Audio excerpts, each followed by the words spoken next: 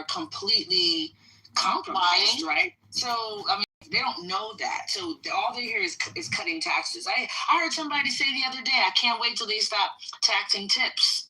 I was like, oh, honey, that's not, oh, honey. It's cut tax for the wealthy. Yeah, they don't care about that. Like, I mean, they're just not getting none of us are getting a full information profile, right? But you have a whole population that's literally, the news that they watch makes them less informed than if they watched no news. Assuming everyone has filed taxes, which might be like a silly presumption, but my tax rate was the same, but I paid far less this year. And I would have gladly paid more taxes not to have the chaos that we have to live in every day. Thank you for sharing that. And Professor Steve, welcome. And watch out for the flu. People are saying my voice is like giving Gibbs from the Bee Gees sometimes. This flu is hellacious, and watch out for. Should have taken that COVID jab. Thank you for the You're gonna keep getting it over and over again. You're immunocompromised. Is it hate speech to say you're immunocompromised? We need a Democratic club on Clubhouse. Maybe Wick could help create that. Rick Sanchez to the rescue! What absolutely unites our party together? We need to figure that out. It's essential.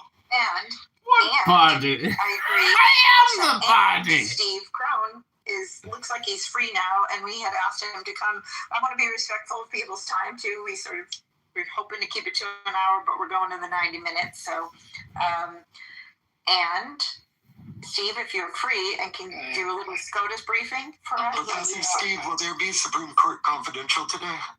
I don't think so, unfortunately. I got too much going on. I've got about seven minutes. Not that we'll take the whole 7 minutes, but I have another call at 10:30. So I guess just to briefly touch on both of the two cases that I mentioned earlier. First, of course, today's case. I have to say, before I heard the oral arguments, I really thought there was close to zero chance that the Trump regime could win this case.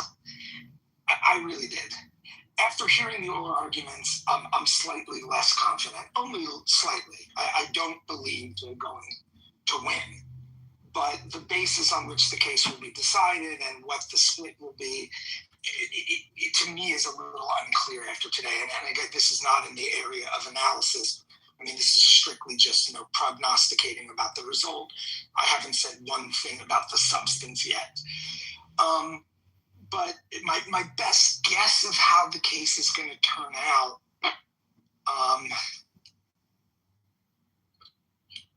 I think the Trump folks lose. I think the executive order is held to be illegal.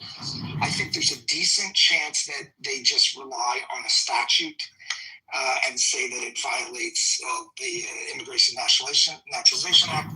I think there's a chance that they get into all of the constitutional parts of it, but I'm not convinced they will. I think we will see a number of opinions written in this case. And I'll get into the technical. I don't want to. Sorry, El, you're on. The moderators can deal with that. Yeah. But to get into the analysis just a little, I think it's just astounding the level to it, and this is at a high level, not the specifics of this case. It's astounding to me the degree to which this notion of originalism, which now means, the new phrase is original public meaning. Right? That's how we're supposed to interpret the Constitution according to its original public meaning at the time of its adoption. It's just extraordinary, the tentacles of this ridiculous monster.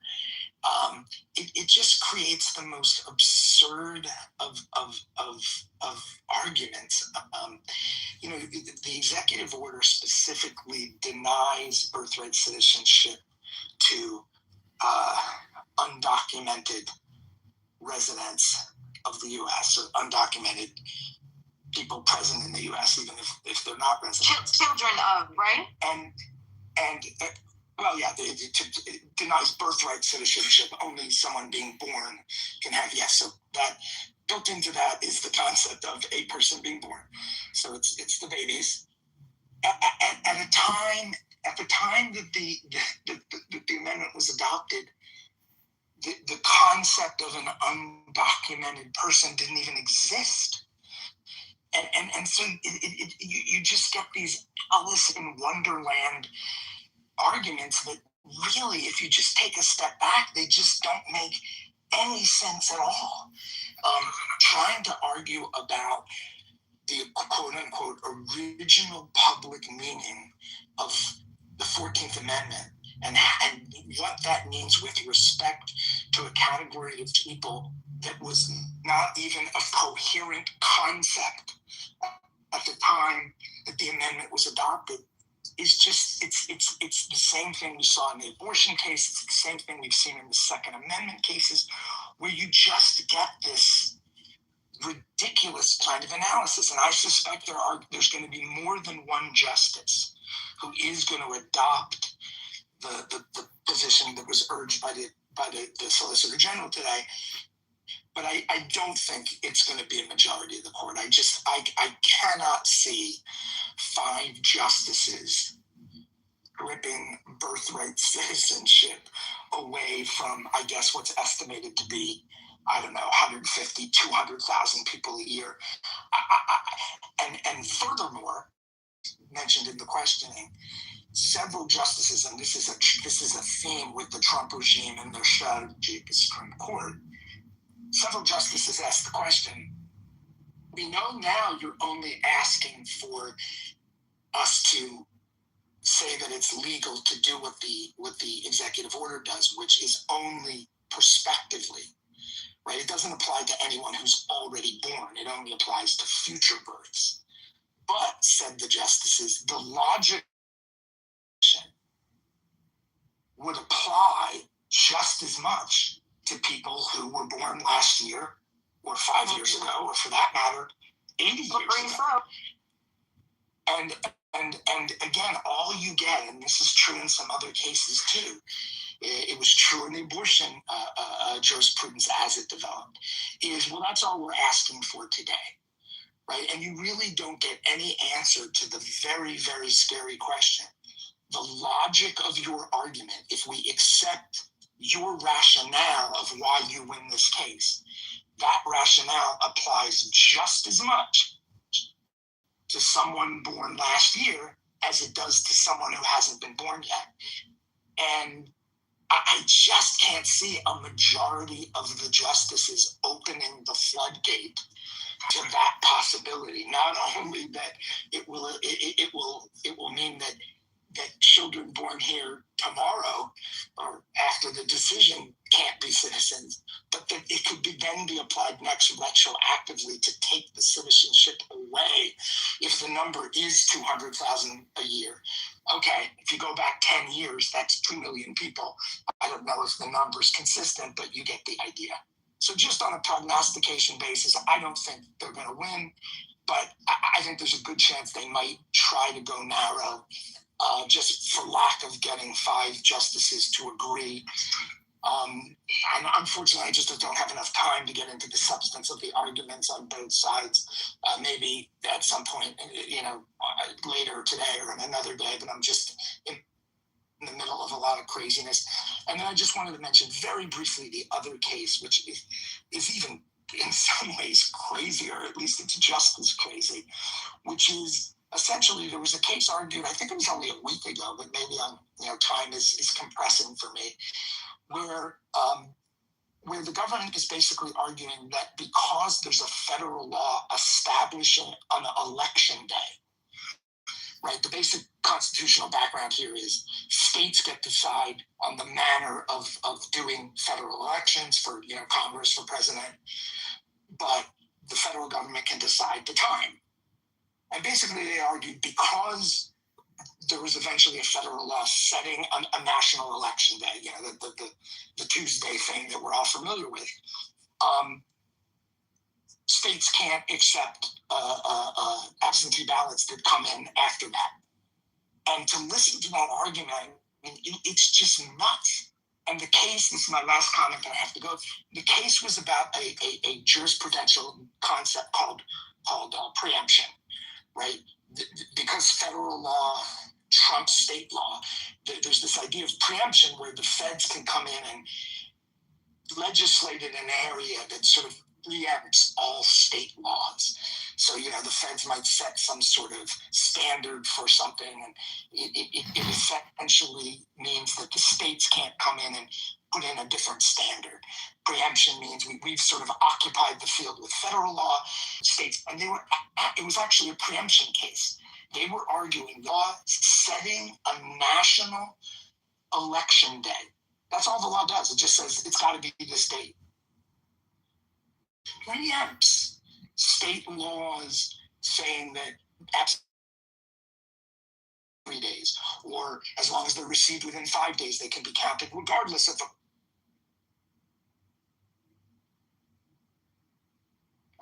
It looks like Steve got his call, so I'm assuming he is going to have to take it. I want to throw in here also that they are slowly defunding post office. We are only getting our mail here 3 times a week. So when you talk about sending it and postmarking it on the right date, they're not necessarily even going to get it within 5. Have you heard anything about what they're going to do for military? Doesn't the whole military mail in?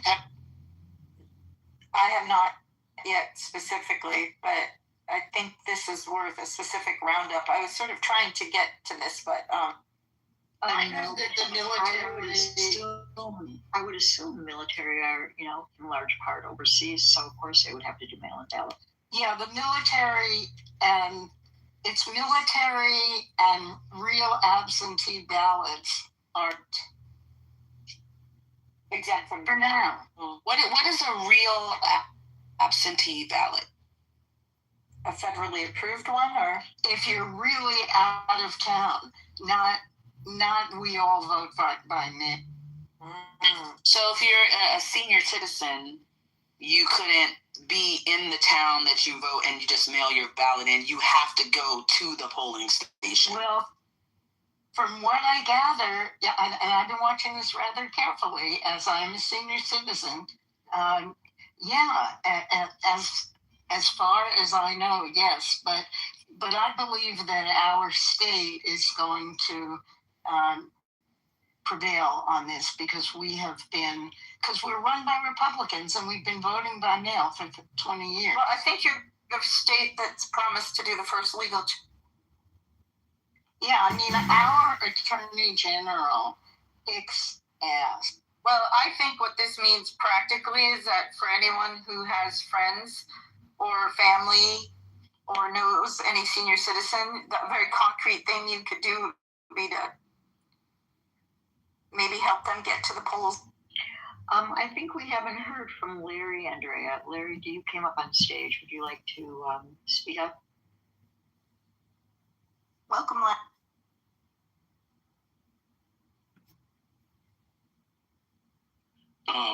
Since he's got just a call, I heard Trump stormed out of the Supreme Court when he heard the arguments being dismantled by his appointees. So I think that to piggyback off of Steve's great comments, he wasn't happy with what he was hearing, and he particularly wasn't happy with what he was hearing from the guys that he's installed on the court. So hopefully that's a good sign. That's a good way. Okay, well, we are at time, Andrea. Anybody else would like to have any closing comments before we shut down the room for today? Pearls of wisdom. Make sure you have a big belly laugh today about something. Watch something funny, call somebody you like, but chase some joy today. We have to. It was good to be with you all today. Thank you. We have to win 26 to 28. Otherwise, this MAGA trend might continue for a while, but I think if we win 26 and 28, MAGA will be in the history books. It'll be a weird read. And watch the hell out for this flu and COVID. And it's not just seasonal. It's very strange. But I hope you feel better, Austin. Yeah, wishing you better. I just want to say that it's not going to stop at the election. Yeah, we need to win, but as our friends are constantly reminding us, then, it'd be very interesting. What is our project 2029? That'd be a fun room to have. And also, we have to do the hard work of how are we going to get the prices down for people? And what are the other issues? We need some sort of AI initiative to wake the whole country up to it, to be shaping dialogue and outcomes there. What are we going to do? Should we have a big, New Deal to revive the economy? What are some really things that we should get through that about 80 to 90% of Americans agree on, like ending Citizen United or ending term limits? Term limits and ending trading. I almost said ending insider trading in Congress, but you know what I meant. With basically the tax filing season upon us, if you aren't already doing it, I would recommend volunteering at your local library. Help people fill out their tax form. For a large portion of people that are not able to do it themselves, and usually they're getting refunds. So just wanted to recommend. Or sign up to be a poll worker, $300 a day in New York plus $100. There's also a good link for where anybody senior or lower income can get free tax help to fill out their taxes. I can try to find the link for that. And on that note, one thing, anyone who's connected to donors or people that would like to give to something worthwhile, there's a number of organizations that are going to be preparing to help protect elections, fight any issues that arise in the elections, and or maybe could look at helping people get there's groups that are helping young people who often need guidance and support to get registered and get their IDs in order, and advise college kids when they have questions. So there's so much to be done, including the regular traditional GOTV organizations, and of course the real small organizations on the ground, like Parafight used to be one of them, but others that'll be turning out the vote. So lots to think about. If we're plugging charities, I would also encourage people to at least look up Doctors Without Borders, because especially with USAID funding minimized under the current administration, those workers need help and need frontline support. No, absolutely. All right. Well, I debated between closing out on a really positive "Let's All Love Each Other" song, or going back to 1992 to an Ani DeFranco song that really speaks to the issues of who is a citizen. So I'm going to go ahead and I'm going to stream that, and then Andrea, we can shut down the room. We'll be coming back together on Friday.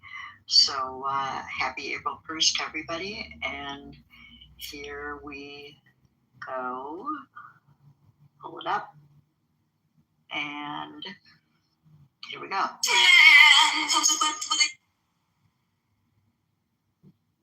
With restaurants, with getting bottles together, about what clubs they gonna go to. So listen. And complain about how. Don't forget getting their kids the new Jordans and shit that just came out. Don't forget all that. Exactly, and you gotta pay for babysitters, and you gotta pay for Ubers and all this different stuff with all these different. DoorDash. It's still a big event though. It's going to happen for America in 2026. It won't stop. It's going to be one of the biggest events for American income for 2026. Yeah. And I'm personally, so I'm happy to be an Englishman to go to America and contribute to your Don't economy. come over here, bro. Stay where you at. I'm not you personally. Yeah, I'm talking to you. So, you said it's hard for you to put food on the table? Or you just complain For a lot of people. Exactly. Oh, we got tables in there. We got to pull our table in there. He eat on his bed. He told him eat on his bed, on his pillow. He don't got no table. It's hard. Yeah, Paul got money. Yeah, you got money. Why you complaining for other people? That's the next question. But as far as what you were Why saying, you complaining for other people? as far as what the sister was saying, I've been saying this, and I'm going to keep saying it, that I like Claude, you might like ChatGPT or another, but I truly believe that with your creative black mind and working with the AI, you'll be able to come up with a substantial way to market yourself, create good business, and make good money. But it won't start until you start prompting. It won't start until you start working on it. And you've got to start working on it now. And this is high time to do it. By the end of the summer, you'll have an operable business if that's what you want. And I think that it's all out here for you. Create LC, creating a C Corp, creating some type of entity for yourself, opening up a bank, creating a Stripe account, and putting things together, putting things up, doing your YouTube, doing your Google research, and network with the right people, put it together. I know that you can put something together, and not everybody is hurting. And so it's time to start networking. You've got a lot of people that are here and there, and I think that you just got to get going and get your roll on. And if you do that, I believe by the end of the year you could be a millionaire. Can I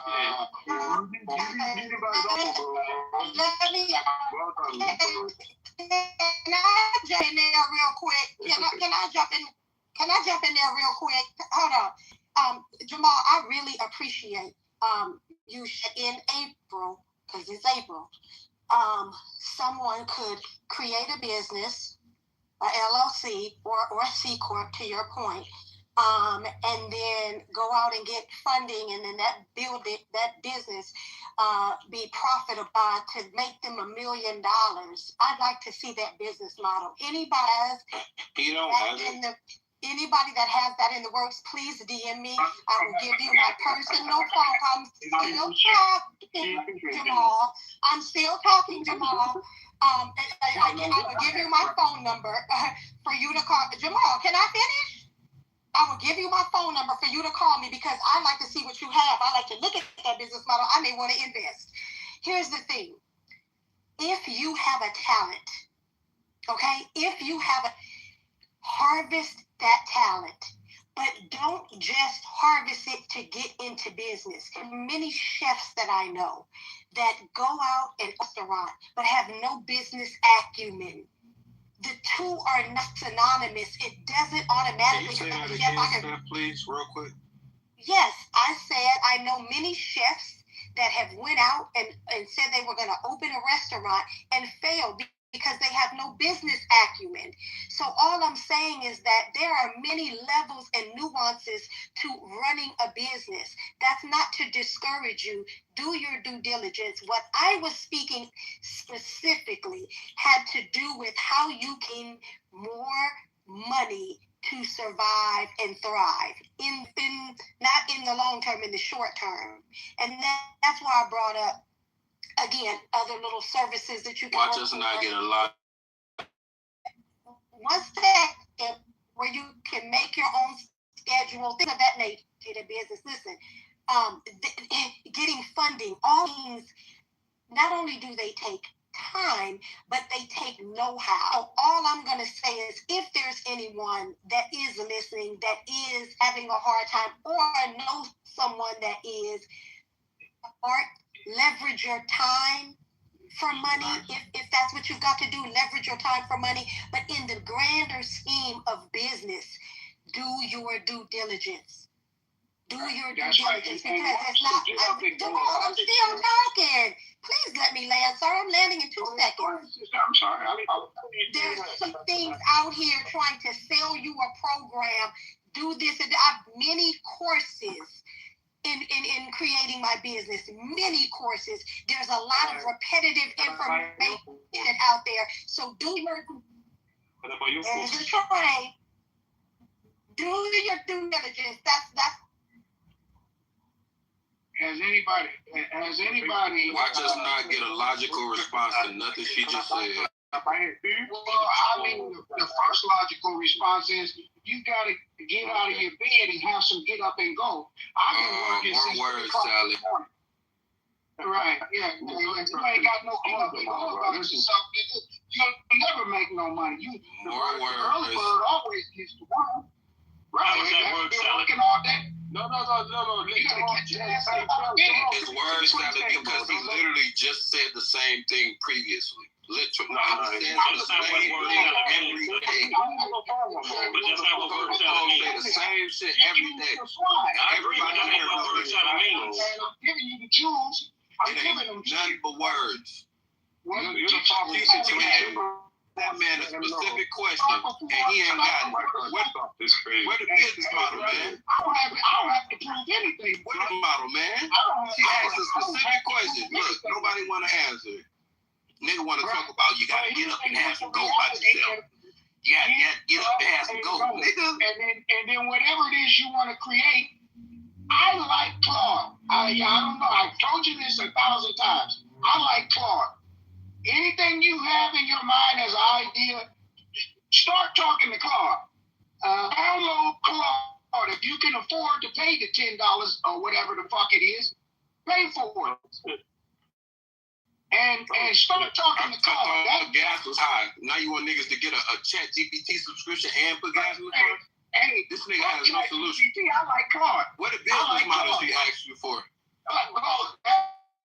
That's what you need to do. Pay for Claude for a business model. And you'll find them. You'll get one. I mean, you create your trucking license. Where you not start saying that?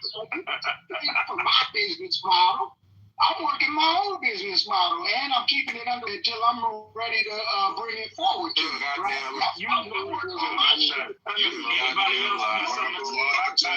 don't you teach people how to drive those trucks instead of just. That's fine. Can we move it to somebody else? Yeah, we move it to somebody else. And mix a little YouTube in with that. And then put a dash of Google that. Okay. And put all that together and mix all that up. And then put a big clump of get up off your ass. And then mix all that together. Okay, so with that being said, we still in a badass situation, plain and simple. Trump made it worse, plain and simple. He fucked the all up for us, he fucked the world up. He fucked the all up for the world, and now we are in a bigger mess than we were already. Nigga, we was already before Trump. Okay, but we weren't as a big mess. You don't have to put fire. You don't have to put oil on fire, fool. Stop being simple. I ain't gonna have a key every time. You simple, man. You simple. If you just can't keep up, just say you can't keep up. Oh, niggas will be rambling. Elementary failed you. You talking about some shit in the 50, boy. You're simple, man. You simple. You don't put gasoline on the fire. He made the shit worse. Tell your mama do it. He called you stupid, man. Don't have a key, bro. With that being said, but he's still in a situation. When she's in her interviews, it's like regret. I think she was planning on that situation, tell you the truth. Because You think that was so? kind of, She didn't admit that she was fucking Harvey. She didn't admit she was pretty much fucking Marilyn Monroe either. I mean, Marilyn Manson. Oh, everybody knew Marilyn Manson. Yeah, they were on the red carpet together. He had wealth beyond 10 million. Okay. But they didn't know that she was fucking the Harvey Weinstein. Dude, she was. It sounded like Frankenstein. He was rubbing it in his face when she wore that outfit on the MTV Awards. That was barely where her ass was hanging out. You remember? I'm about to pull it up. To my question, Oh, God. Mr. Trump. Did Oh, you God. join the Mile And who was High that Club woman that was at Sundance that said, Harvey Weinstein has been assaulting me? Who was that woman? And she said it loud and clear. Harvey Weinstein's in the audience trying to hide. And here's another thing, though. You gotta understand. So, Harvey was basically the fucking scapegoat. He was the scapegoat because guess what? Guess who's had 2 daughters that were interning for him? Obama's daughters. Oh my God! This is when Obama was being looked at for the Pizzagate. Well, ain't no way in my entire life that I've ordered 40,000 boxes of pizza ever in one sitting. Exactly. So when Pizzagate dropped, guess what happened right away? Misdirection, the Me Too movement popped, right? Remember that? Who dropped? Okay, so Pizzagate was coming out. Pizzagate was being like a conspiracy or whatever. And with the guy who shot up the pizza joint, the guy who was one of the Rothschilds. He was one of the Rothschilds. He looked like Luigi from Super Mario. His name was Luigi. I don't know. It was something else. But anyway, so the guy shot up the place, and that was the main focus. And the names were supposed to get out, the Clintons, the Obamas, and all that. Guess what happened? Harvey Weinstein, the Me Too movement. He's a fall guy. There you go. And guess what? His 2 daughters were planted. Because look at Obama was giving Harvey an award. Look at all that. Oprah was hanging with Harvey. And allegedly, I heard that Beyonce and Jay-Z were hunting children in Africa. I was wondering what was the relationship with Harvey and Jay-Z. Well, okay, Band Apart was actually a music production video company as well, besides movies. So guess what? Harvey put a lot of money induction and stuff in a Band Apart. Well, it's a music apart because I deleted all my Beyonce and Jay-Z shit. Anything affiliated with Rock Nation. I know you used to work for Rock Nation, and I knew somebody that worked there as Jay Brown's right-hand woman and shit. Fuck all that shit. Now I just feel like going but it makes you not even want to do music anymore. And then you have to put it in perspective. I know what you know what I'm talking about, Shannon. When the artist comes to that point of like, you got to put that on the album. You know what I'm saying? And the purpose is the children. I'm doing it for the kids. Yeah, well, you know what? You have a pretty good manager. She's pretty down to earth, and you know. Thank you. So yeah, she wouldn't be Dude, my boy wouldn't be messing with her if she wasn't cool. You know what I'm saying? Look, let me tell you. They call her Skinny Monkey for a reason. She don't play no games. No, but she's a badass, dude. She's very well known in the industry. And another thing is that, Chad and my boy, they were like, yard noise. So, I mean, she was repping them. So, yeah. I mean, and Chad is a totally down-to-earth dude. What's going on with Chad and Pharrell? That shit going on with him not getting credit for all the motherfucking hits that he I'm getting messages on that shit, like, daily when that shit pops up, because my boy's around Chad like almost every day, dude. Chad moved back to Virginia Beach, by the way. Okay. Wow. Yeah. And Pharrell was in court and couldn't even sing a note. I mean, he couldn't even tell you what the notes were or progressions. Nope. Isn't that crazy? That's like DJ Khaled. DJ Khaled looks like a retard at the fucking production computer, dude. He looked like he's got one or two fingers, like, dude. I'm like, what the fuck, dude? You look like, dude, what? It doesn't even. It's like he's. Did he pop a Molly before you got into the session? I don't know, dude. I don't even think he's the one that makes the music. I think he's just the guy that they make him look like he does. I'm sorry, but that dude does not look like he knows how to make music. These big producers hire other producers under the camp like Darkchild did, and then they produce it, they come up with it, they bring it to him, then he adds his thing to it, and then he puts his name on it, and they sign the agreements that, hey, I'm the producer, main producer, like Timberland. However, these are the other producers underneath it that added the stems. Yo, so you guys are talking about all the alien hybrids in the celebrity world. Yes. Okay. Because I'm gonna tell you this much. I've been writing. You want to hear what I wrote? Yes. Sure. Yes. All right, hold on. Ooh, this drink is good. First made were the angels, and you better believe that angels are real. Demons are angels cast out of heaven and bound down to the earth, and the evils of this realm are real. They will deceive you to believe that they aren't here, but they are here, and they are after your spirit, your soul, your alouche. Many consider them alien. They mingled and meddled and slept with man's women and gave birth to Nephilim, the giants amongst man. And giants are real. Goliath was real. And David killing Goliath with a sling and ordained king by God was real. God is real. The orb of light that levitated and shot off into the sky, then disappeared, was real. I saw it. I was there. It burned my eyes. Man bore witness to the supernatural creator of all timelines, Shit, we reached all our dimensions, upload all limit. parallel realities, synthesized and crystallized into one thing in the entire multiverse, in all of the infinite multiverses. It was a man, Jesus Christ. God. It was a man! To the Jewish intelligence community, who stood up to the Roman military-industrial complex, who stood up to the authorities and spiritual wickednesses, sacrificing his own life for the kingdom of eternal life, conquering death to walk amongst us yet again, is all real. We are at war. It's an ideological war, a civility war. The spiritual war is real.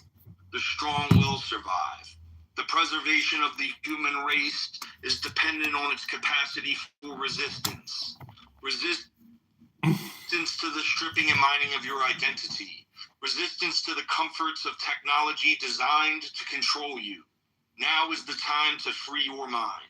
The artificial wombs that are being built in fields are really there to harvest every ounce of your energy. For the human body generates more bioelectricity than a 120-volt battery and over 25,000 BTUs of body heat, combined with an advanced form of fusion. The elites who worship machines, possessed by demons, have found all of the energy they need for their technological revolution. They will be sold, some for family, some for organs, some for science, some for slaves, some for soldiers. But the most valuable will be kept in the basement, for they will be keeping the lights on. They will be sold as batteries. Their technocracy is enslavement. Their transhumanism is really an illusion. This illusion is a psychological matrix designed to keeping the war effort appearing to be paralyzed, pulling the wool over our eyes, putting in a tremendous amount of effort into poisoning the water, poisoning the air, putting chemicals in our food, vaccinating liquid metal mercury into our bloodstreams at birth. This paradigm will shift. This war will be won, not by bullets, bombs, or enslavement, but by using the technology of war, written by Sun Tzu, using real ideas, real voices, real talents. Really, the war will be won by the side of mankind, by the side of God, without firing a single bullet. In the beginning, there was only hope, a glimmer of light, peeking through a cracked pyramid, filled with the chaos of this realm. It's Pandora's box. No, it's Pandora's pyramid. I was there, opened it, looked inside, and what I saw was me, broadcasting live from a world ran by AGI. Opioid epidemics and biological weapons. God speaks to us through many vectors. We are only as sick as our secrets, and time, it takes time. So let's get honest. We the people are tired. We wake up just to work a job that we hate, just to get by, just to make someone else rich, while we're sitting in our cars, stuck in traffic, contemplating suicide. Now, there are things worse than death, and living like a slave is one of them. There has to be a way out. There has to be another way. Now is the time to stand up. Stand up for yourself. Stand up for your family. Stand up for your freedoms. Become a leader in your life. Speak the truth. The truth will set you free. It's time to get off of the tightrope. It's time to be the tip of the spear, because the only thing you can do is not say anything. They manufactured silence, mass manipulated compliance, all under the mantra, trust the science. Standing on the brink of World War IV, addicted to drugs and debt, break free into a parallel dimension of eternal life. The voice of God technology, voice to skull V2K has got me going mental. God, grant me the gift of desperation. I've seen miracles happen. The orb of light that shone itself to me disappeared in front of my eyes after morphing in on itself. Where did it go? No. When did it go? I've opened my mouth and it's gone into me. While the mass distraction is being executed, the ones who are supposed to be helping us are taking $7,000 per post to say nice things about a country on the other side of the world that's committing a genocide. When will you wake up? When will you...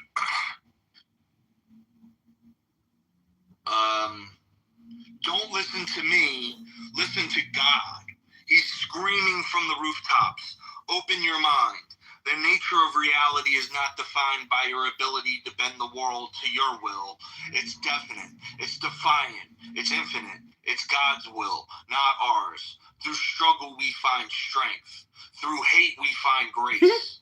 Every moment that goes by is the divine expression of this order in the universe. Be here now. Be still. Thanks for letting me share. Hooray! That's pretty dope. That was dope.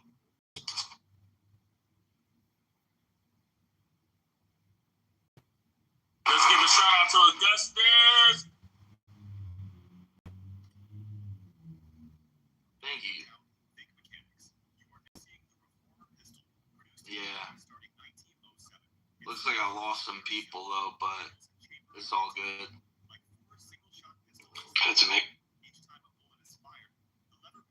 Augustus, look at my PTR. Tell me what you see. 1 second.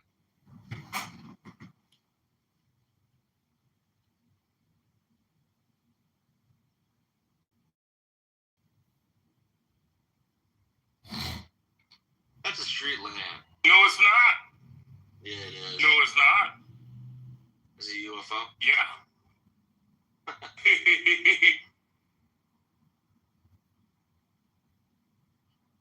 He says they follow him around a lot.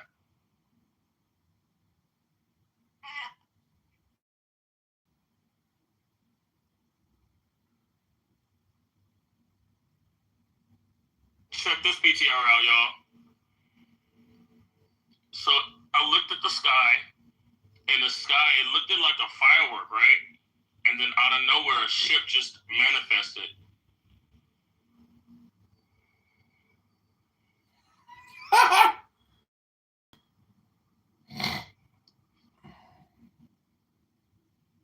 Anybody can see the sun from where they're at right now? Yep. All right. This is what you're going to do. You're going to get a piece of cardboard, regular box, Amazon box cardboard. Make about a 2 or 3 inch circle. All right, cut it out. Then you want to stick like a skewer to hold it. Okay? Everybody with me so far? Yep. All right. So you're going to stick that skewer, whether it's, bamboo or metal, into that circle. Kind of like a reverse spyglass. So you're going to hold it where the sun is the same size as that circle. You with me? Yep.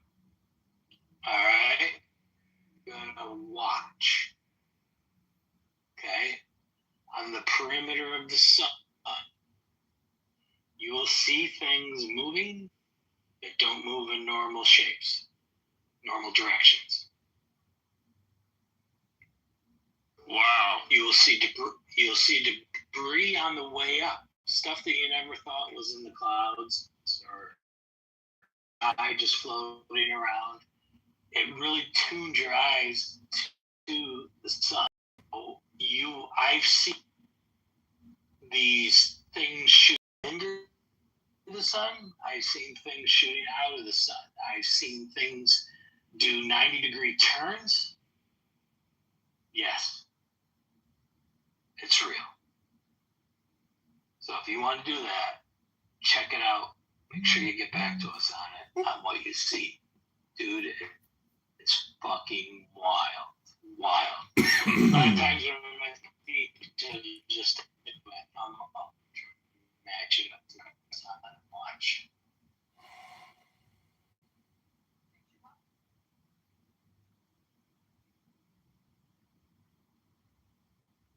What's crazy is to see shit moving slow, darting, moving fast.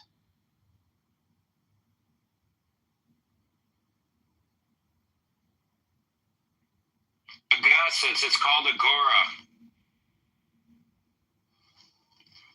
Found it.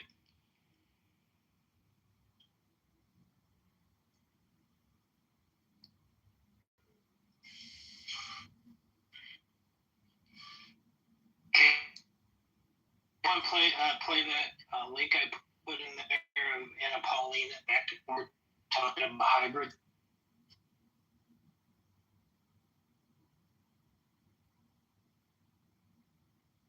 I think that kind of would set the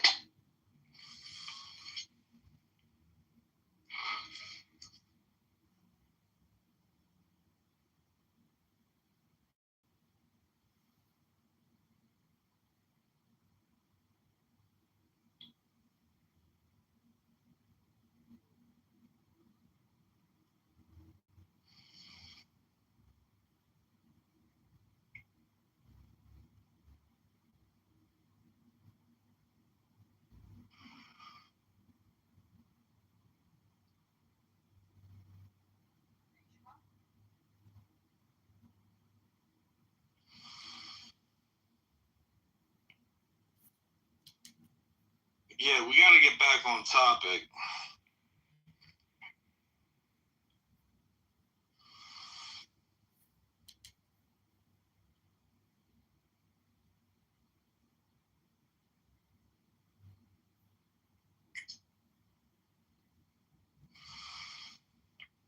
Yeah, if anybody could play that video, that'd be fantastic.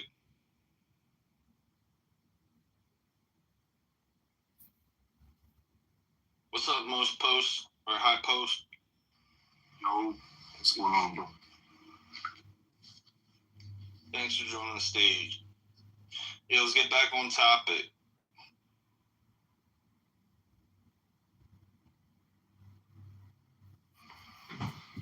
Hey, Justice, can you play that link that I posted of Anna Paulina?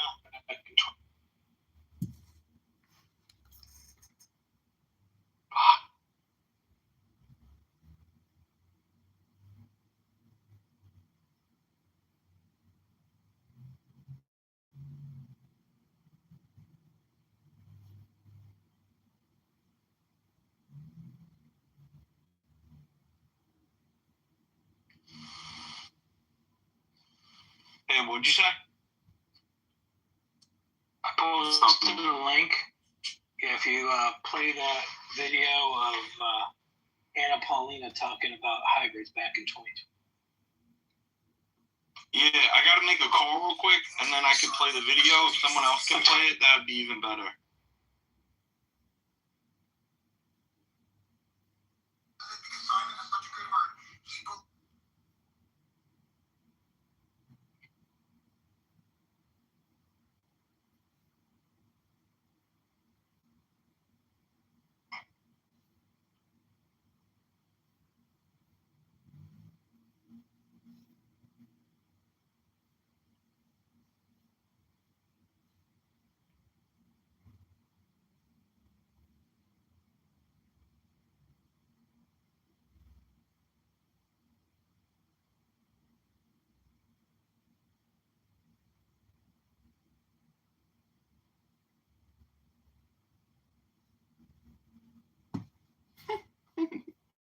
Bunch of fucking strokers.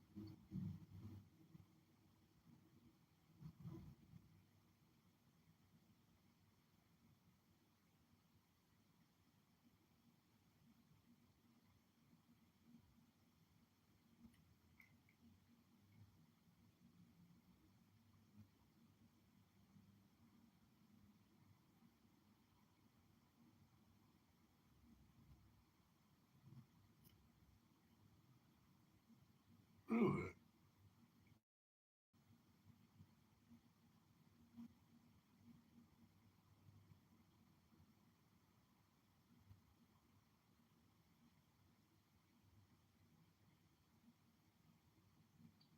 It's cool.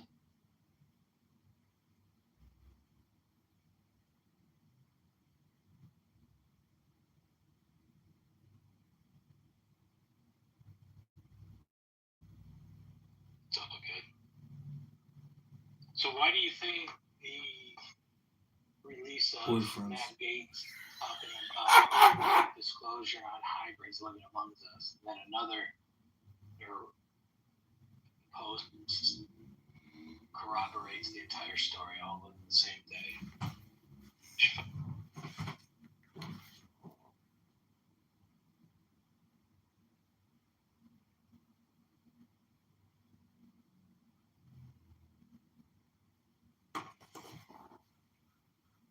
So, Neil, that's a great question. Great room.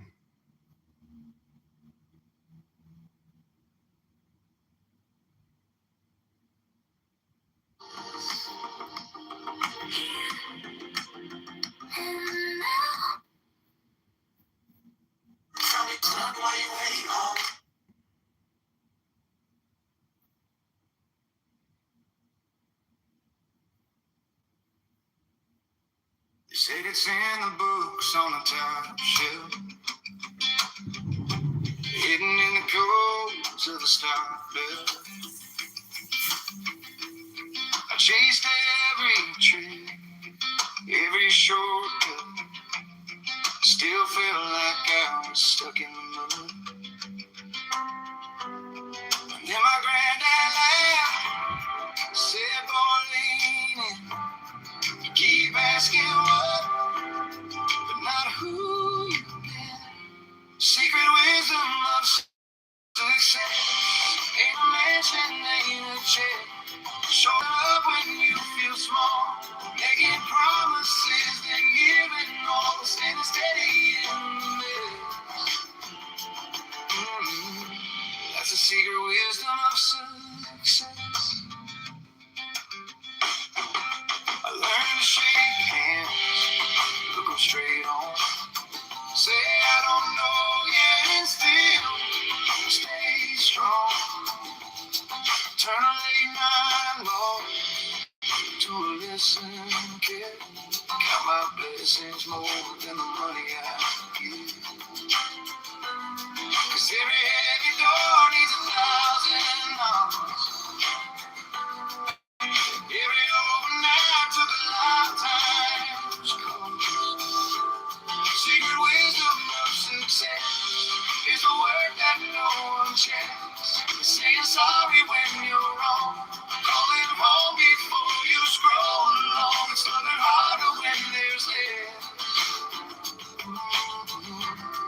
secret wisdom of success is the early rise, the tired eye.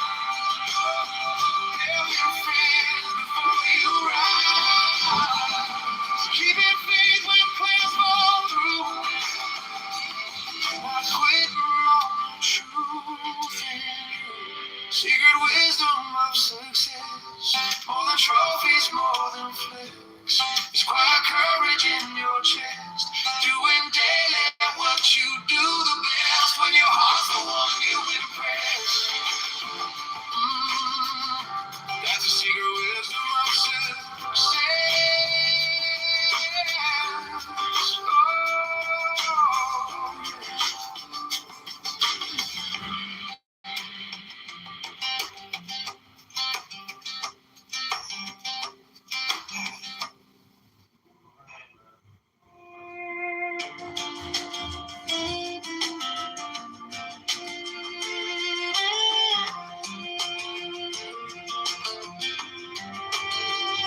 Said it's in the books on the top shelf, hidden in the cold to the stock bill.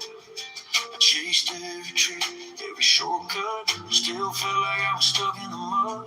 Then my granddad laughed, said, boy,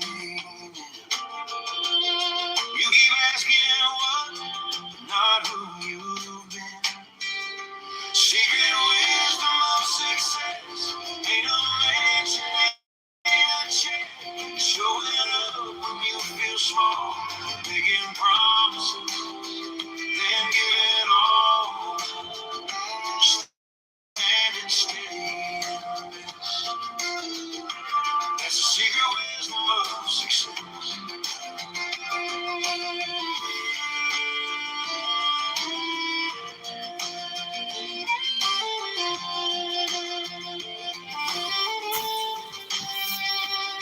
I learned to shake hands, look them straight on, say I don't know yet, and still stay strong. Eternally not lost to a lesson kept. Count my blessings more than the money I get. 'Cause every heavy door needs 1,000 knocks. And every overnight took a lifetime's call. Secret wisdom of success is the work that no one checks. It's saying sorry when you're wrong, calling home before we stroll along. It's loving harder when there's less. That's the secret wisdom of success. It's the early rise, the tired eye.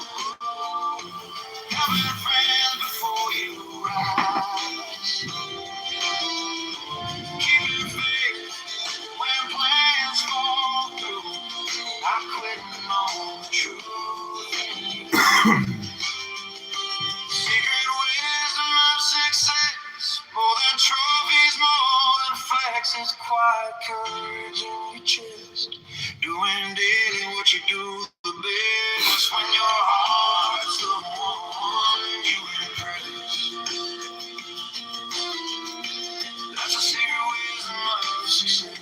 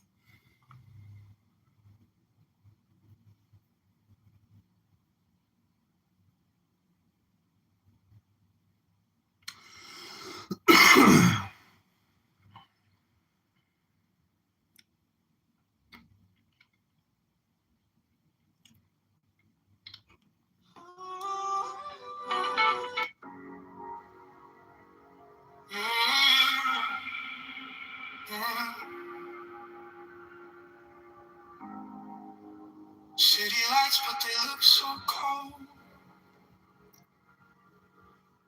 Every promise already sold. Running circles inside my mind. Dreaming of a free time. Maybe we're just scared to try. Maybe we believe in love. Holding back what we can't ignore. There's gotta be something more. I hear a voice inside my chest saying, don't stand for it. I'm craving change. I need to feel something real, not just talking. I wanna give more than all this empty spit. I'm craving nights when hope ignites, hearts that rise and take control. If we're falling, we can stand together. We can change it all.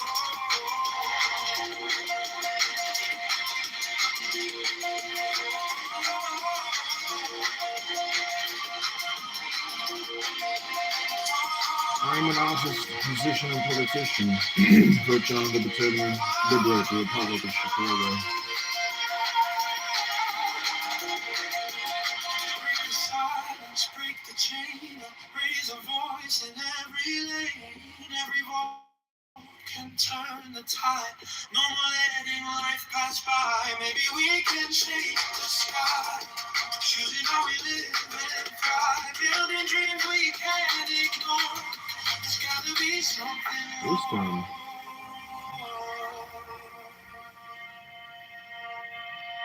I'm craving change. This time. Go, let him out. Go, let him live.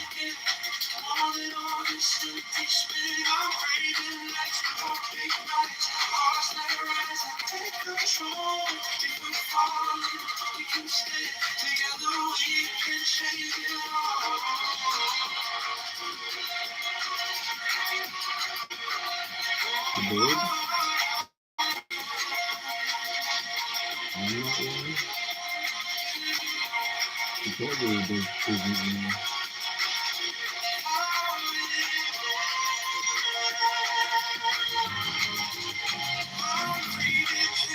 We won't pretend this is not how our story ends. We'll take the risk, we'll cross the line, just to know this choice is mine.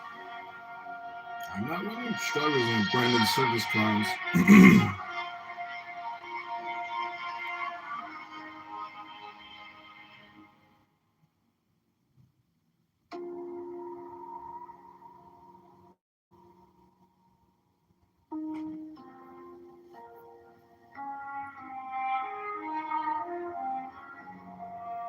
Mother knows best.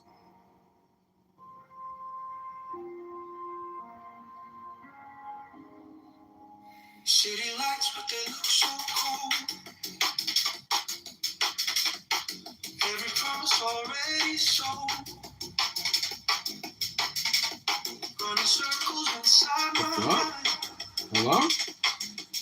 Dreaming of a free time. Hello? Maybe we're just scared to try.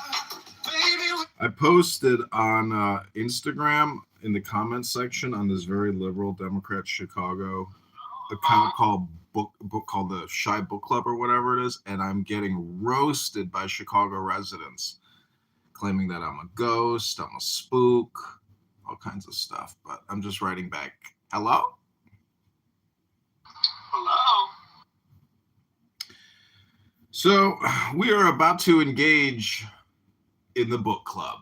That's right. No, this is not a mystical sorcerer, magic, thalametic, Freemasonic, mystical association. These are just books. And I'm just a bald guy reading a book. Stop using me as your evergreen totem pole of catch-all projection. I didn't do this. I'm just a man recording you saying all kinds of shit. So recorded Deep State Patriots earlier. They're back, unfortunately. And they'll be back this Friday. And we are going to record them this Friday. Back as well? Who? Diego, the happy Diego's here. Diego's back! Yay! Well, They were in the masculinity mansion talking about the Jews. Did you hear Tim Robbins yesterday get roasted by the Viking warrior? No, I didn't. Holy shit. It was beautiful because Tim Robbins, he can't stop talking as he's getting roasted, and Viking is just mercilessly roasting him. And Tim Robbins is just like mumbling this Irish like mumbles shit. It is so honestly, it really.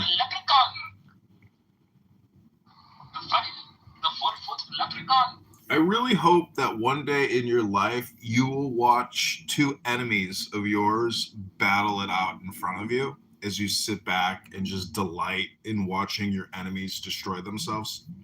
That is truly fully automated intelligence. That's when you know that you've achieved a higher state of intelligence. And it is so delightful. Full automation. See, this is the thing. Most people don't know that their brain is fully automated. They think that the brain isn't completely and entirely fully automated. That's what it is. Some people are just the ashes that, come from the phoenix bird, It's true. I keep my ashes, and do you know what I do with them? Smoke them. You can't smoke ashes, bro. You can try. Sometimes you can get some of what's left. No, I use my ashes in magical operations to accumulate more power, prestige, and dignity. Just a joke.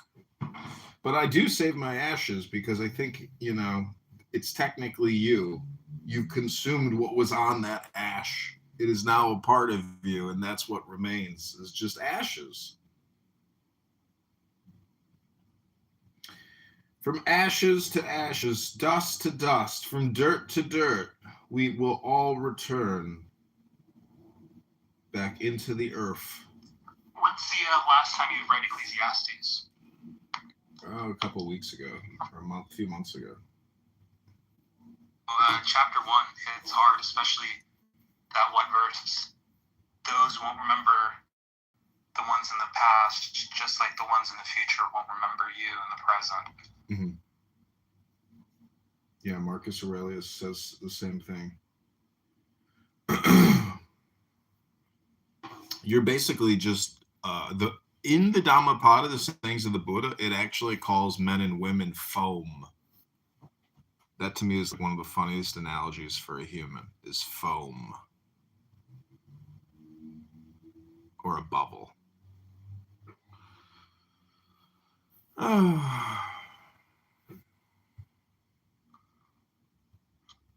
So, how you always say, like, people here are, just getting, like, learning ESL for free? They're what? My wife, ESL. Oh, yeah. For free. Yeah. Yeah.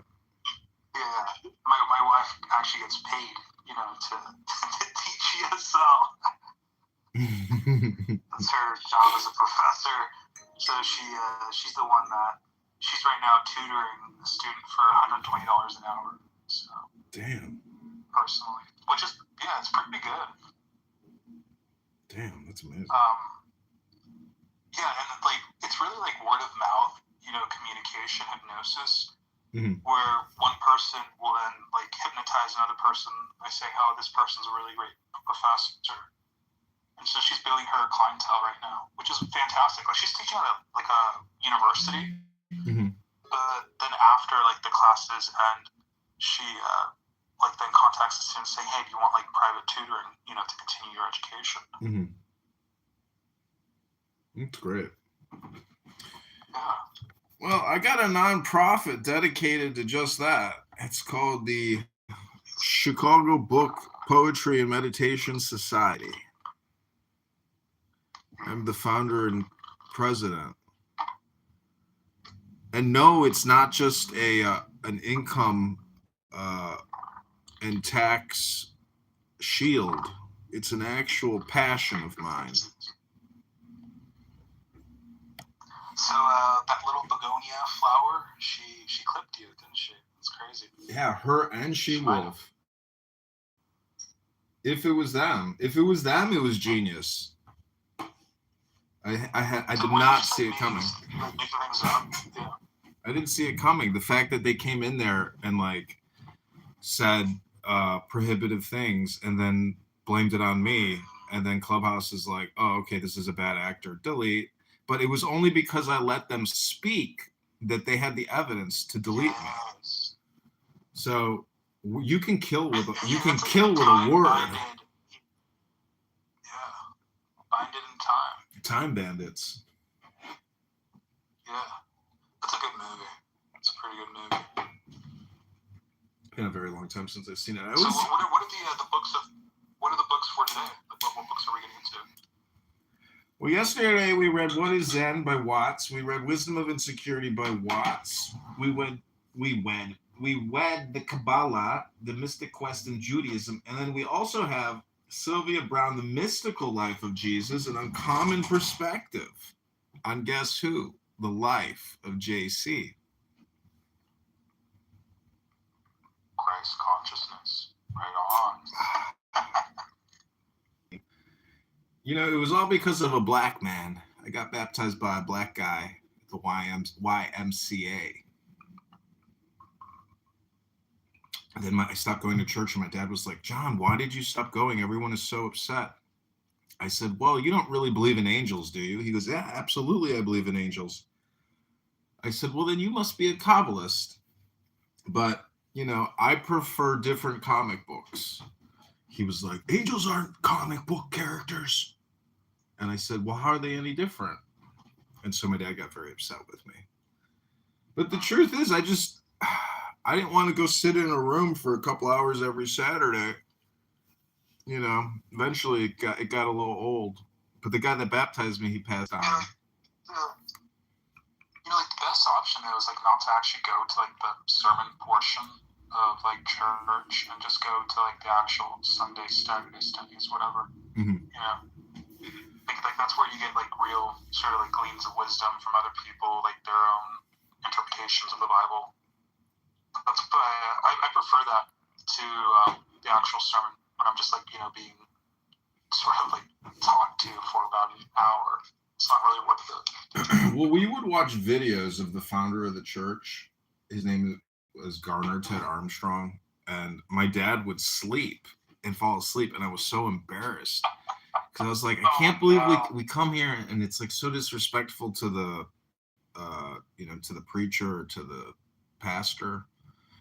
Anyways, eventually I stopped going. I have a similar thing with like my dad, where like how he treats like customer sort of like employees and stuff. Mm-hmm. Where you know, we go to like a restaurant and he doesn't think that he's above them, but he wants like perfect service, and I'm like, come on, Dad, like these people are getting paid like you know, like less than $3 an hour as servers. You're not going to be getting like amazing service. You should just like kind of lower your expectations, and that's sort of like the way that you're treating them, you know? Mm-hmm. Yeah. I think you can actually really find out somebody's persona by the way they treat, you know, waiters, etc. Because it's really also about awareness. Because I was a server. I went from working at Google, making over 6 figures, to working at a pizza restaurant, making, you know, nothing.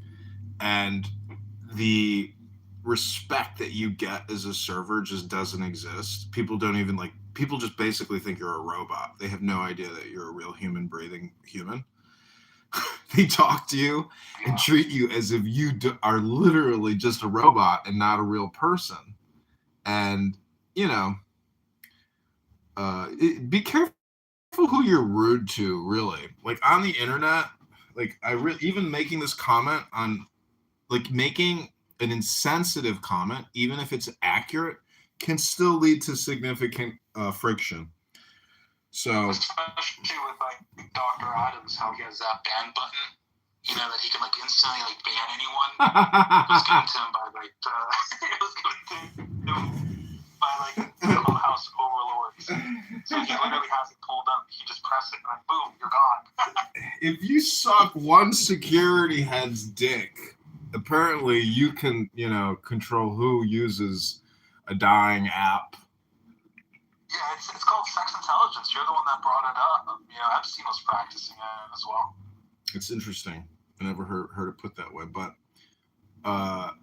yeah, disgusting. And Clubhouse, what's amazing is like the stupid gold coins and shit. Like I actually spent the time to set up my Stripe account, upload my driver's license, upload my W-2, connect my bank account, and then they just delete my account. All that fucking, it's like, are you guys really trying to run a business here? Because, like, I'm a power user. I'm a fucking power user. So, anyways. It would be nice if it was, like, something similar to, like, Cash App. Like, when you first start up with, like, it's just, like, fake money, right? It's like an IOU. And, yeah, they don't really know what they're doing with this app at all. They know what. See, the thing is, it's owned by like one of the richest men in the world, so they don't really give a fuck if it loses a couple million a year, because the value that it. Haven't they secured like $1 billion in funding already? I think I don't think it was secured funding. I think it was just like, well, whatever that headline was. I know what you're talking about. I don't remember the number, but it doesn't really matter because honestly, X. Is incredible. Like, but TikTok is also pathetic. The fact that you can't say the R word. Yeah, that's crazy. Like, what in the world? It's like most of these people are, you know, R words anyway. So it's like you're just sort of like describing the nature of what reality is. And so it's like you're just trying to censor reality when you do that. See, I can understand like getting to a point where you don't actually use any offensive terminology, because like that's actually not intelligent, you know? Like, hey buddy, you know, like the nice southern way of doing your insults.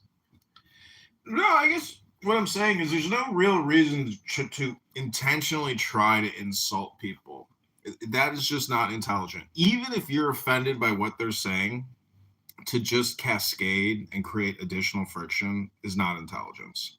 Now, I guess it's possible that it could be used effectively, but honestly, in terms of like personal problems and friction that it can create, it's much better to always try to be super rational and de-escalate somebody else's emotional situation.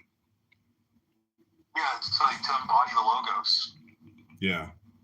It's very hard to maintain in the moment or to even think about it because you're immediately drawn into the opposing party's hypnosis. And well, you know, it's like what the Tao says, like, I alone am here. I alone am going, tossed away wave by wave, you know? So, like, when you're, like, sort of unfamiliar situation, put yourself in that sort of perspective. That's like how everyone is, irregardless of where your position is. Yeah.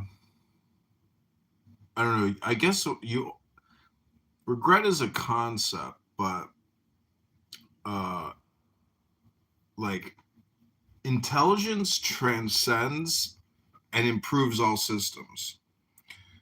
But intelligence, see, I think I'm trying to do bait and switches all the time, because in my comments, I'm trying to gaslight, but then I have a secret surprise, which is I'm actually like I'm an enlightenment persona. So I bought a bunch of Thomas Paine books. Do you know who Thomas Paine is? He brings the pain. Yeah, he's a pain in people's ass. The philosopher is always the pain in the ass. And that's why Roman emperors eventually outlawed philosophy, because they said it's just politics. And so they outlawed it. They actually banned the art of philosophy. Yeah, one of the reasons there's this thesis, it's called selective breeding and the birth of philosophy. And one of the reasons why they banned philosophy was because they were bringing up dangerous ideas of like eugenics.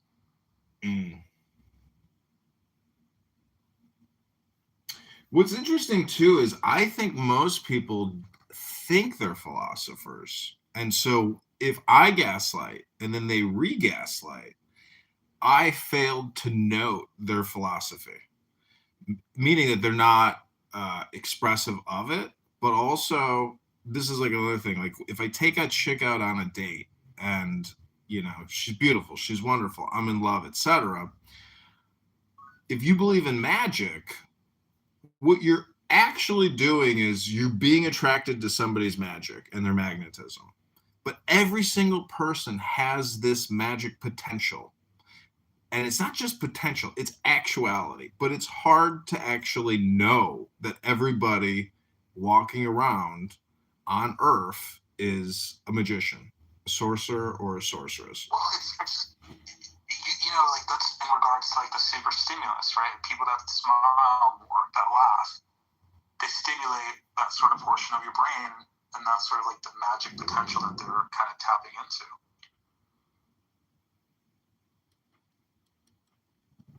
Wait, say that part again? It's like super stimulus. That's just magic and a different sort of like terminology, Yeah. right? Because like when you smile, when you laugh, you're tapping into like the art of persuasion. And when you can get it so unconsciously done, you're not like, forget to like, you know, fake it until you actually make it. And it'll be ingrained into sort of like the personality of who you are over time.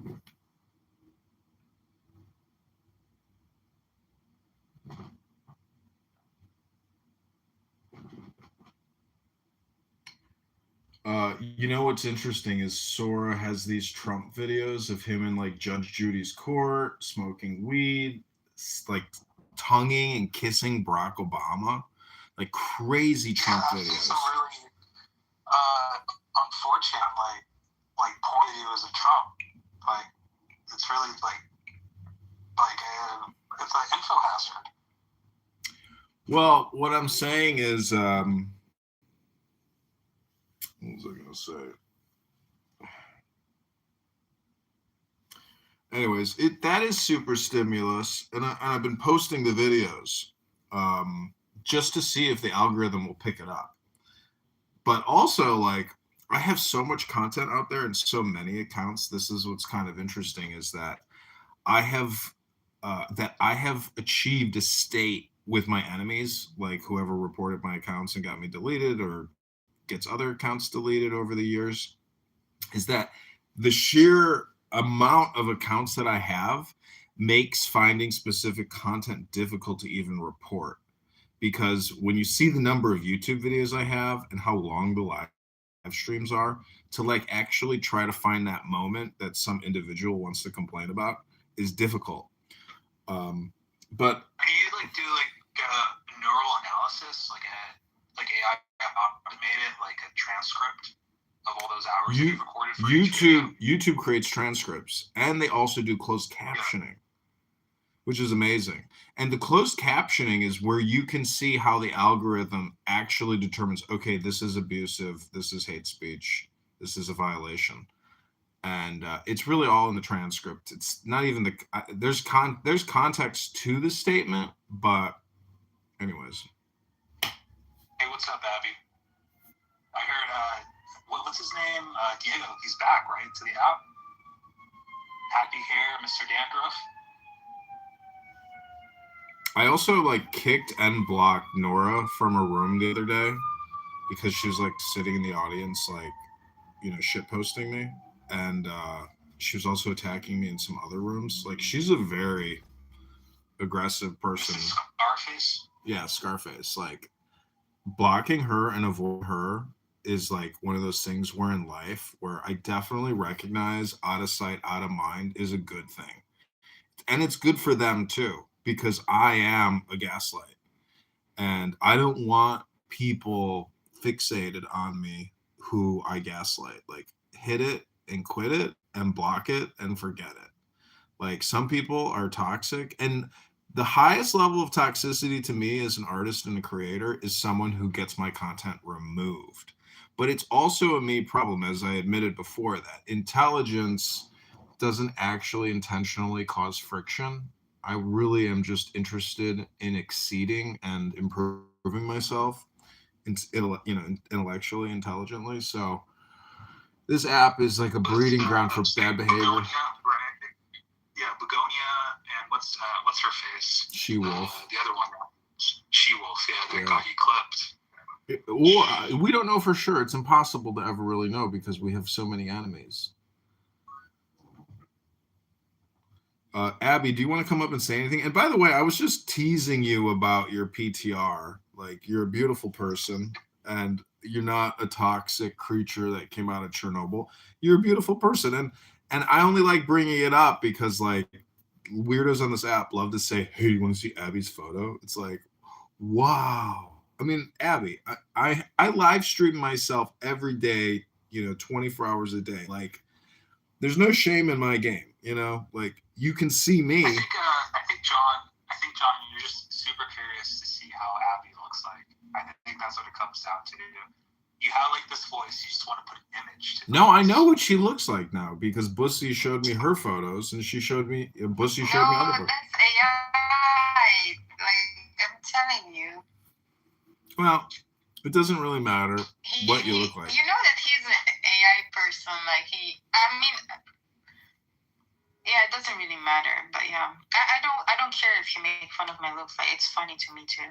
Yeah. Okay. Cool. Because I thought maybe you were upset. I do look like I just came out of Chernobyl. Are you the? No, I'm not. Right now? Yes. No, I usually cannot speak anymore. I'm doing stuff. That's why. I'm not upset or something. I still love you, Kitover. Oh, wow. I mean, love is a strong word. I like you. I'm trying to be more lovable. Was that just it's difficult. Or were you just gaslighting? Difficult. Yeah. Well, what if I could become more lovable? Focusing on your research, Abby? Yes, also on other stuff too. So, a lot of things going on. So yeah, I talk less. I talk in certain hours. So I have my hours that I speak more. Yeah, I'm usually in the audience these days. I'm literally like a grease pig. That's like my new job title. Filling up oil in people's cars. From like being a glorified paper pusher to pushing oil, I guess. Well, in my opinion, pushing paper is better than pushing oil. My uncle was in the insurance business. Smoking, sitting is like the new smoking, man. If you're sitting for like 10 hours every single day, yeah, that's gonna kill you. Yeah, but you don't actually sit. I mean, you spend a lot of time doing other things, like wasting time. Your body is wasting away, decaying. Well, when I was working underneath you, and then that is. Well, when I was working for the IRS downtown Chicago, I mean, I would go and do power walks to buildings and look at like the historical architecture. Like, there was just limitless amounts of things to do. So, but the thing is, if you have to be in that cubicle because you have to, that's the fucking job, well, then you're dealing with stupid people. There's just. But also, most of that stuff, it's getting automated away, man. Like, AI is going to just eat it up. Like, low data entry, all that stuff. Like, it's going to be gone in the next couple of years. Call centers. Yeah, but. Done. Like, there's no such things like, yeah. AI can't do lock repair. AI can't fix a window latch. AI can't fix a boiler. AI, it assists, but there are certain things in reality. See, this is the great AI bubble because that's the blue collar. That's why I transitioned over. I was like, I need to become a mechanic. That's like one of the last things that's going to eat away.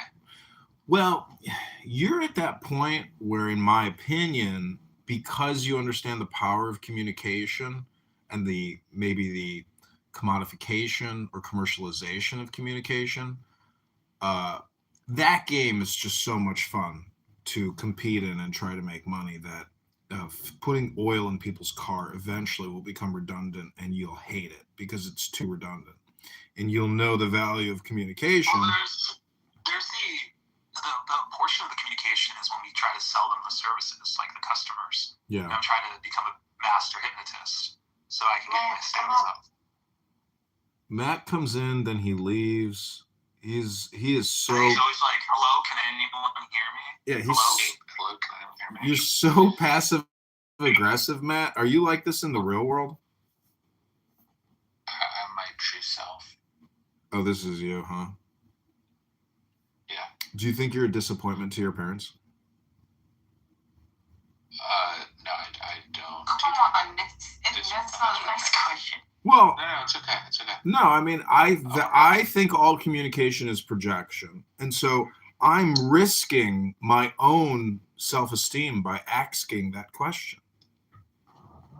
Hello? Watch, Matt's going to leave any moment. He's just going to, boop, then he's gone. That's what he does. I'm here. Okay, well, tell us about yourself, Matt. Give us a paragraph bio. What would you like to know? Whatever you want to tell us about yourself in one paragraph. Think about it. Go ahead. Yeah, I would prefer to answer like a pointed question about something you would want to know. Okay, tell us about your childhood.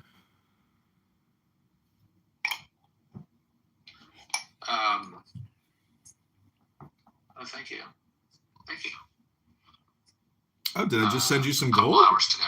It's not quite yet here. Did you get gold? It's 3:05. Did somebody send you gold coins? Hello? Did you have a saver? What do you think I'm doing right now? Hello? Hello?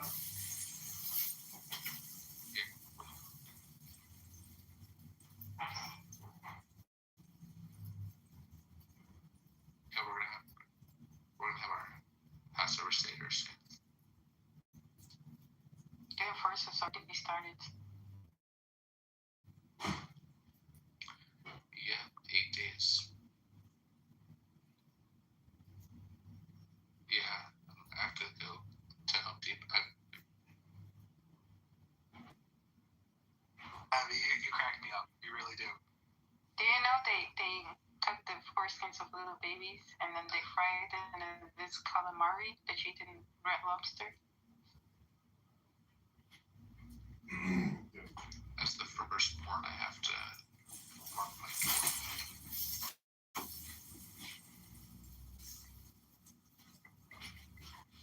Hello? Hello? Okay, so this is the book club where you can read a book for 10 minutes or 1 minute if you want. You could read a little poem here. This is a good opportunity to read, to break the conditioning of this app. Oh, I wanted to mention about Trump is these AI Trump videos. It made me realize how much of a great master Trump is in conditioning all of us. His suit, his tie, his hair, his speech, his communication. He is a master hypnotist of the highest order. And truly, the president actually is like the master hypnotist. He fools everyone every time. Every 4 years, we get fooled again. So the number 4, does anybody here know spiritually what the number 4 represents? Oh, look, it's Rico Bosco. Oh, man, Rico, you were getting chewed out.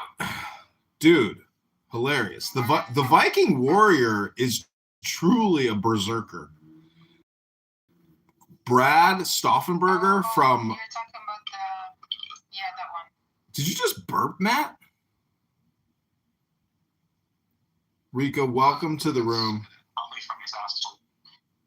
Rico, welcome. The berserker had Shalom. The berserker had you in his sights yesterday. You were getting hit up. I never really viewed you as like a groiper.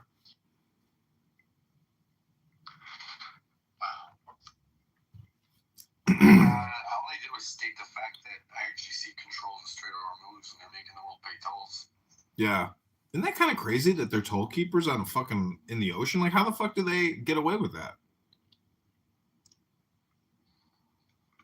I can understand the Panama Canal because like somebody had to build that, diversion. But if it's just the open body in the ocean, how the fuck does a country claim taxing authority on a public waterway? I don't understand that. Might is right, right?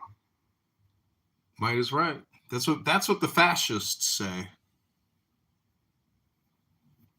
that sort of like the truth of the universe, though? Like, you wake up, that's using might to wake up from your sleep. Anything that you do, you're using energy. You're fighting against entropy. What do you think about that, Matt? I have no opinion or thoughts about that. Do you have an opinion or a thought about anything? Yeah, just on that topic. Okay. Well, let me ask you this. What do you think about John Kitover, mayoral candidate of Chicago? I don't know anything about him. Got it. All right. Well, this is the book club. And Abby, Matt, Rico, Zen, you can read a book here. Oh, I'm sorry. What was that, Matt? Hello? Would you vote for John Kitover? Would you vote for John Kitover? Absolutely. I'll be voting for myself in the February 23rd, 2027 mayoral candidate, election. I'll be voting for myself. So, this is the book club. Thank you. I kind of want to hear Rico or Matt like read something. I don't think I've ever heard them like actually read anything. I don't read. Yeah, you might have to actually be able to read. You could call it publicly speaking, but I don't think Matt or Rico, despite the fact that they think they're like, cool guys, maybe semi-successful, I don't think they're actually very good at publicly speaking. Have you guys ever done Toastmasters? Toastmasters is for people that can't publicly speak. Yeah, that's you.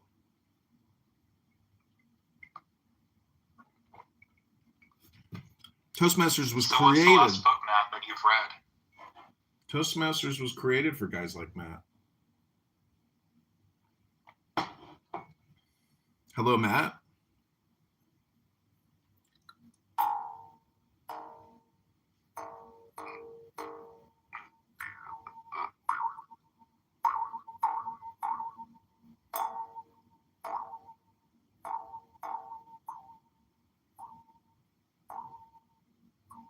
I'm willing to bet that if I look at Matt's profile, it's all my rooms. Let's take a look.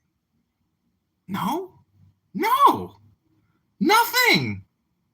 What the fuck? Damn, you've been in a lot of rooms. Oh. A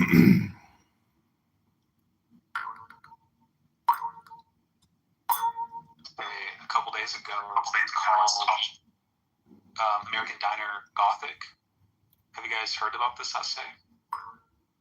Yeah. No, you mentioned it earlier, but no.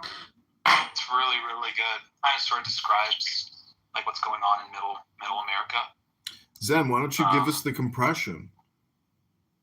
Yeah, so it's sort of like the internet coming into like into the real world, like Discord or all these sort of trends that used to be like sort of hidden away, furries, all that stuff is like it's taking over middle America, like the flyover states and these urban centers. They kind of started it, but they moved away from like queerness and all that stuff. But middle white America is just really picking that up, that sort of psychological contagion.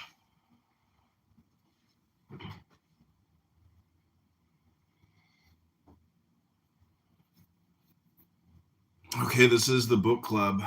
You can read a book here. This is a book safe space. Okay, ladies and gentlemen. You can pick up a book here at any moment and you can just start reading. A book is alive. And it's just waiting What about you, Abby? What's like a recent book that you've read that's been pretty good? I have it here. I will show you. In my opinion, this is actually a great I way. think you'll like this one. It's not the one that I used to read, but this one is a fucked up one. It's of the AI from George Bataille. It's a very fucked up book. Feel like disturbing stories. One book called Blender Babies. It's where like it's like this horror slash it's a horror just a horror like book, and it's pretty fucked up. It's pretty messed up where like these zombies, they need to blend up babies in a blender.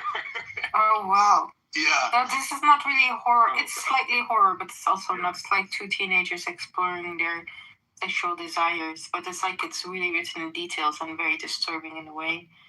I wish I never read it actually. I cannot complain about the writer's skill that he can go in such depth in describing stuff. So it's very fascinating to me. But definitely like a disturbing book I wish I didn't read. So in the book club, we have one rule. We don't actually talk about the books until we've read them. Oh, we read, yeah. But unfortunately, I have to leave soon. Oh, well, that's great. We'll just take 60 seconds. Go ahead.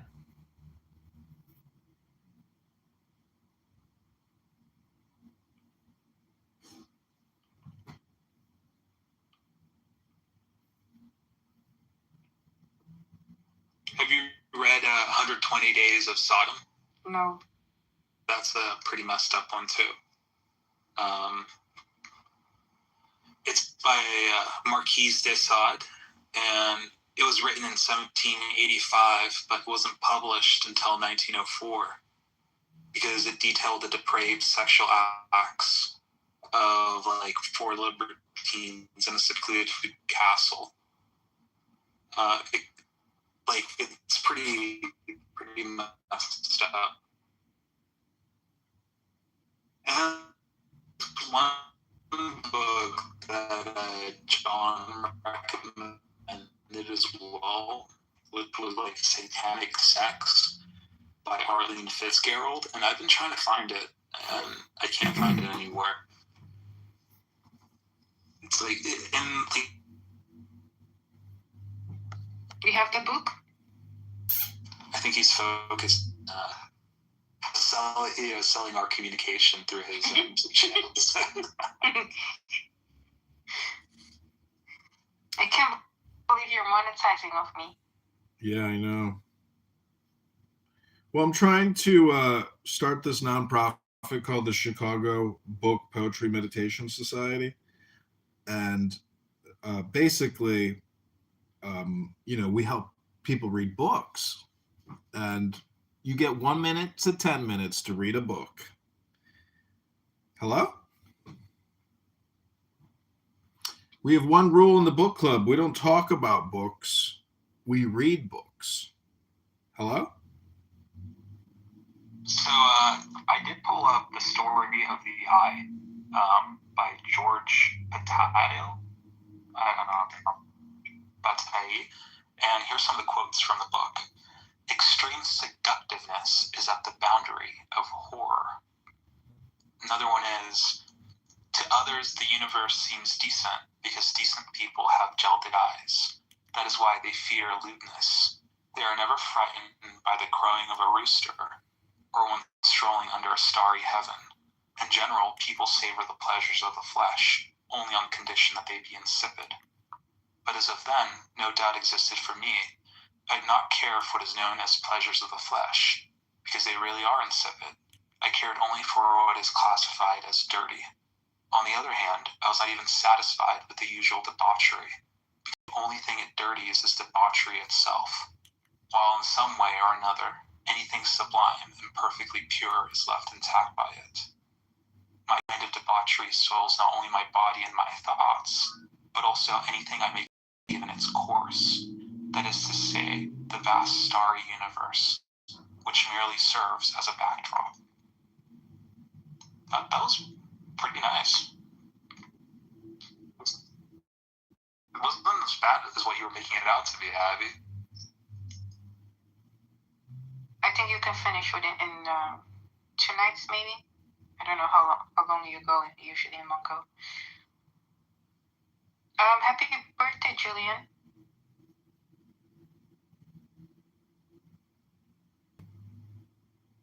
I missed your birthday room, sorry.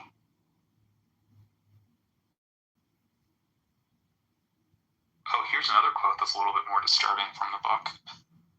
As for the fact that Simon dared to piss on the corpse, whether in boredom or at worst in irritation, it mainly goes to prove how impossible it was for us to understand what it meant.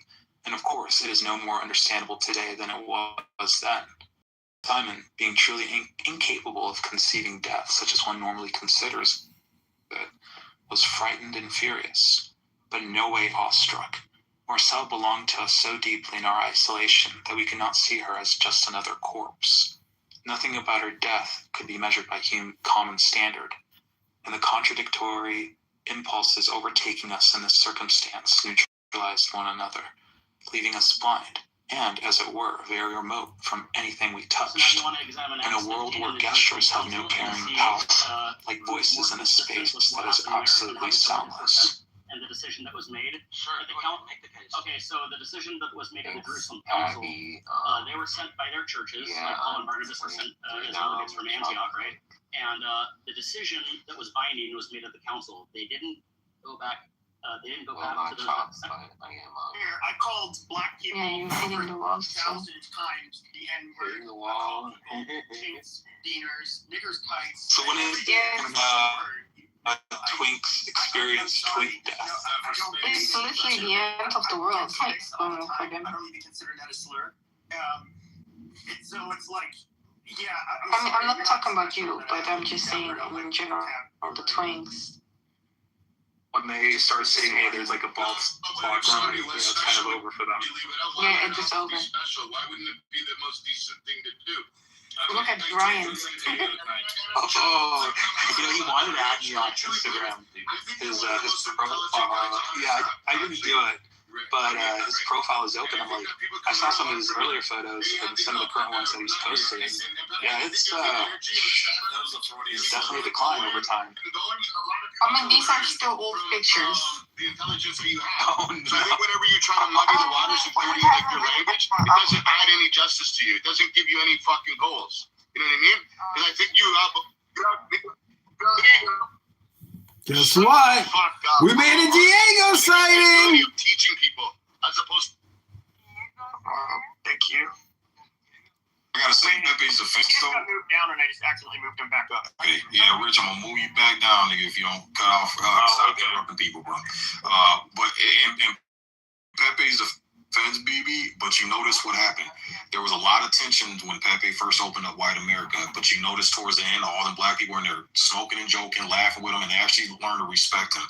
They learned how to tolerate and get past the shock jock language, and then the conversations actually started being very good and a lot of substance. A lot of hate. I'm saying, like, a lot of hate speech. I'm where people don't listen when you're nice and kind and, oh, hey, wait, you gotta stir up the pot a little bit just to get them into the room, and then you start. A lot of blacks ended up respecting Pepe, and they're like, you know what, Pepe ain't so fucking bad. Yeah, initially I got shock jocked by the shit he was saying, but you know, you can actually have a good conversation with the dude. He's actually fair. I actually give you a chance to and state your side. Because, so it ended up building because we can all hate you together. No, you're right. Even right now with my situation with you, when I came in, it was all hot and heavy, and Pepe was the first one to scream up and tell everybody to shut up and let just me and you have the mic. And he didn't have to. He could have added to that. So I've learned to respect. Like, believe me, I say kind things about him lately, and I'll always have. And I also say fucking some shitty things, bro. I'm a black fucking Jew. You know what I mean? Like, I have to, like, I get shit from every fucking angle. I have tough skin, so sometimes he's a black Jew. Fucking emotional. He's a black Jew. I love it. I don't. Well, I mean, I understand. You would frustrate me, and I would just say a word to get under your skin, and you know, I personally don't care. How do I put it? I use, I don't know. It's just like a habit. That's from content, years bro. of You're doing building this. content. No, he's not. John Kitover's building content. Pepe doesn't build nothing. When I see you there, because I want to hear you speak. Because I do see you know how to fucking rage bait and click. Like, you know how to get people going. And then whenever it gets serious, you can tell you're getting serious because you're like, no, shut the fuck up. And then you go on a rampage and it makes a lot of sense. Because there's a lot of people that go on a fucking rant and it makes no sense. But you, it's like, I listen and I'm like, I like to hear it. Like, I can Abby, they deleted 5 of my other Clubhouse accounts yesterday. They took out 5 Clubhouse accounts yesterday. And though we can It's Tunnel Boy! Points, we've managed to reason civilly and actually come to a consensus on the things that we did and didn't agree with. That's really rare.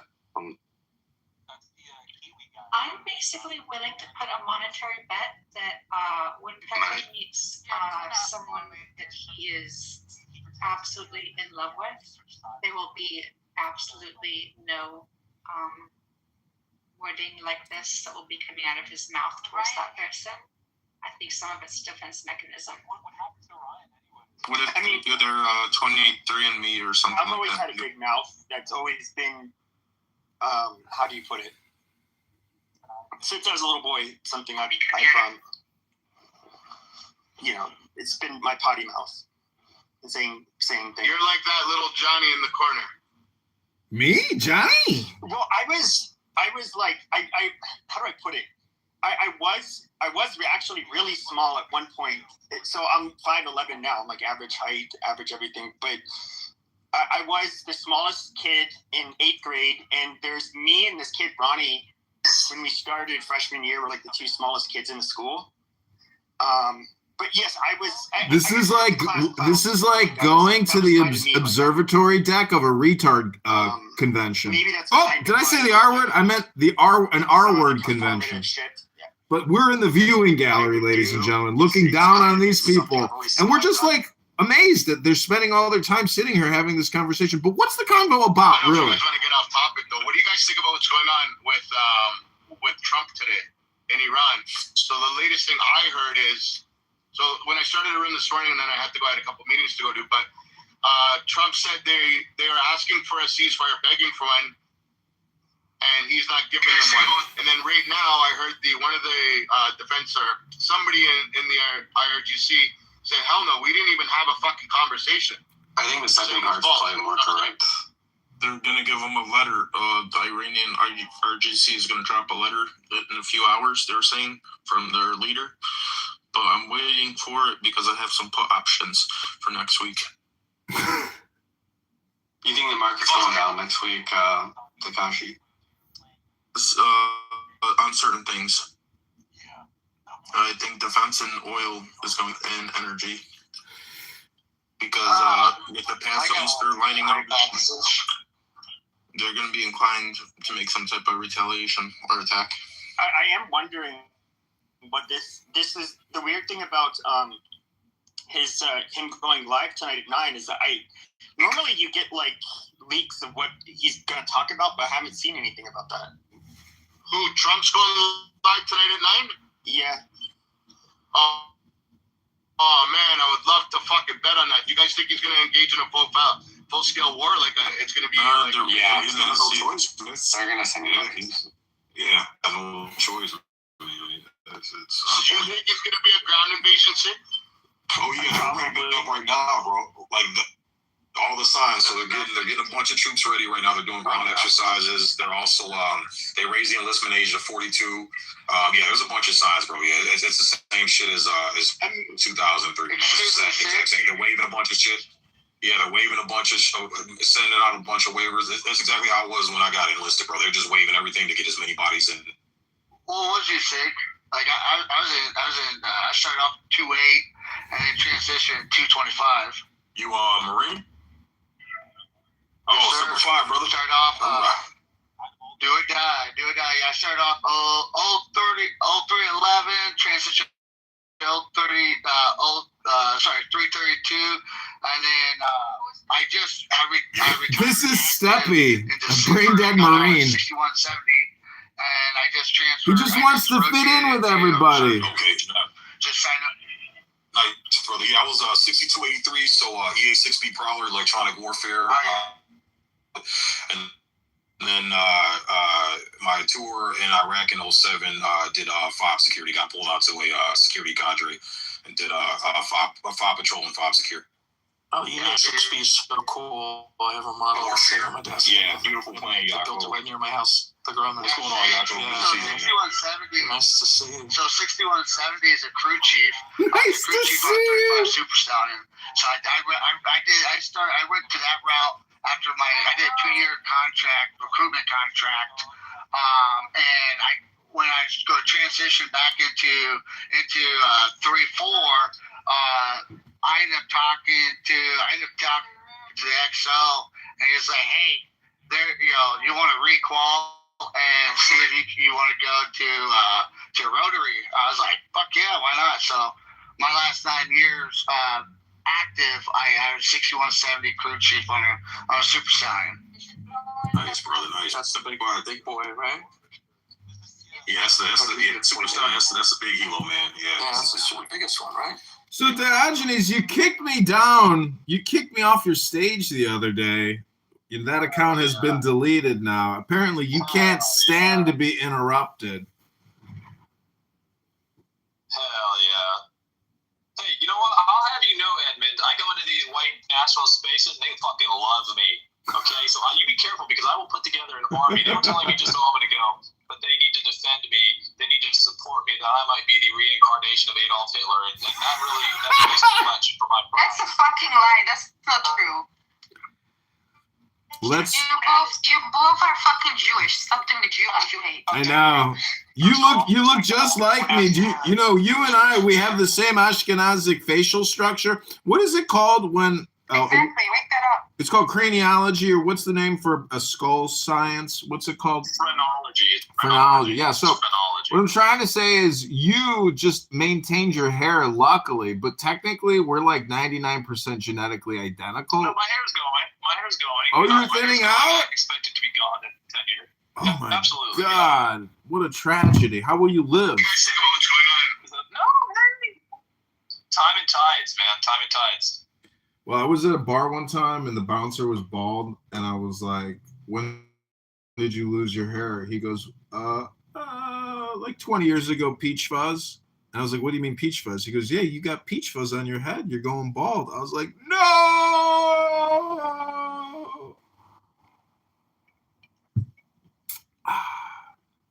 So this is... Well, what were you guys streaming that room? Why was I streaming it? We were just kind of like we were just roasting some of the speakers there. Oh yeah, there's some dumb guys there. Yeah. That's like the viewing gallery for an R-word convention.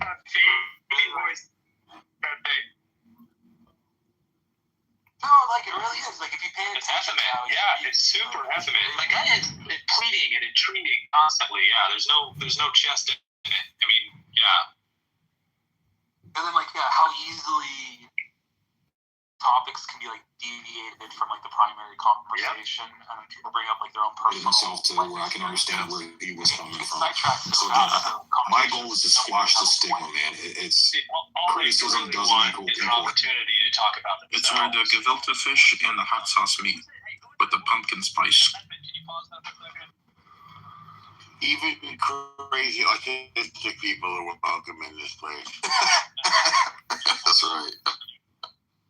Dude, I was across the street at the Jewish deli, and I was not okay. My screen was open, and it was in this title would have been showing because I was kind of holding it up to near my chest, and I was like, "What?" The lady behind me, I could hear the two talking, but I was kind of ignoring them. It looked like she was kind of looking over my shoulder, and I'm like, "Well, I'm not saying anything." So it couldn't be anything I said. But then when I stepped forward, I saw that this title was there, and I was like, "Oh shit!" She's probably on the phone with Masada. So man, they could probably do something. And my people, that's a collection of people in the masculinity mansion today. What a phenomenal group of guys. Truly, I think we can make some changes in the world around us. It looks like the partial government shutdown has ended, and it looks like the... that was your cue to say, shut up, nigger. Yo, Rich. Did you see that wants clear bags to go through chicken? Didn't see that. I don't know where you get a clear bag. Yeah, clear, like carry-ons, and, the line too long. I'm sorry, I go out and buy new stuff. I don't disavow that decision. Never heard that one. I got a phone call, so I don't know. We were talking, and I don't know. Does anybody have any idea what Trump is going to be talking about tonight? Yeah, Iran. You think it's going to be? Well, we're having. Hopefully, he talks about Artemis. I mean, that's a big accomplishment today. It's hopefully going to take off at 6 p.m. thereabouts. I think he's going to know some blood sacrifice. It's going to redo. It's going to go around. Carg Island blood sacrifice. We're finally going around the moon. Yeah, finally. A couple years late. Why should Mother said if you have money, you can travel. Why should we go to the moon when we can make the Middle East look like a moon? So, number one, the government shutdown has ended, and number two, the Supreme Court justices are like, they're not buying this ending of birthright citizenship. So those are two big developments, both sort of government. The arguments I've heard, though, are really, really bad, it seems like. I know that, there was one argument that, I can't think of her name right now, but she made that the reason why, she made the argument that if you're in Japan as a U.S. citizen, you have an allegiance to their laws. So you have a sort of allegiance to that country, which is really interesting. I wouldn't call, knowing that you have a consequence of committing a crime in another country as allegiance. That's not really what that means. The argument that Trump is making, and this is sort of indelicate, this is for the slaves. This is for the slaves. Literally, that phrase in the Constitution was designed to folk who had... That's a question you'll have to ask yourself. That's his argument.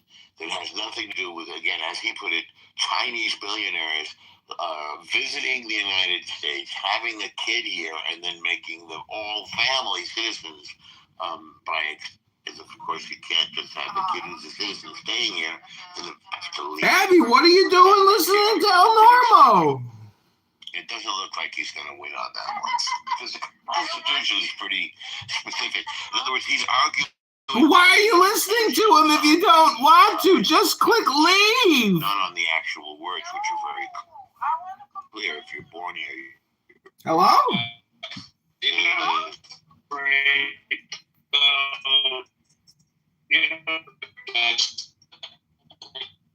We're all educated enough to realize that the 14th Amendment is not even relevant.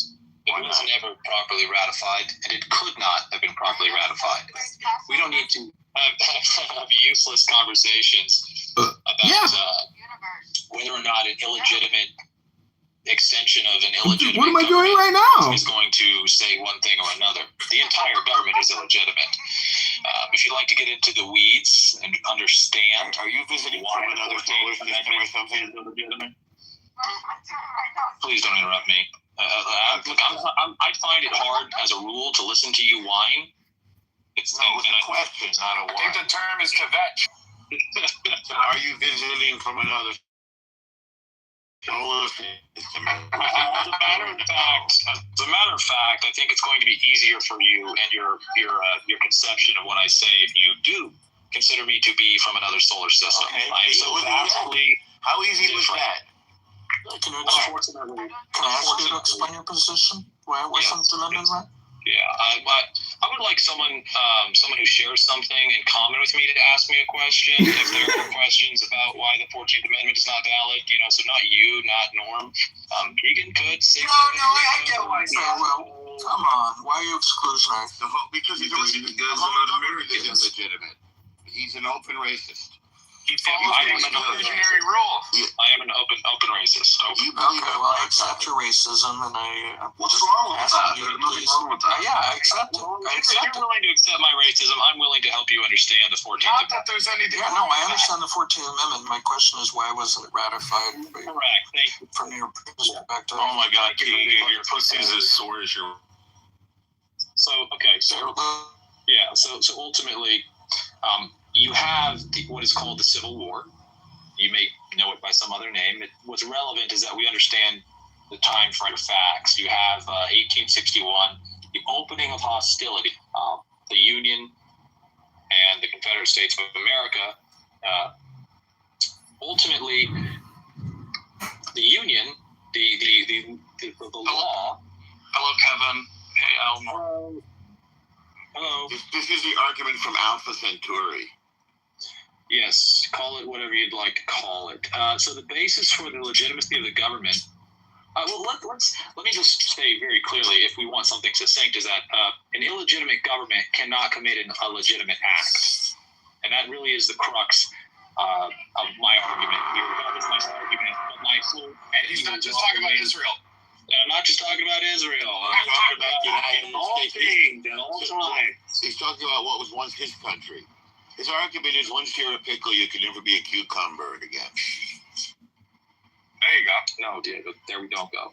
We will not go there. Where we will go is to understand that if a government is illegitimate, its acts cannot be legitimate. And to understand that. So when I tell you that the 14th Amendment is illegitimate, understand it's because the government that sought to impose it was illegitimate. Not only that illegitimate government used a process that was not legitimate. So even if the government was legitimate, the process they claimed to utilize to legitimize the 14th Amendment. Abby, what are you doing here? Let's leave now. No, you want to leave. And the jurist and his party claimed that the states did not secede and could not secede from the Union. Oh, you must be here listening to your lover boy, Diogenes. The states did ratify the Constitution. They became inseparably party to that contract.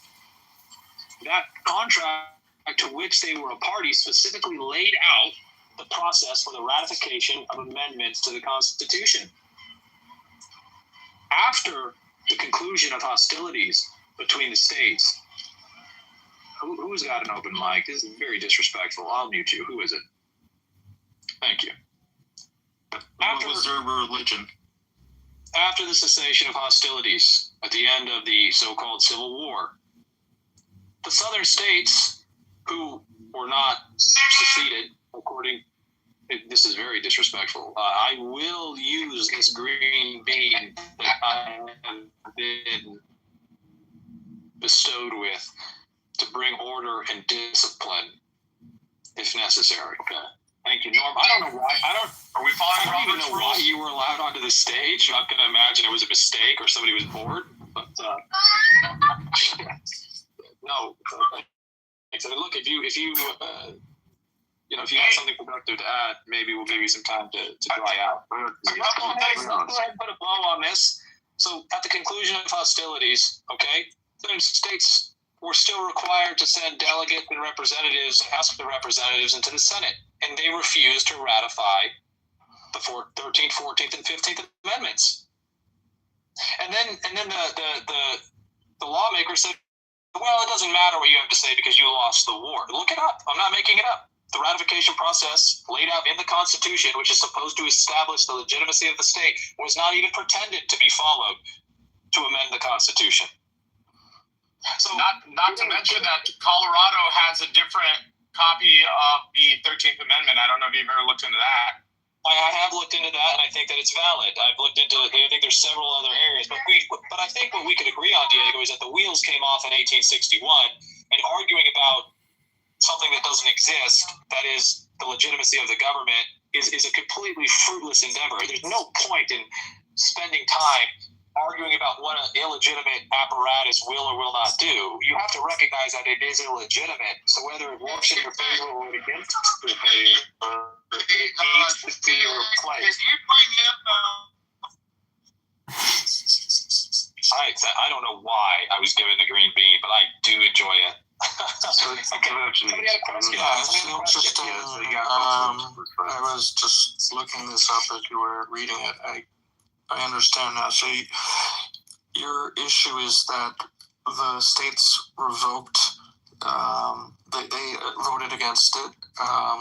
The federal government reseated their governments in those states after Reconstruction, and those reseated governments in the states then approved the amendment, correct? And that's the illegitimate part, is that they were forced.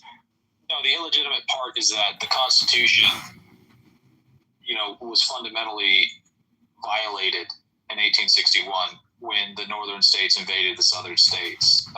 Slavery was legal in the North. Slavery remained legal in the North. They had just recognized and accepted West Virginia as a slaveholding state into the Union. They had acknowledged that it seceded from Virginia and that it was a legal and appropriate process for them to do this. So, as a matter of fact, the entire government apparatus is illegitimate. We don't need to worry what SCOTUS has to say. They're illegitimate appendage. Your boyfriend is a sovereign citizen, Abby. On improving our condition, and we'll recognize one of the first things we need to do is explicate what is and is not proper. The language we can use was in the Declaration of Independence itself. It says, what does it say? A decent respect for the opinions of mankind compels us to declare the causes. Well, we ought to do that. We need to declare our causes. We need to draw in stone. We need to etch in stone our causes. So you're pro-slavery and anti-constitution, correct? Absolutely not. And see, this is why I want to make sure I understand. This is why I sent you. This is why I sent you to the gulag, my boy. Because I would like to ask a question, please.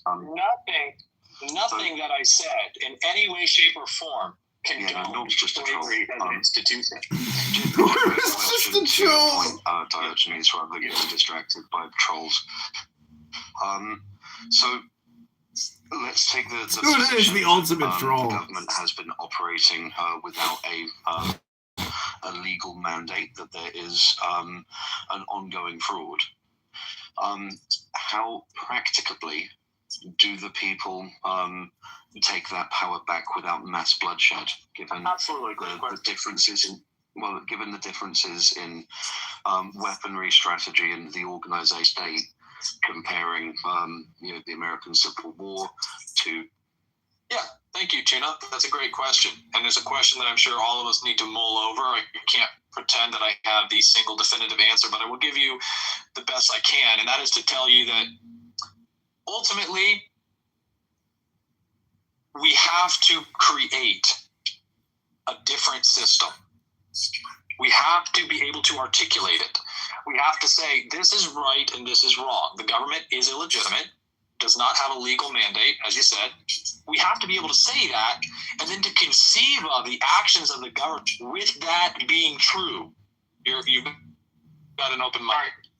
When you do this, you shift your conception of this, and you don't waste time considering whether or not the Supreme Court is arguing this, that, or the other.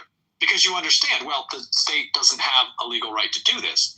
So this is a completely illegitimate act. And so then you're left in a void where you say, well, what is legitimate? And that's what we need to provide. That is how we will create the revolution, when we are able to articulate what is valid. A lot of what we believe, I think, a legitimate state looks like, is predicated on the rule of law. I find very little reason to believe that the law itself, as a tool, is not a great civilizational aid and should not be a basis for our union. I believe that the ideals of free association require that people be allowed to participate or secede as they see fit from a union. Tuna, I saw you come off the mic. Is there something maybe I'm not getting to the heart of your question? No, you are. It's just raising a sort of bigger question for me. If the basis for a rebirth of America, in your viewpoint, is predicated on the idea of the fact that the Union had to unilaterally and completely agree to certain states making laws that, and correct me if I've got this wrong, but the 14th Amendment was illegitimate and it created this snowball effect of illegitimate governance. No. I want to be clear. The illegitimacy. So again, I hope that you will. You sound like you're acting in good faith. I take that so far. I think that you are. I don't know if we've spoken before, but let's be clear that we could point to any period in history, at any point in the history of the United States of America. We can even point to the late 1770s, the Confederation, right? Prior to the Constitution, we had the Articles of Confederation, and we can, along that timeline, point to various things that we might argue were or were not in keeping with the law. Like the ratification of the Constitution, which was done through a convention and is illegitimate. The Constitution itself was fruit of a poisonous tree, in that the delegates who were sent to the convention were never given the authority to discard the Articles of Confederation and to redraw a constitution. But my point is not let perfect be the enemy of the good.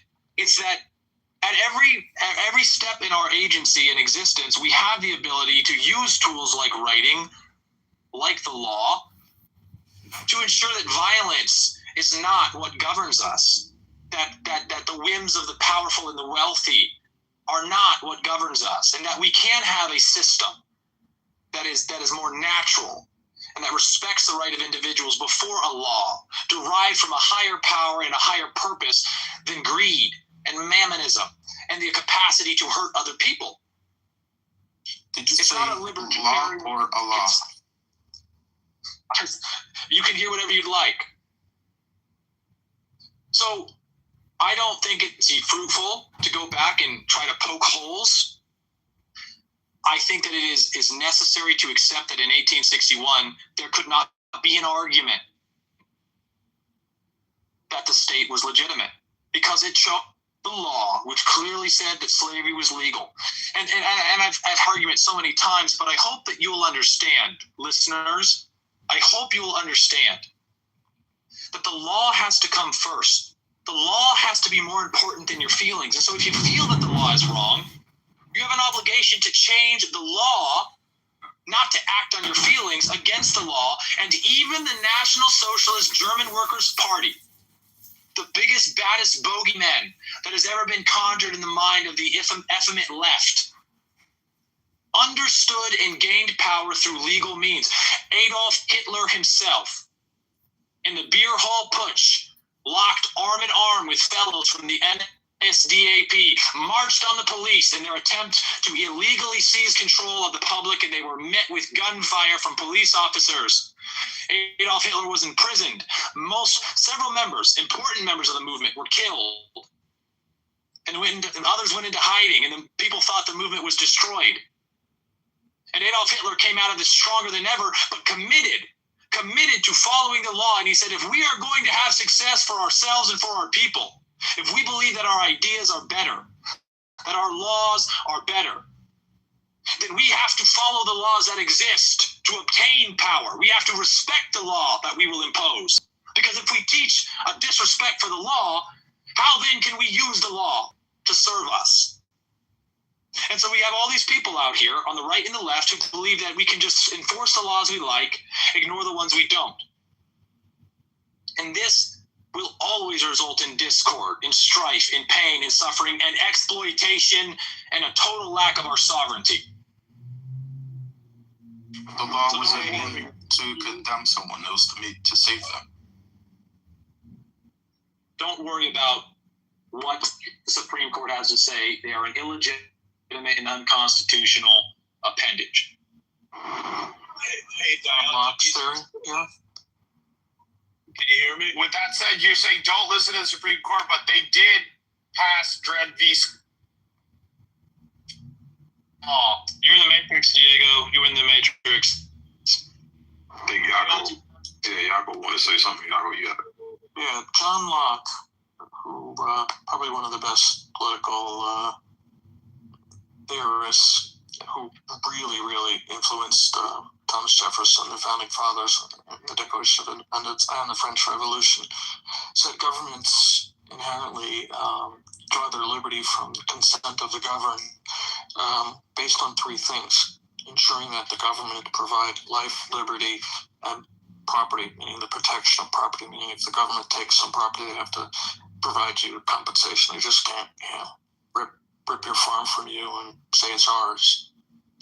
Legitimacy comes from that, but you're inherently saying legitimacy doesn't come from that. I just want to make sure I understand. Well, I think he's saying John Locke said that laws come from nature. It's the natural law is what John Locke actually. I don't care what John Locke. I'm not constrained by John Locke's conception of the legitimacy of a government. I am making it abundantly clear that we have the capacity to speak, to read, to write, and to the extent that we share conceptions from phonemes, words, we have the ability to explicate something called law and to agree to participate in a contract to create a solution for our violent conflicts that doesn't involve death and dismemberment. And when we do that, we can decide that our state, thereby created, the government that we consent to create, is gaining its legitimacy from any such thing. We've had multiple empires in the history of the world that drew their legitimacy, their claim, from God. We've had monarchies. They said, we're legitimate because we have the mandate from heaven. Okay, and if you believe that's legitimate and you submit to it, so be it. It is maybe a matter for debate, but I think that it is generally accepted that the experiment, the revolution in the United States of America was predicated, nominally at least, in word at least, on the basis that we reject the legitimacy of someone who is not accepting representative government.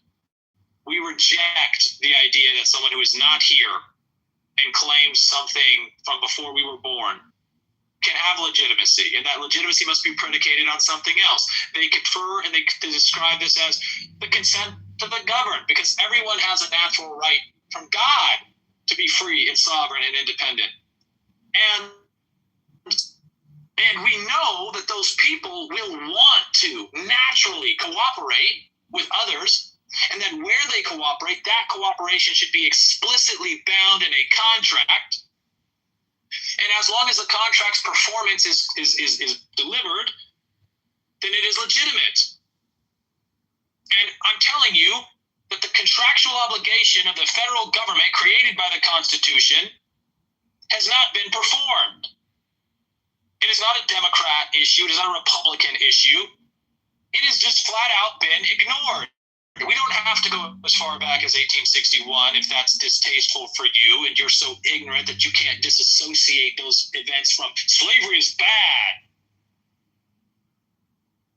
When the state, as you say, fails to provide for life, liberty, and the protection of property or the pursuit of happiness, however you'd like to define it, and you can argue it has lost its legitimacy. And I would agree with you. I don't care how you come to recognize the illegitimacy of the government, but it is wholly illegitimate. And you know what he said after that was, when it doesn't provide those three things, then the people have a right for revolution. It is not just their right, it is their duty and their responsibility. Their obedience to God. Or abolish! Let's go! Wake that shit up. Resistance to tyranny. Obedience to God. You said a lot of good stuff. What's your opinion on the Talmud? I have no opinion whatsoever on the Talmud. It's irrelevant. What we need to be doing is raising a new standard, and we need to be etching in stone what we will etch in our hearts, what we will defend, what we will protect, and we need to be focused. And so when I hear people having a conversation about, well, the Supreme Court will rule this, well, do you know it drives up? We don't need to worry about what an illegitimate government does. So I need us all to collectively take a deep breath and say, the state is illegitimate. We must work to create a legitimate system of government. We must work to protect the right of free association, speech, and the right to keep and to bear arms as the final solution to the tyranny of a state. Would you be worried that the state the final solution? the last couple days. And good afternoon to everybody. What Hey, are Beth, you how's it going? doing? I just want to point out before she asked me a question, I will not talk to women when it comes to politics, because that which is political is as Carl Schmitt said, you know, politics is warfare by other means, or was that who was that? Answer to get her husband. Yeah, von Clausewitz. Yes, yeah.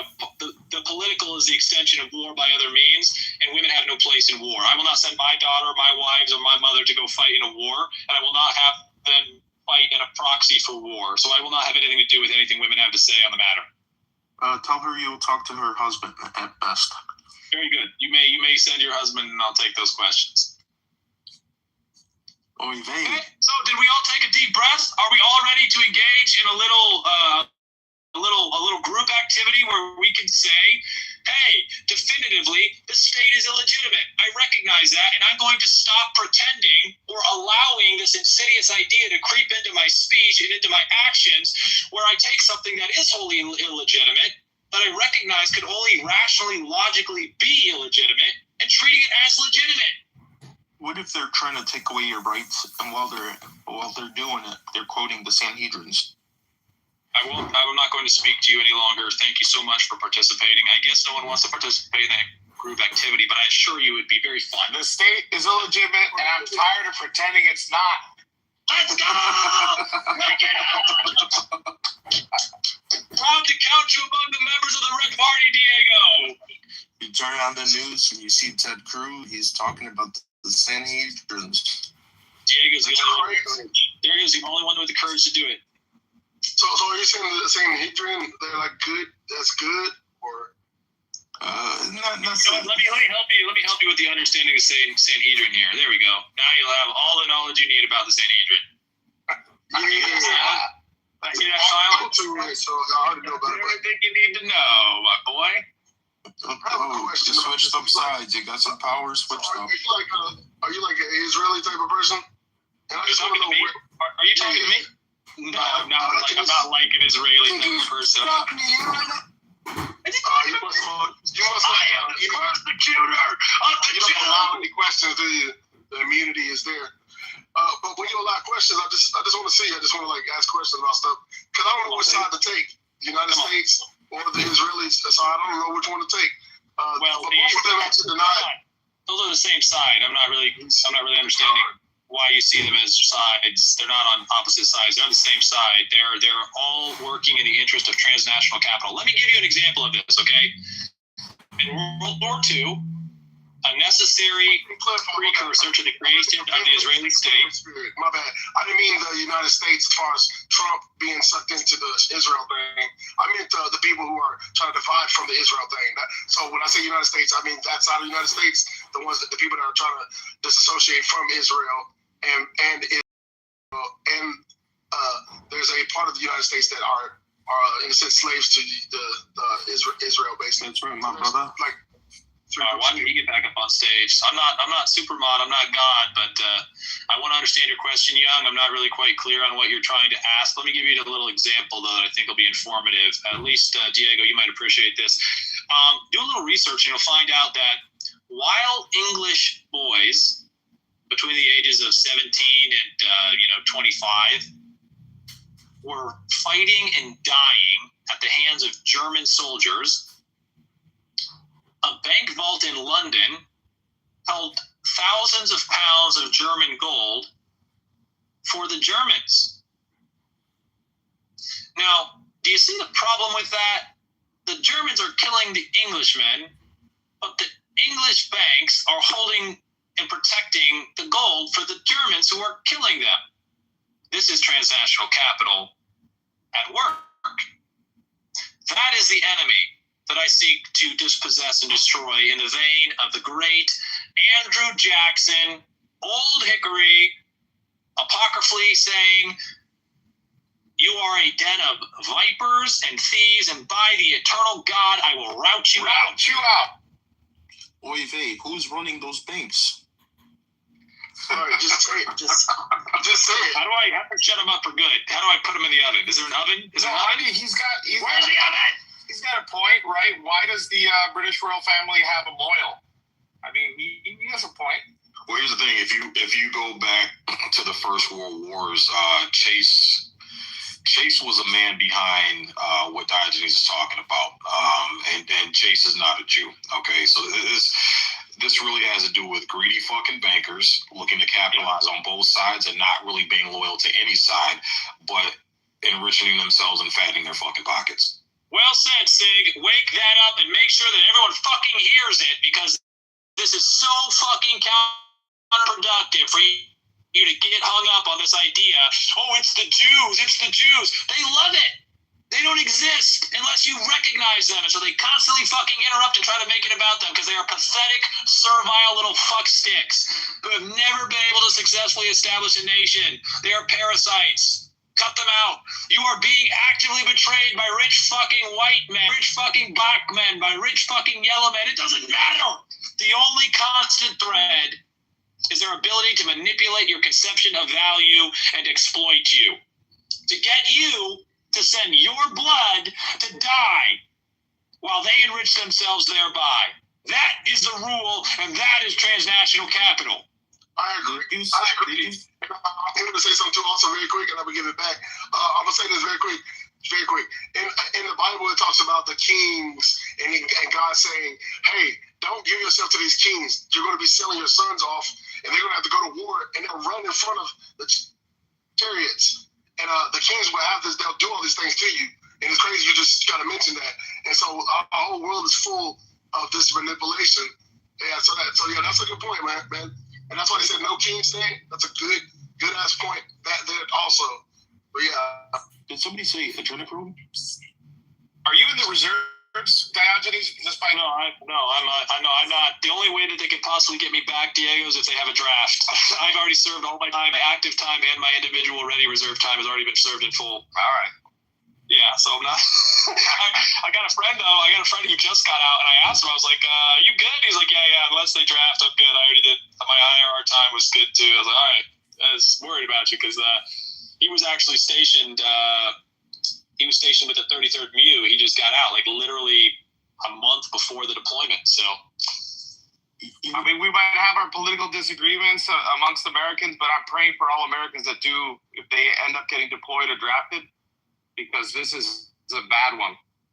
Yeah, it is definitely a bad one. It is. Look, the state is illegitimate, and if we can get them to wake up to that, we need to create a space for them to object to their participation here. Nav, I want you to come up here and take your licks, Nav, for being a fucking Trump glazier while he's doing everything I told you he would do. You told me I was wrong. You told me, oh God, Diogenes, he's America first. He cares about America. I was like, Trump is not going to convict anyone of anything. He's not going to convict anyone. I said this very clearly to you. I said he is not going to convict anyone for this so-called stolen election. He is not going to convict anyone related to Clinton. He's not going to convict anyone for employing illegal aliens, and he is never going to engage in mass deportation. And here we are, you fucking voted for him. Because you know what the truth is? You're looking out for yourself and the military-industrial complex. That's the fucking truth of it. And I hate it, but here we are. And that's to burn.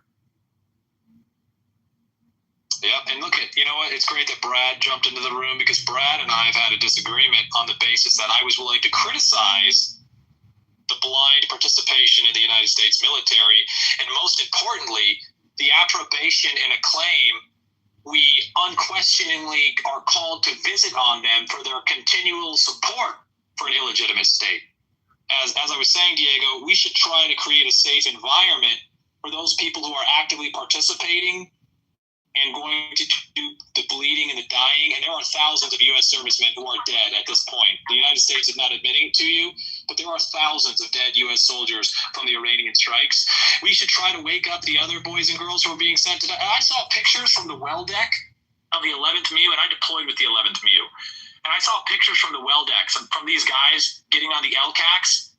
These guys fucking 18, 19, 20 years old, and I saw the look in their eye, and I was like, these guys don't even have the fucking faintest conception of what a legitimate government is.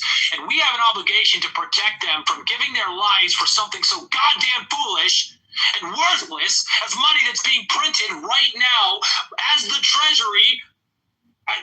Federal Reserve buys treasuries at the secondary market. And ask your fucking favorite AI where the money comes from to buy that fucking debt. They fucking make it up. And people are going to go and die for that because we're failing them, because we're continually telling them, thank you for your service, and you're so brave and so noble because you sign on the fucking dotted line. And we perpetuate the ignorance and the continued tyranny of an illegitimate state. Go ahead. Can I negotiate with you rather than destroying the federal government for you to be in favor of secession for your own state, wherever you're living? Well, so, we don't need to destroy the federal government as much as we need to create a new system. And because what you do, I think all experience in history has shown that what you do is you create a better system. You create a clear system. You create a new standard. You raise that standard. And as you do that, people will join your cause. And then you'll have all the questions answered for you. The path becomes clear. National Socialism in Germany, in Weimar Germany, was the only solution. It was the only reasonable thing for reasonable men to do. Far be it from the narrative portrayed in modern media that the Austrian painter, for all of his humble beginnings, somehow touched in something occult and became capable of hypnotizing entire populations. He simply represented the will of the people, and he opened himself to channel the will of a people oppressed and beaten down and exploited to the fullest extent by transnational capital. So I'm not sure I guess it's a little bit clear what the all of the deranged ceremony is, but just I'm pretty certain that every claim can be critiqued and dismantled. But one of them specifically that I have looked into before is the claim that British government was holding money for Germans on board. That's a very deceptive claim because those assets during World War I and World War II were frozen as an enemy asset with the label of an enemy asset. So they were not held, or no business was done with Germany at the time. Those assets were frozen just the same way as the Iranian assets were frozen. The Bank of maybe. I'm not sure what the status of that gold was, but I will tell you the Bank of International Settlements was very clear, as it provided clearing services for Germany, and when Czechoslovakia was taken over, ask where did the gold go? They said, oh well, we just changed the name on the gold. We didn't move. No, it didn't move. We just changed the name on it because we don't really have any allegiance. And it was an American. Born in America, raised in America, who was responsible for the Bank of International Settlements. You know who made the Bank of International Settlements? It was the United States. And they continued to process and clear transactions to ensure that National Socialist Germany could exist and import the things it required for its war industry. So the point stands. Transnational capital is the enemy. And I'm not trying to take a position as I don't want to be seen as criticizing the National Socialist German Workers' Party. I would hope that when all was said and done, they would have come after the Bank of International Settlements. But that history was not to be. But we are here now, and we can recognize that we don't have the ability to express values outside of a totally fabricated currency. And that is the basis for sovereignty.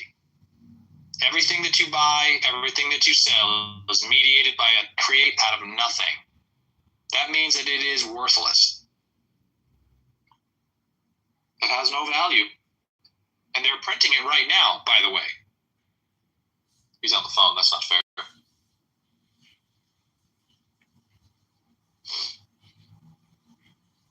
That's why you're seeing all the banks buying up all this gold, man. Because they know where the value's at. It ain't in this fucking fiat currency, this bullshit dream they've been selling. Yeah, and I asked people who consider themselves informed about the financial system what the reserve requirements are for banks right now. Prior to COVID, I used to constantly point out that there was a fraudulent monetary system. On the basis that the fractional reserve was like 10%. You only had to keep 10% reserves. But in March of 2019, something very strange happened, something that I thought would make it clear that our entire financial system is as illegitimate as our government. And that was the banks had all of their reserve requirements reduced to zero, meaning by law, no bank was required to have any reserves of any kind. Even remotely true. You're just spewing. No, that's 100% true, dude. No, it's not. You're fucking retarded. $1 million in 6 months. Okay, so go ahead and look it up. Go ahead and look it up, Brad. Do this. Okay, Brad. It was March 2021, and that means they're. So we can do this, and I can finish my statement, and you guys. Oh, wow. Okay, why don't you go ahead and look it up? Yeah, I can do it. Yeah, I can do this because again, I've been in this room longer than you guys. But like I stated, I'm going to finish it. Currently, the reserve requirements of depository institutes 37.8 million. The trash amount, or what you would what are the reserve requirements, Matt? What are the reserve is $645.8 million. What are the reserve requirements? Okay. I need to give him a chance to rebut, bro. Give him a chance to rebut. All right, let's be fair. We can have a discussion because there's people who want to learn and want to hear both sides. So let Brad rebut and be fair. And I'll do that. Yeah, I actually shut your nigger mouth. Yeah. So right now, the $37.8 million is what the reserve requirement exemption amounts are, and their previous amount was in 2024 $36.1 million. So it actually received the low reserve amount. I had to do that. Sorry, he moved me down for no reason. I didn't cut him off. I don't know why I did that. That was a bad move by me, but you can't do that. I mean, come on, you can't. Yeah. Here's the thing. Like, okay. I agree. Let's not cut everyone off. I didn't even interrupt. Doesn't deserve him up. But listen. I want to point out he's lying. Hold on. Let me get order back in the room real quick. Hold on. I don't even know what he's referencing. Hold on, Diego. Just give me 2 seconds to get order back in the room. All right, so here's the deal. All right, again, we're discussing ideas, gentlemen. Give someone some room to breathe and rebut. All right, and yeah, Brad, don't drop people down who haven't broken the rules or been just. So actually, I dropped them down because they started modding Rico and absolutely. You didn't mod anyone. How'd you know that? How'd you know that I did? Because I can tell. Okay, so why don't you move everybody out of no mod? And then you be the only mod. I can do this because I can see the news on the top. I can see who did it. You dipwit. Yeah, so here's the deal. Okay, hold on real quick. Let me. Okay, I can move it down. So it just didn't matter though. These two twits were like modding absolutely everybody to have their little KKK crew come in and be like the overwhelming force and thought they would do it. Here's the you thing. can see it, you can watch it. Here's the thing, guys. We gotta be fucking. And I'm looking now. All right, yeah, I'm looking at. Okay, so here's the deal. In my room, I'm the only one that's gonna mod people. All right, and I should be able to trust you, gentlemen, to be mature, be able to agree to disagree, but don't mod anybody else unless I'm the one that's giving the mod. But look, guys, let's have the conversation because I'm listening to both sides and I want to learn too. I want to hear both sides.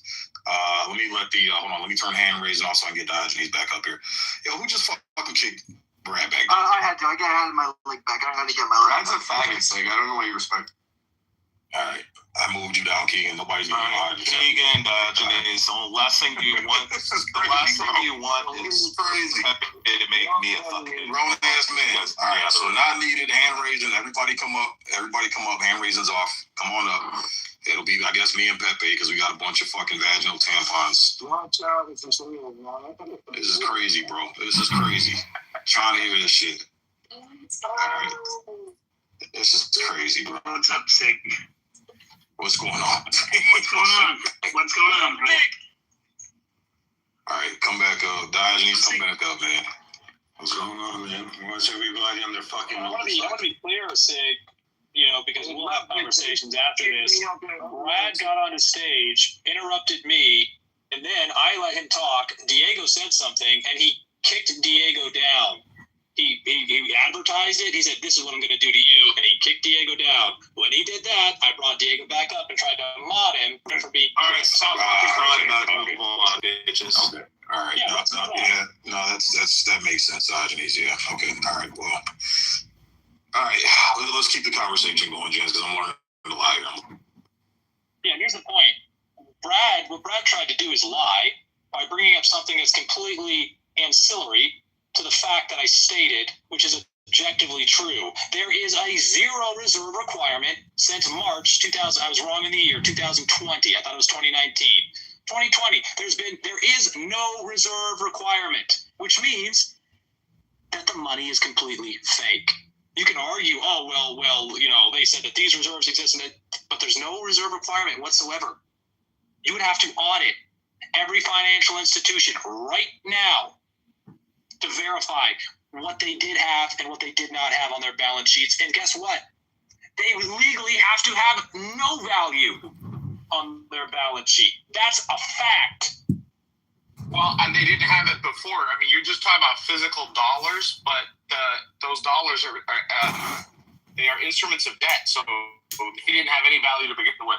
Well, yes, right, but I'm trying to give them the benefit of the doubt here. I mean, it's one thing to try and point out to those who are intellectually challenged that money, that the primary transnational capitalist tool to deprive nations of their sovereignty, of their blood, and of their soil is interest to debt.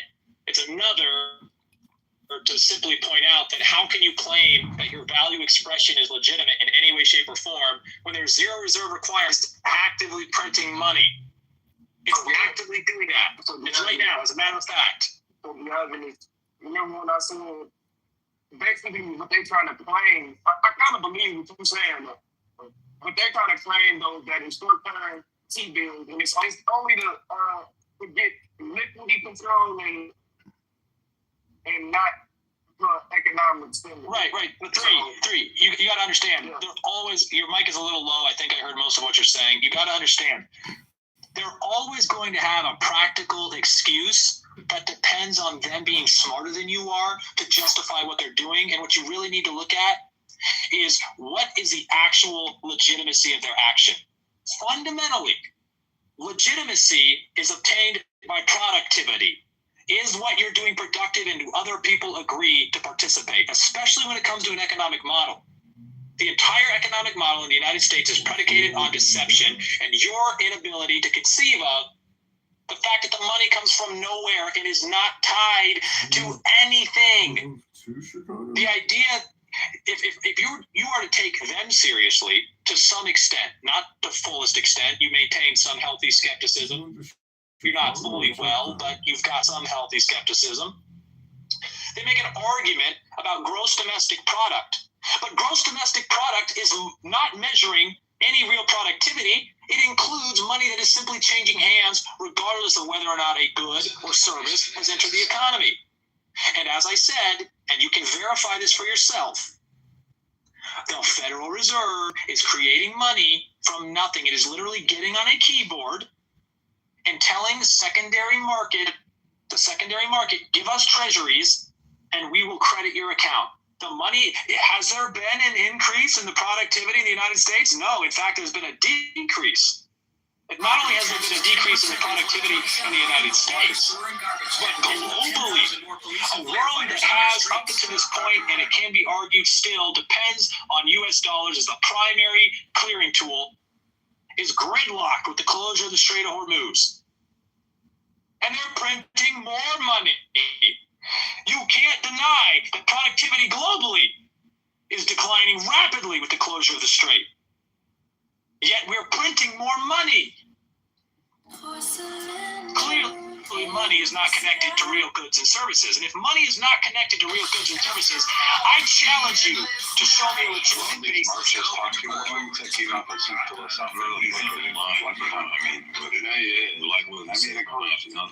Central banking is a key tenet of Marx's points.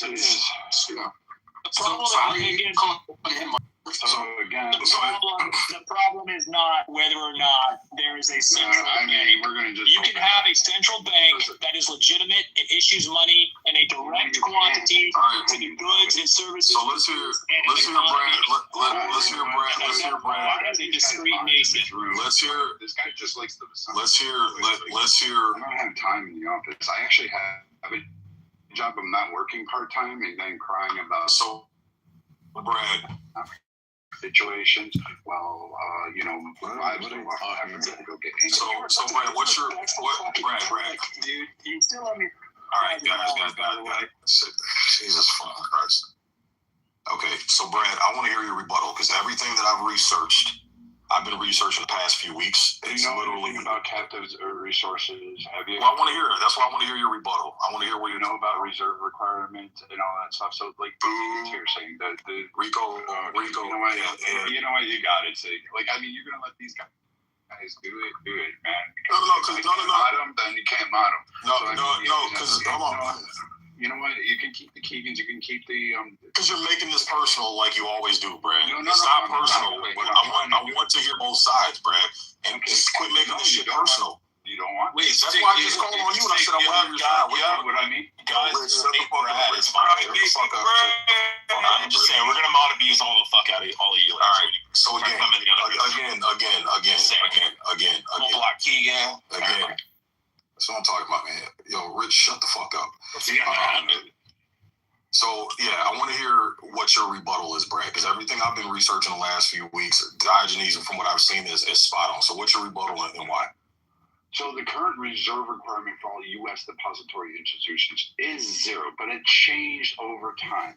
And the requirement now is $674.1 million in the low reserve tranche. What he's taking apart is because he actually doesn't understand the reserve requirement exemptions and low reserve tranche claims because he doesn't understand economics. What he's doing is he's listening to somebody online, kind of give a partial take on it, and then exemplifying that.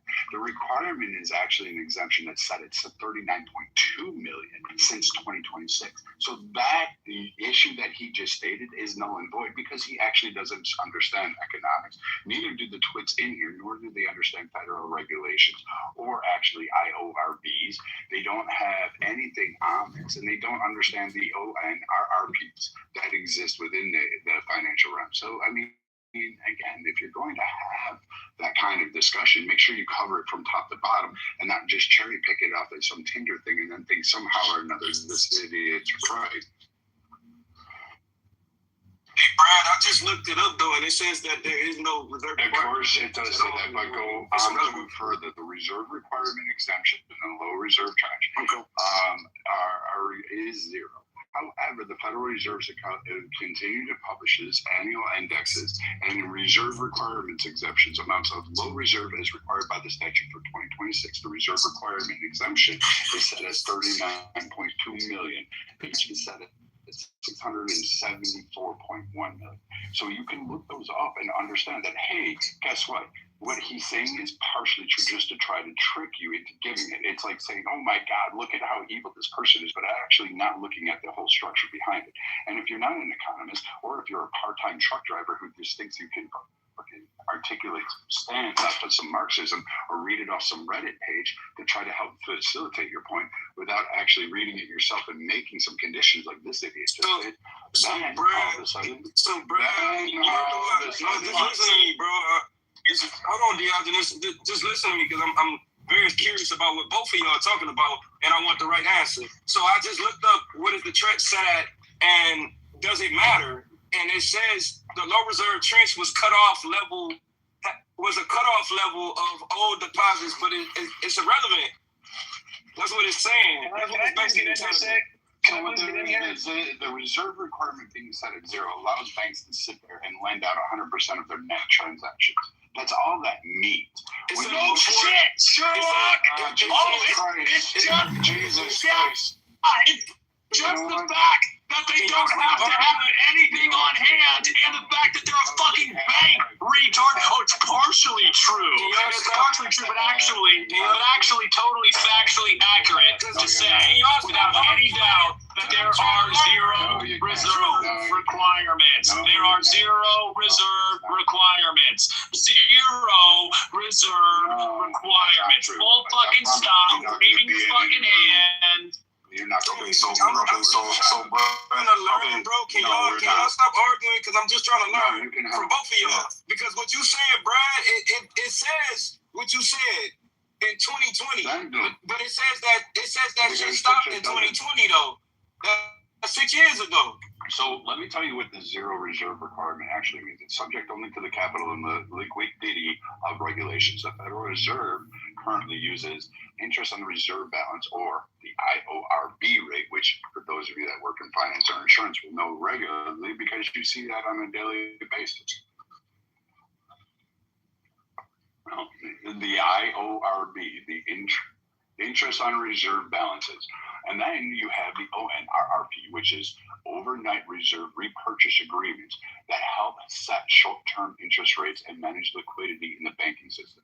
This kind of changes the way we did reserve requirements as a tool for controlling money supply.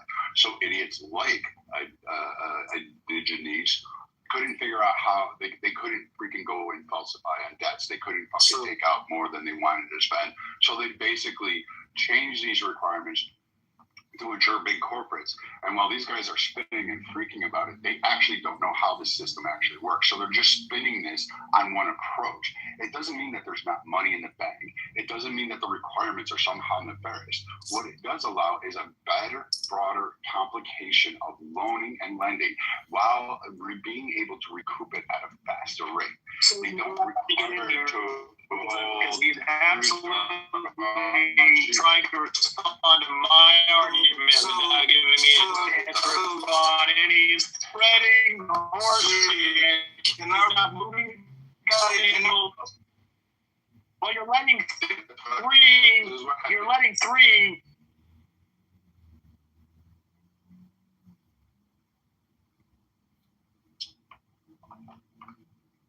All right, give him room to fucking rebut and breathe. When he's done, then respond to the points. I'm taking notes down right now, so you can do the same. You can take notes down and respond to his points. Go ahead, Brad. You got. He doesn't want you to get convinced of the truth because he spent all this time. Hey, Sid. Hey, Brad's got the mic. Brad's got the mic. I'm not trying to take Brad's mic. We're trying to let you know. Can I read what they say it is, and then they can think about what the fact is instead of listening to two opinions, bro. 3C, I'm gonna let you. Okay, give Brad room to breathe, and then you can ask his question since it's the back and forth. Okay, 3C, hold on, stop, man, stop, yo, fucking. Hey, hold on. Quit fucking disrespecting me, bro. Brad's got the mic and respond, and then we'll open it back up. Brad, you got it. So again, look at the actual requirements. These people that are coming on here screaming about like this guy, he doesn't actually understand the policy of it. So just because they're set at zero doesn't mean that they can just go ahead and go bankrupt. That's called misinformation. It's called lying, and nobody would be doing that because you know who would be screaming about it? The Mandanis of the world, the AOCs. They'd be screaming about this all the way to the bank. But these idiots don't really understand how the Federal Reserve actually works in terms of that board. So the dollar amount of a depository institution reserve requirement is determined by applying reserve requirement ratios, which is specified out in fucking multiple board regulations. Like I think there's a whole, it's 10,000 fucking pages long. These are outlined all the way to the reserve liabilities. So the Federal Reserve Act authorizes the board to impose new reserve requirements on transactions amount and non-personal time deposits. So if you have this actually going on in the insurance and finance field, again, I ask you, why not listen to people who work in those fields on a daily basis rather than listen to some guy who's driving a truck and then sits there and gets a TikTok information or goes on to fucking George Jones podcast and figures out, I'm just going to regurgitate some dumb shit. And if you think I'm wrong, C is about to, or whoever the gentleman is about to read it to you. So apparently I'm not wrong. This guy that's about to try to argue my point is apparently wrong because he can't provide nothing. I'm gonna let Diagnosy go ahead and go and debate that, and then I'm gonna read what it says. I'm gonna read what it says online so that we can figure out what the fuck is the truth. And go ahead and look up Federal Register, Volume 85, Number 57, Tuesday, March 24th, 2020. Regulations. This is the actual Federal Register, Volume 55. Let me type it in the chat. 12 CFR Part 204.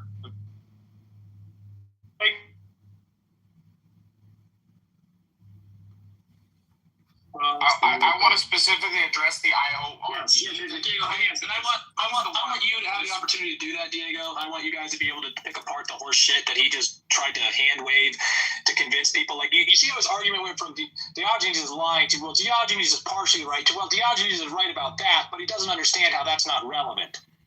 You can go read shut the fuck up, you stupid, insignificant little cocksucker. Shut the fuck up. Now we're disrespecting you, Brad. Okay, so we're gonna let Diogenes respond. We heard Brad. We heard your side. Diogenes, go ahead if you want. I got a few more interruptions. We'll let Diego go. Brad, I'm just Brad. Look, I'm asking you nicely, brother. And I hate the fact that I got. Okay, but hold on. You started moving. Brad, stop. Wait, you hold me. I'm asking you, brother. Just put the personal shit aside so we can hear both sides. No. I don't have a different standards, Brad. Because I go through this shit with you all the time when I'm like, you always bring this personal shit. I ask you, man, in this space, drop the personal shit and let's stick to the topic. That's all I'm asking, bro. I should do it. I will not talk about how certain wives go to Africa. Right, and that's what I'm saying, bro. Nobody cares about that right now. Let's stick to the topic. So, Diogenes, go ahead. You got the mic, bro. So we can hear your rebuttal. Thank you very much. I would ask that not be interrupted. Oh, I'm going to interrupt you all the time. Just as no, we're not. Jesus fucking Christ, bro. Jesus fucking Christ, man. Just win, man. All right, so here we go. Last time Diogenes is speaking. Anybody comes off mic, you're going down to the fucking goo. That's it. Bottom line, Dad. But I mean, he was able to do the entire time. We can clearly see that Brad went through the stages of denial where he started with Diogenes is outright wrong and he's lying. Then he went to, well, Diogenes is partially right, to Diogenes is actually 100% right. He made a factual assertion, but here's why his factual assertion doesn't have any real influence on the financial system. Great. So we got back to where we started, and we spent a whole lot of fucking time doing nothing. Because the fact of the matter is, the reserve requirements don't exist, which means that when the money is being printed, and it is, you can go and look right now, the Federal Reserve is buying treasuries on the secondary market, and it is simply creating Federal Reserve entries on the balances with those secondary institutions. It is creating money from nothing.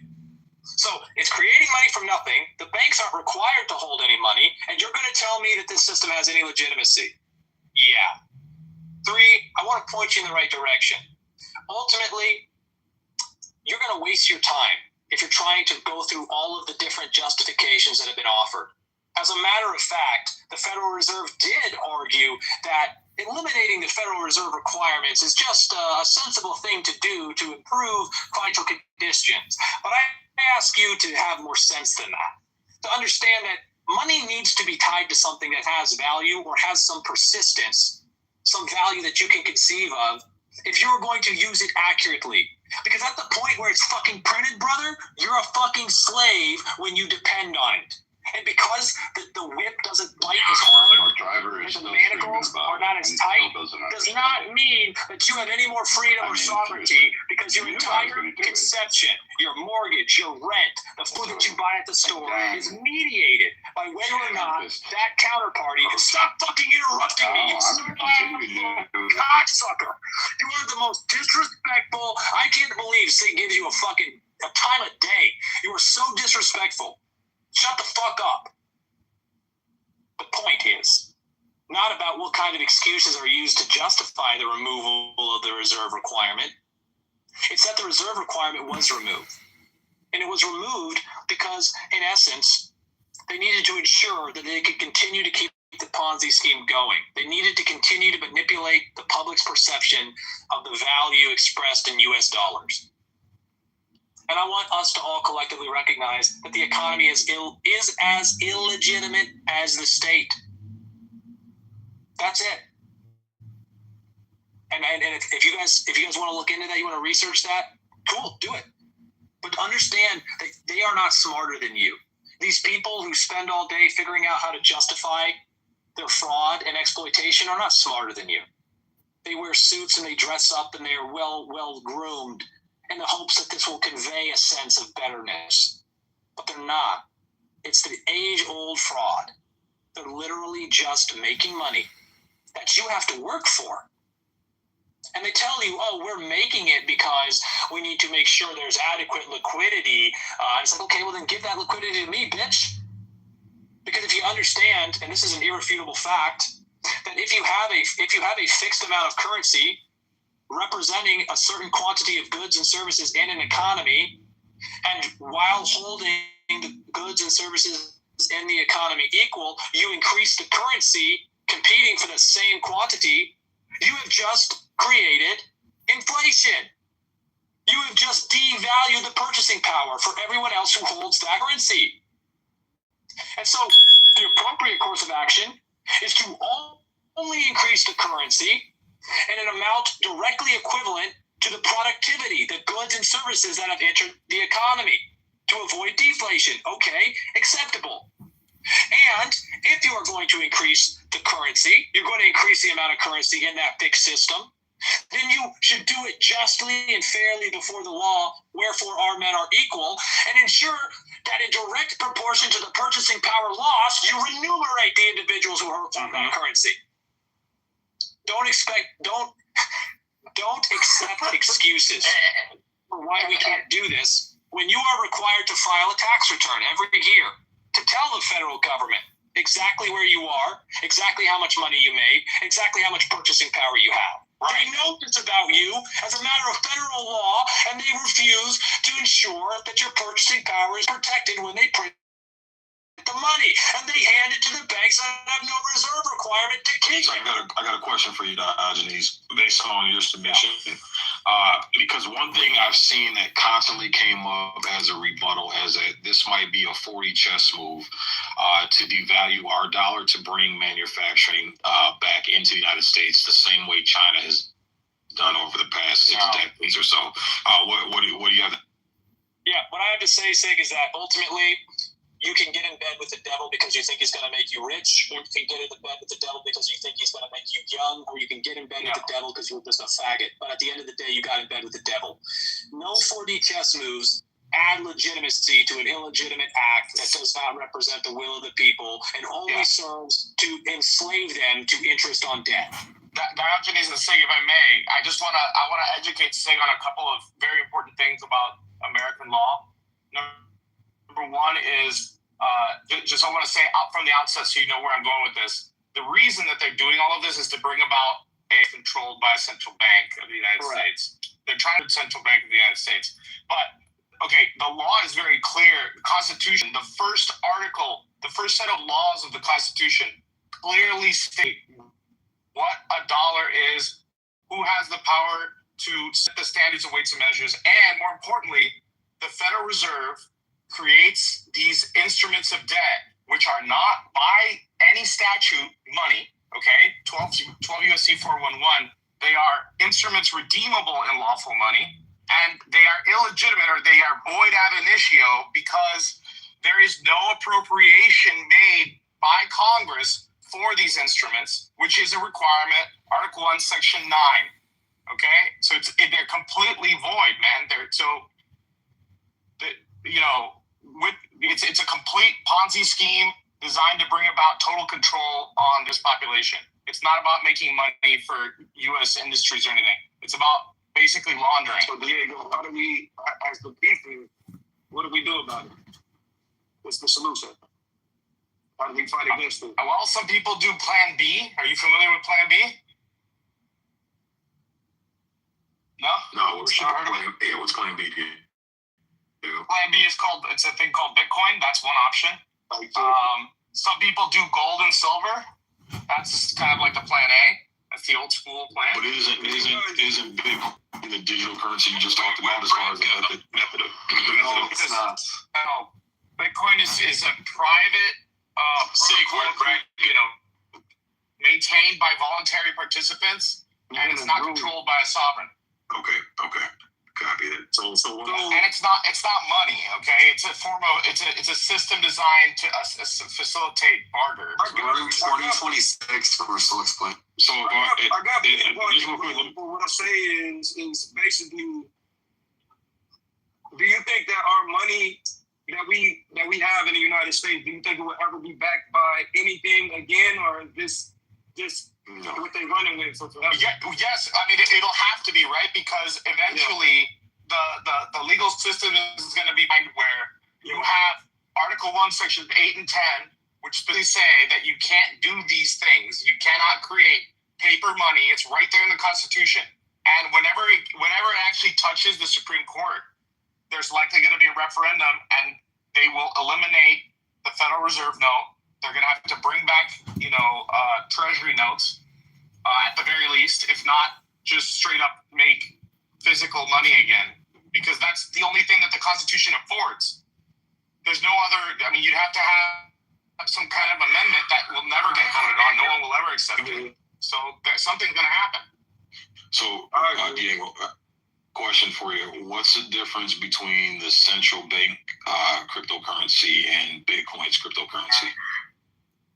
Central bank cryptocurrency is a violation of the Appropriations Clause. It's a violation of Article 1, Sections 8 and 10, Monetary Powers and Disabilities.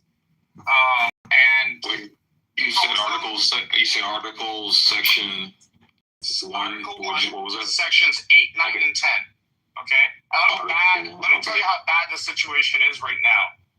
As of May 16th, the Supreme Court passed a decision that is a PB, which is a sub-agency of the Federal Reserve, is now the first agency in the United States that has the legal right to create its own budget and pay itself. Meaning it can, like what Diogenes was talking about, where it can create money out of thin air, but now it can actually fund itself. So again, violation of section 9 of Article 1, because it's now, there's no appropriation. It just decides what its own budget is and then pays itself with Federal Reserve notes. What's that shit you were saying about the IORB? The IORB is the thing that replaced the reserve requirement. Yeah. Basically, what it does is it incentivizes banks to deposit money at the Federal Reserve because the interest rates are preferable. So it's not true what Brad is saying that there are requirements. There are no requirements. They just have this incentive mechanism that they've installed, and it kind of makes them have a reserve, but it's voluntary. They don't have to do it. Is this the repo market? No, this is what Brad was talking about. It's like it's the interest incentive system that they created to replace the reserve requirement. So most banks still keep some kind of reserve. But if you remember what Brad said, $39 million. Do you understand that just your average major bank in the United States is dealing in trillions? $39 million, that's a joke. That's like saying, hey, put a penny here and that's a reserve. Like, you know what I mean? A fraction of a penny for them.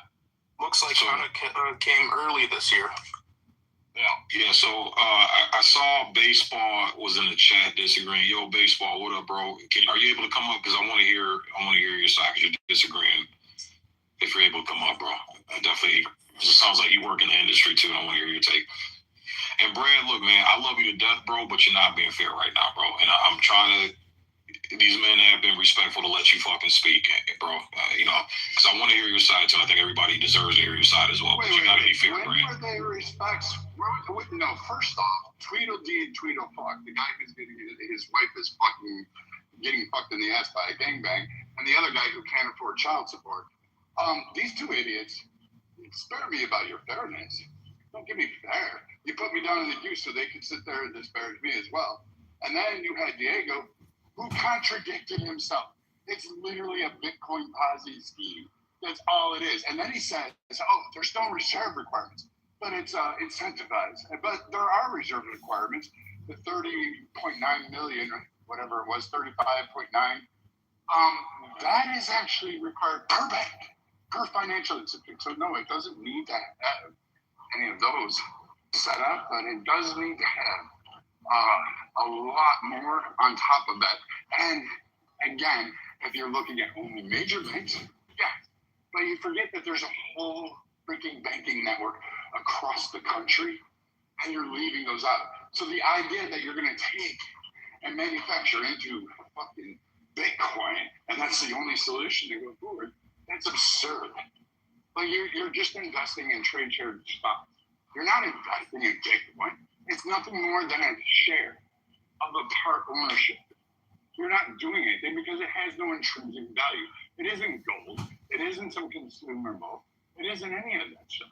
So what they're telling you is fraudulently false. And if the whole currency system were to collapse in turn, because that's what they're fearing, your Bitcoin is fucking worthless. Because guess what? China would make it mandatory that you have to follow on their currency. Everybody here is the mic. Hold on, yeah, mute up 3 ski. Yeah, mute. Hey guys, mute up so Brad can finish. Go ahead, Brady. I'm saying his mic is fucked up. I couldn't hear him, see him? Yes, you can get a little bit closer to you, Mike. But I mean, you got the twins there. You know, the two that like still jerk each other. I mean, you got it all right. You got it all figured out, Sig. You didn't need oppositional voices. This is why nobody's coming up. Don't do that. Don't do that shit to me, Brad. It's bullshit. If I had, okay, you're not gonna fucking accuse me of something that's not true. I've been more than fair to hear your side. I want to hear your side of the opposition. No, you don't. That's why I got 6 notes in front of me right now, jotting everything all you guys have been saying, so I can go do my fucking homework. So don't put that shit on me. But go ahead and finish. Okay. Yeah, you got it, dude. You got your answers. Like, listen to these twat waffles who fucking have been in Clubhouse for 5 years. Tell me what any of them do that actually provide some significant income and how expensive their lifestyles are. You got one who lives in a fucking home and works at an Ace Hardware as a lawnmower mechanic. You got another one who can't afford child support, which is denying insurance claims isn't really a job either, buddy. You know what? You're right, but I do it on a national-wide scale. And I get paid a lot more than you. Hey, Sid, can I ask a really quick question? Yeah, you know, Brad, you know what you might. All right, go ahead, Lovely. You're making these claims about Bitcoin, Gay King. Oh, my bad, Viking.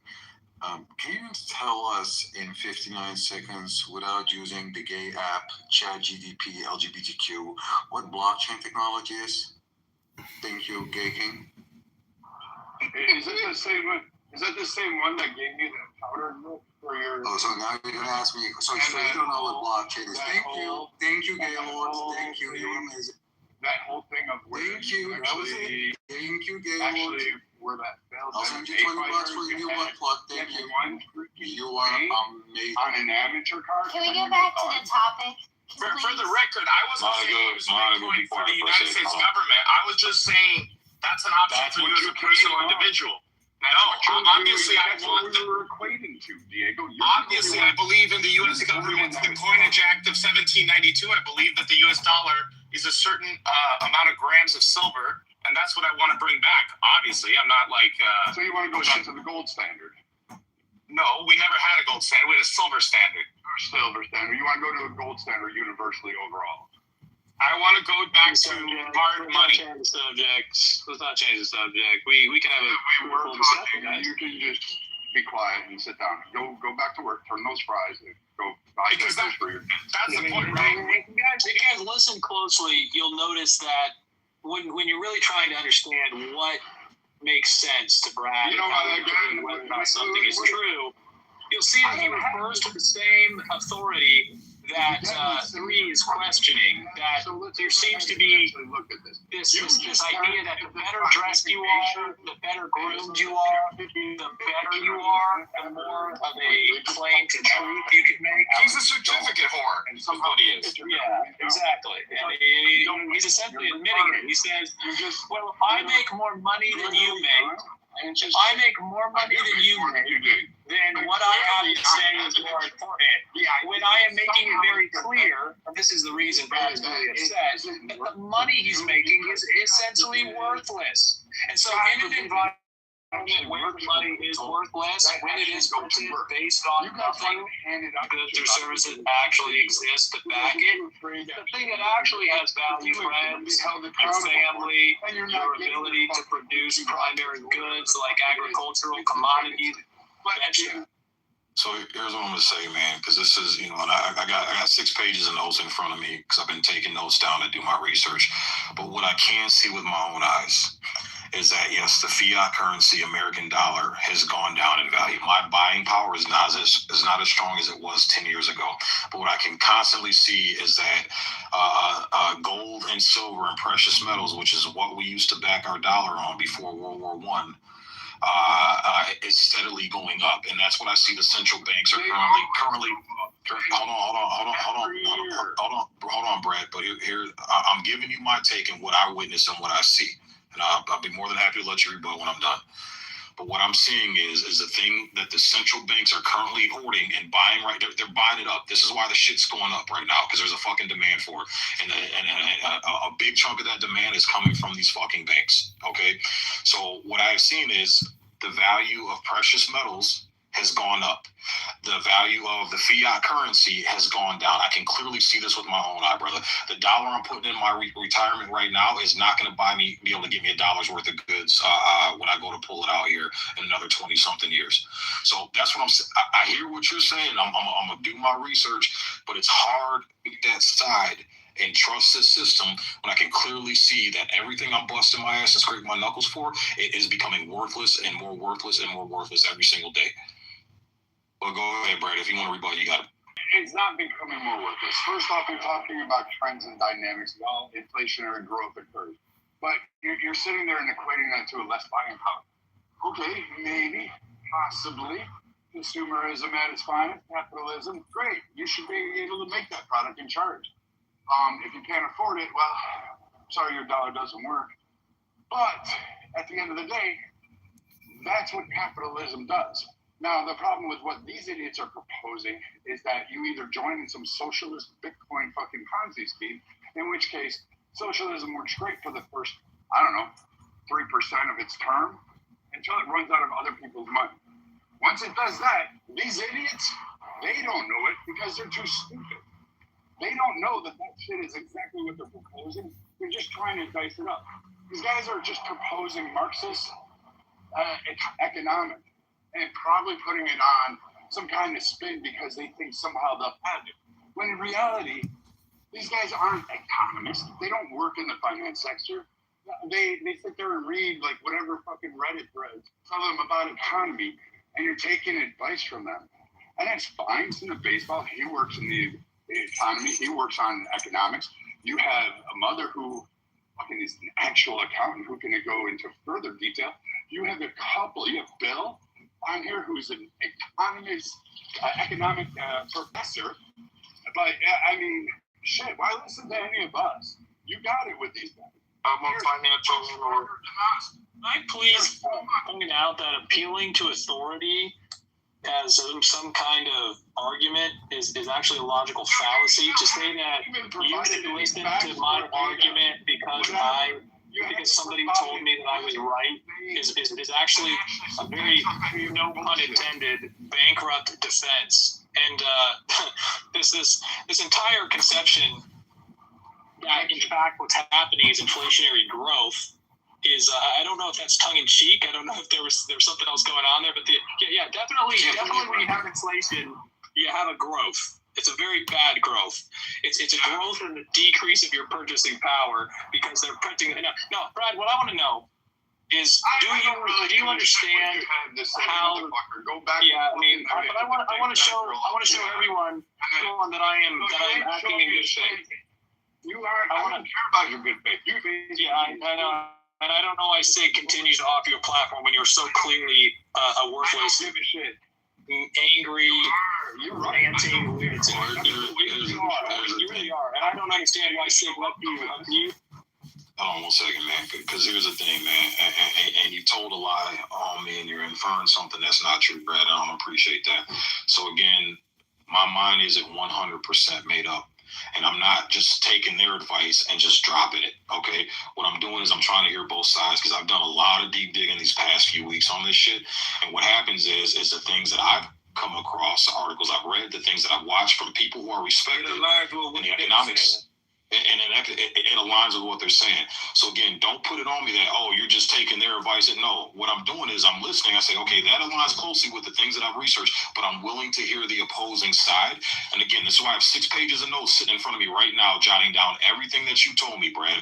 Okay, so again, with Diego's point about Bitcoin, it's not necessarily Bitcoin. What I hear as far as the argument, and again, if you think I'm wrong, I'm more than happy to hear it. But what I'm hearing from Diego, it's not specifically Bitcoin, but it's a currency-based that's open format for the public to check and track where everything goes and be able to have some type of accountability to the American people. There's no accountability with this money right now. So whether it's Bitcoin, whether it's Dogecoin, whether it's fucking Pussy Coin, whether it's fucking Fart Coin, a system that gives the Americans the advantage to be able to check the records and keep track of everything to make sure everybody's on an equal playing field. But what you're talking about are appropriations made by Congress where they have to keep records of where they appropriate the budget.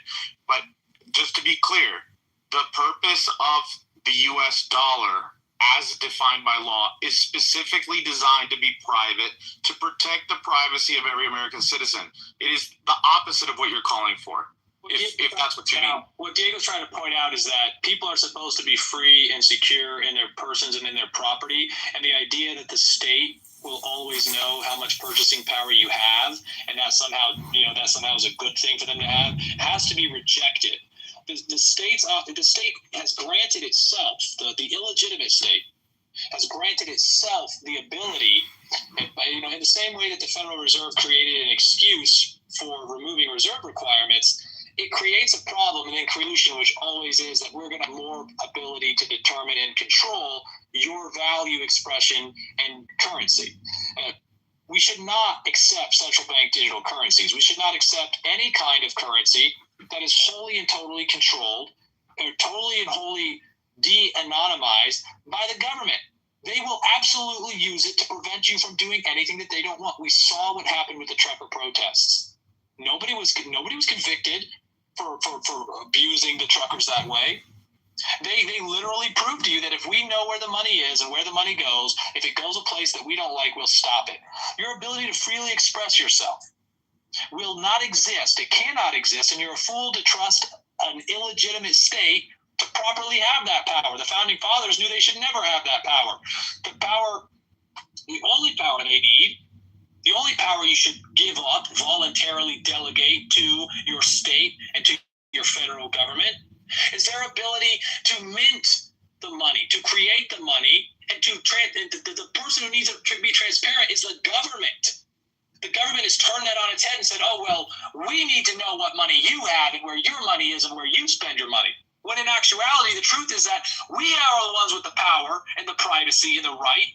We created the government. So Martin Luther King, in that capacity, as a servant of the people, we wanted to have the authority to mint a coin to prevent counterfeiting.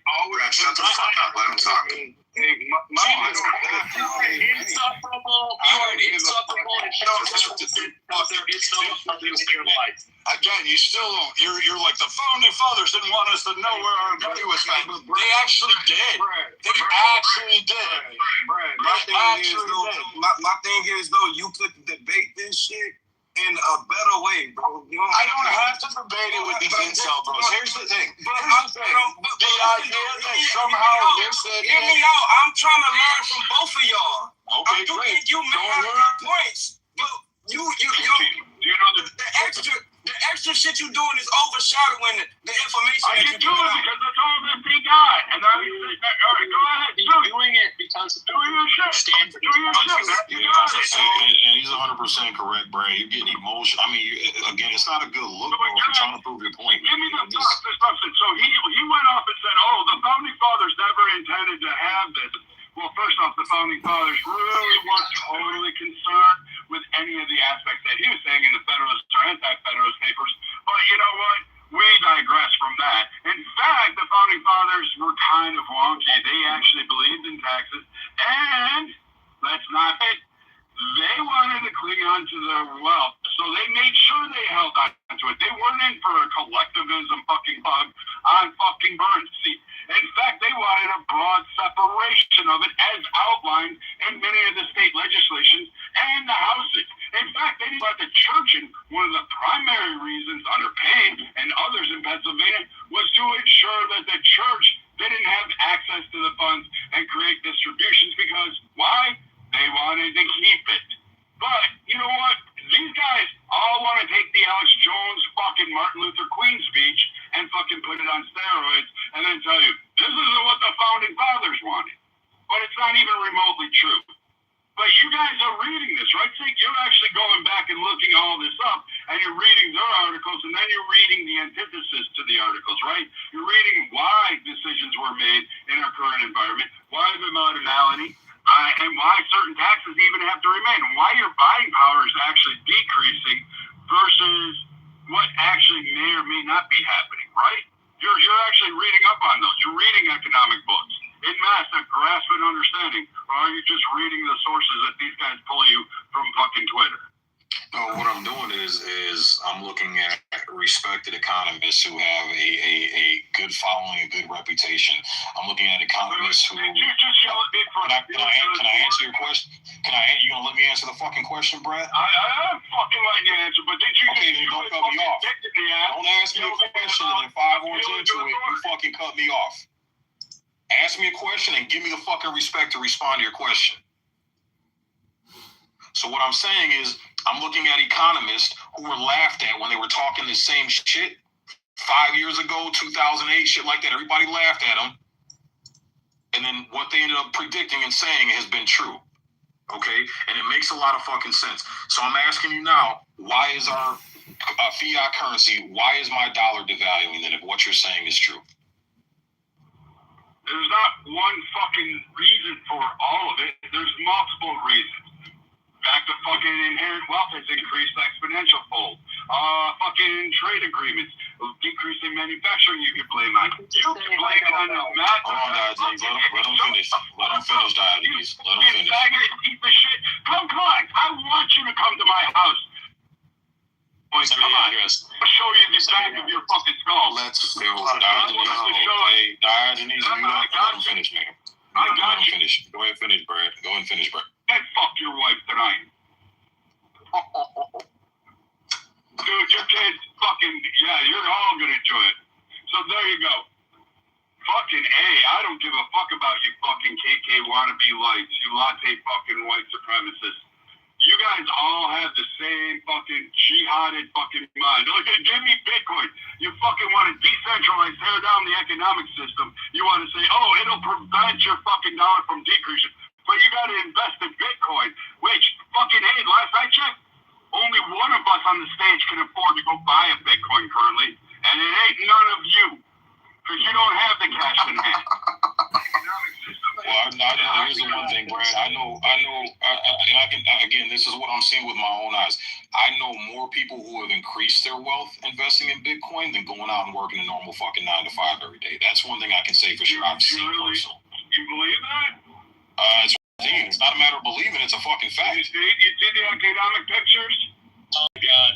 It is a matter of fact. These guys do it solely off of Bitcoin. No other investments in the stock market. No investments actually propelling and helping out the increase digital currency. But these fucking guys seem to have the answers. But again, they don't.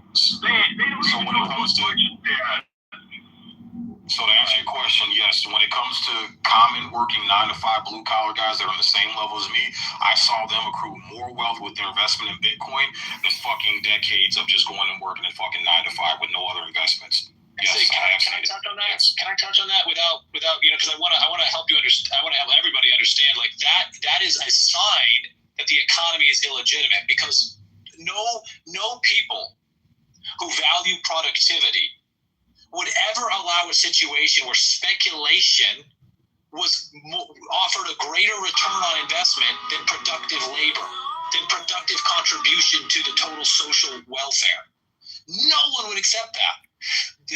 What is happening, what is emerging in Bitcoin, and ultimately what's happening in equities markets, is happening because there is no real productivity left.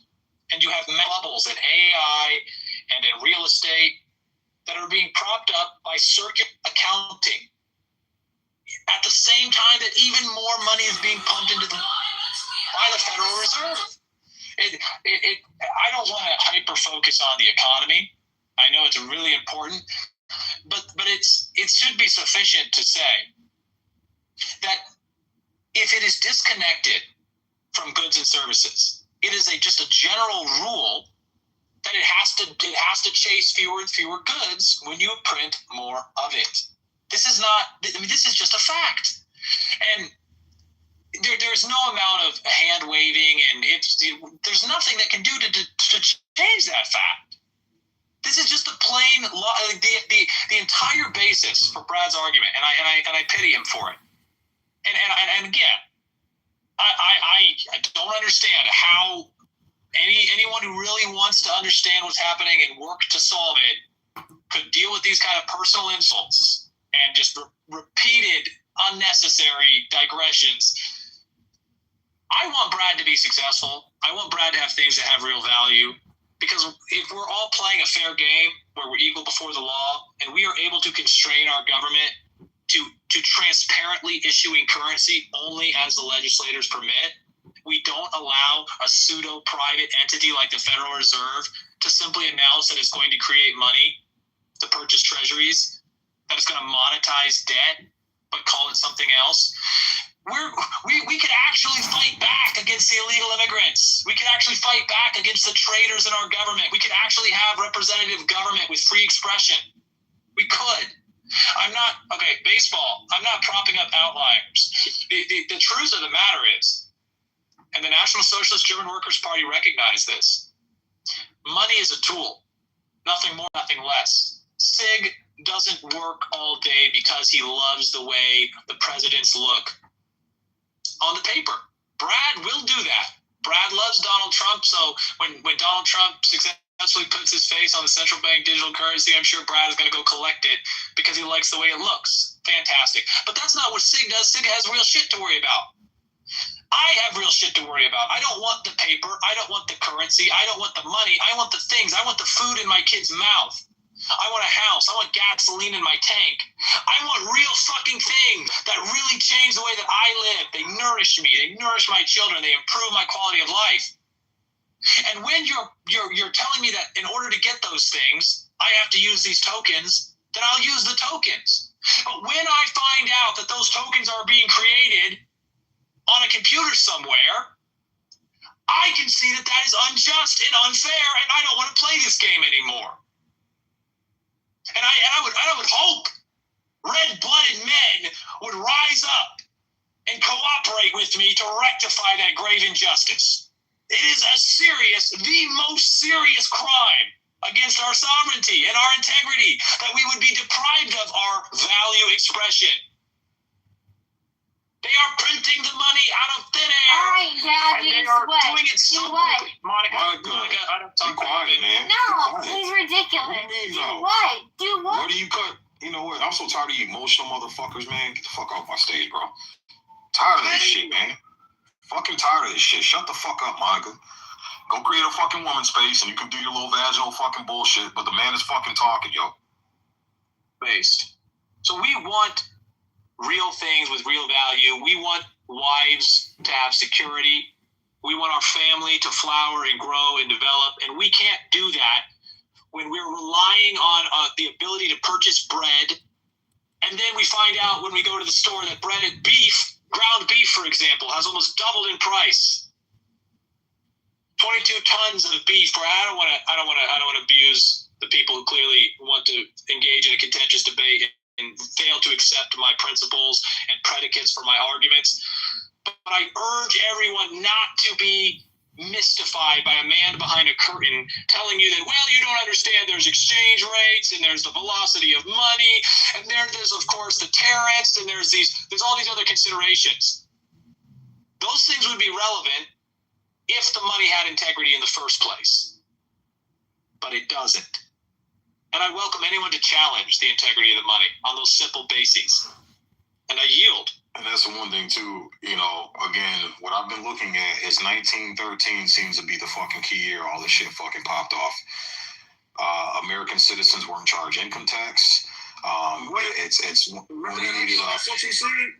Yeah, and I researched that video, bro, and everything that I've been researching from very reputable sources has been pointing to the same fucking thing. I'm trying to tell you, bro. That's right. But the thing, actually, Diogenes is more correct that the Civil War is the key, because that's when you had the legal tender cases. Diego, that's what we talking about, Diego. Oh, okay. Civil War, yeah, because the legal tender cases allowed people to pay back debts that were made in gold contracts with paper, and that's what fucked everything up. Okay. I'm with you. They essentially established. So right. They now here's you're gonna love this. Okay, if you really want to know the inside baseball on what happened with the legal tender cases, the Constitution was clear in that it needed to prevent the government from having the ability to issue currency without any increase in goods and services. They understood that the money as a tool could not offer an exorbitant privilege to the executive, or it would be used to dispossess the people of their wealth. It understood that. And so it said that the money it has to be coined in gold and silver. Okay, and then this is essential because this is a thing of finite value. You cannot print gold and silver. We get to the end of the Civil War, and as Diego just said, people had made contracts that they had to pay in gold or silver because the Constitution limited the states from recognizing anything but gold or silver as payment for debts. And the Supreme Court ruled on this originally correctly. They said, yeah, we can read the fucking plain English in the Constitution. You have to pay it in gold. And then the union said, we'll burn your fucking house down if you continue to argue this case. And so the Supreme Court reversed itself. And I think it is the quickest reversal in the history of the 250 outright reversals of the Supreme Court. The Supreme Court reverses itself and says, oh, actually, you know what? Yeah, no, you totally can. You totally can pay the debts that were made in gold and silver, which the Constitution recognizes as the only thing that is able to be offered as legal tender for the payment of debts. You can offer paper. That's okay. Like, you have to understand, and I don't want you to get caught up and confused that the issue was, we just need to return to gold and silver. No, that's not the issue. You could use anything as a backing, but it has to be finite and it has to be auditable by the people. The Congress has to be able to verify as your delegate, as a recipient for your voluntarily delegated authority in Congress as a legislator. In the House of Representatives, wherein all legislative acts must originate, all financial legislation must originate. So, what is the solution to these problems? Brad has sick, so brainwashed, you're not going to be able to save him. He's just a new pastor. No, it's not. First of all, no, that's exactly what's going on. No, it's not what's going on, and I'll verify for it. So again, let me explain myself. You're going to accuse me of something. So no, I haven't. Brad tried to make a statement. Diogenes and I told everybody else to shut the fuck up and Brad. And then you allow it by allowing them to be moderators. Okay, again, don't fucking lie on me, Rich. Don't fucking lie on me. All of them, including Pepe, down. No. You know why? You know why? You could have made only yourself. I could have moved you. You could have controlled it. Again. So what you're not gonna do is you're not gonna fucking lie on me. That's the one thing I'm not gonna tolerate. You ain't gonna fucking lie on me for shit. Cause I got 6 pages of notes in front of me, and I've jotted down everything Brad said. That's why I asked Brad to repeat himself with some of the things that he mentioned and said. So again, I haven't spoken to Diogenes in damn near a fucking year. Until 2 days ago. This is the first time we've had this conversation about this specific topic, so again, this is the shit I've been researching, and this is the first time I had the conversation. So how is it that Diogenes is the one behind my train of thought, sir? That's not fucking true. First time I've had this conversation ever with Diogenes, today in this fucking room. But the things I've researched just happens to be on point with what he's saying. So again, when Brad was speaking, I told everybody else to shut the fuck up and don't interrupt Brad. And I've done it several fucking times. If you can't see it, I don't know what the fuck else to tell you. Monica, if you want to come up, you can have the fucking mic, but we're going to fucking be respectful, man. This is a conversation about information and throwing the ideas back and forth. But I don't want the stage to go to shit and drop the fucking emotion so we can have an objective fucking conversation. That's all I've been asking the whole fucking time. This is crazy, man. This is fucking nuts with you people. Yeah, I don't get it is fucking nuts. And I want to point out we were having a productive discussion when we start to recognize the history of value expression, and we really concern ourselves with it, because it is a matter of fact that we have to mediate our value expression. I mean, literally and figuratively, through the United States dollar. And so if that doesn't have integrity, that calls into question all of our value. Right. And as a matter of fact, the moral decline in this country is directly correlated with decline in the real value articulated in productive goods and services of our money. And this is just ridiculous. I hate to say this, I think some of you guys are struggling to understand basic principles, and so you're getting upset and you're thinking that I'm making things up or trying to. I'm not trying. This is all basic, verifiable stuff. You would never agree to play Monopoly with me if I got to give myself free money. You never would. You'd flip the fucking table. You'd do what Jesus did to the money changers. You'd leave. You'd be like, you'd fight me. You'd say, fuck that. You're not gonna fucking sit there, go and collect $400. You think you're slick? I see the shit you're doing. Yeah. I'm not fucking gonna play this game. Brad is like a court intellectual, is what he is. Yeah, he is. You hear his arguments literally were reduced to, we need to trust the people in the suits with the PhDs. And just ask yourself this. If you can't think for yourself, are you not a slave? Are you not submitting your intellect to someone else? And even a dog knows when it's being kicked. Think for yourself. And if you think for yourself and you're willing to consider that the money is not real, that it's even a remote possibility that the money is being created without any increase in the goods and services available, and you just think through that basic, what has to happen there, you'll realize that you're being cheated. You'll realize that you're playing Monopoly with a thief, with a liar. All I'm saying is there's no problem with questioning these people. Like, there's no problem with that. Like, if y'all got things that can back up what y'all saying, there's no problem with that either. I don't get where everybody is so fucking mad, bro. Yeah, like, we literally just sharing information. That's it.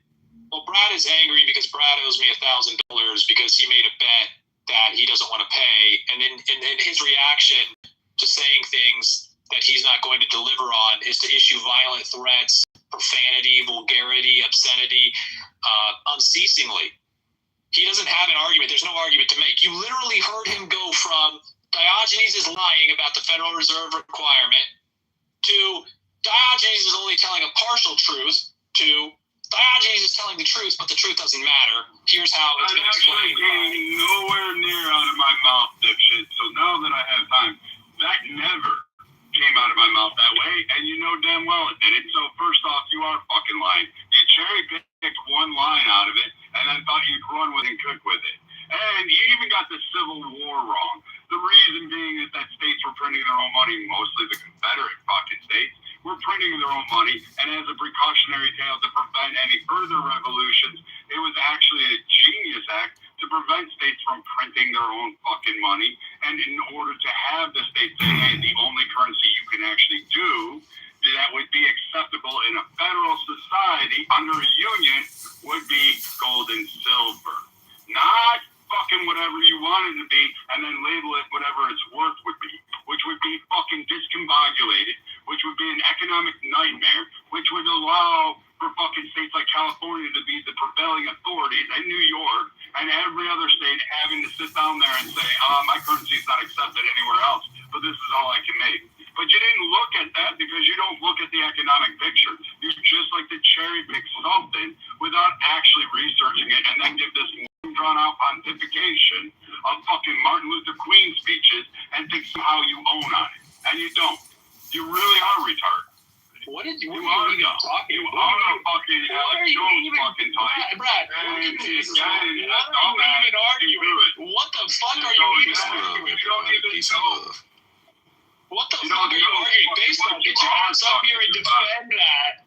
Baseball, get up here and defend him. He needs help. What the fuck are you even arguing? Brother. I just don't. What was the genius act you're referring to? The legal tender acts, was that genius? And how was that genius? And how was that? Help me understand here, because I'm confused. Yeah, you are confused because you've been confused. Again, somebody who isn't prevailing in the system, you can tell immediately how they scream about the system. It's unfair. But if you were on top, if you were doing okay, if you were actually applying yourself, you would actually be screaming, oh, it works fine for you.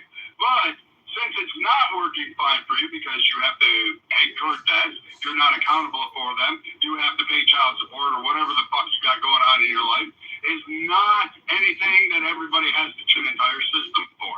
What you have is a perspective from Alex fucking Jones and some other fucking Naziist fucking parties. And how they determined their economic picture, which you left off, was that at the beginning, prior to World War II, what did Hitler say?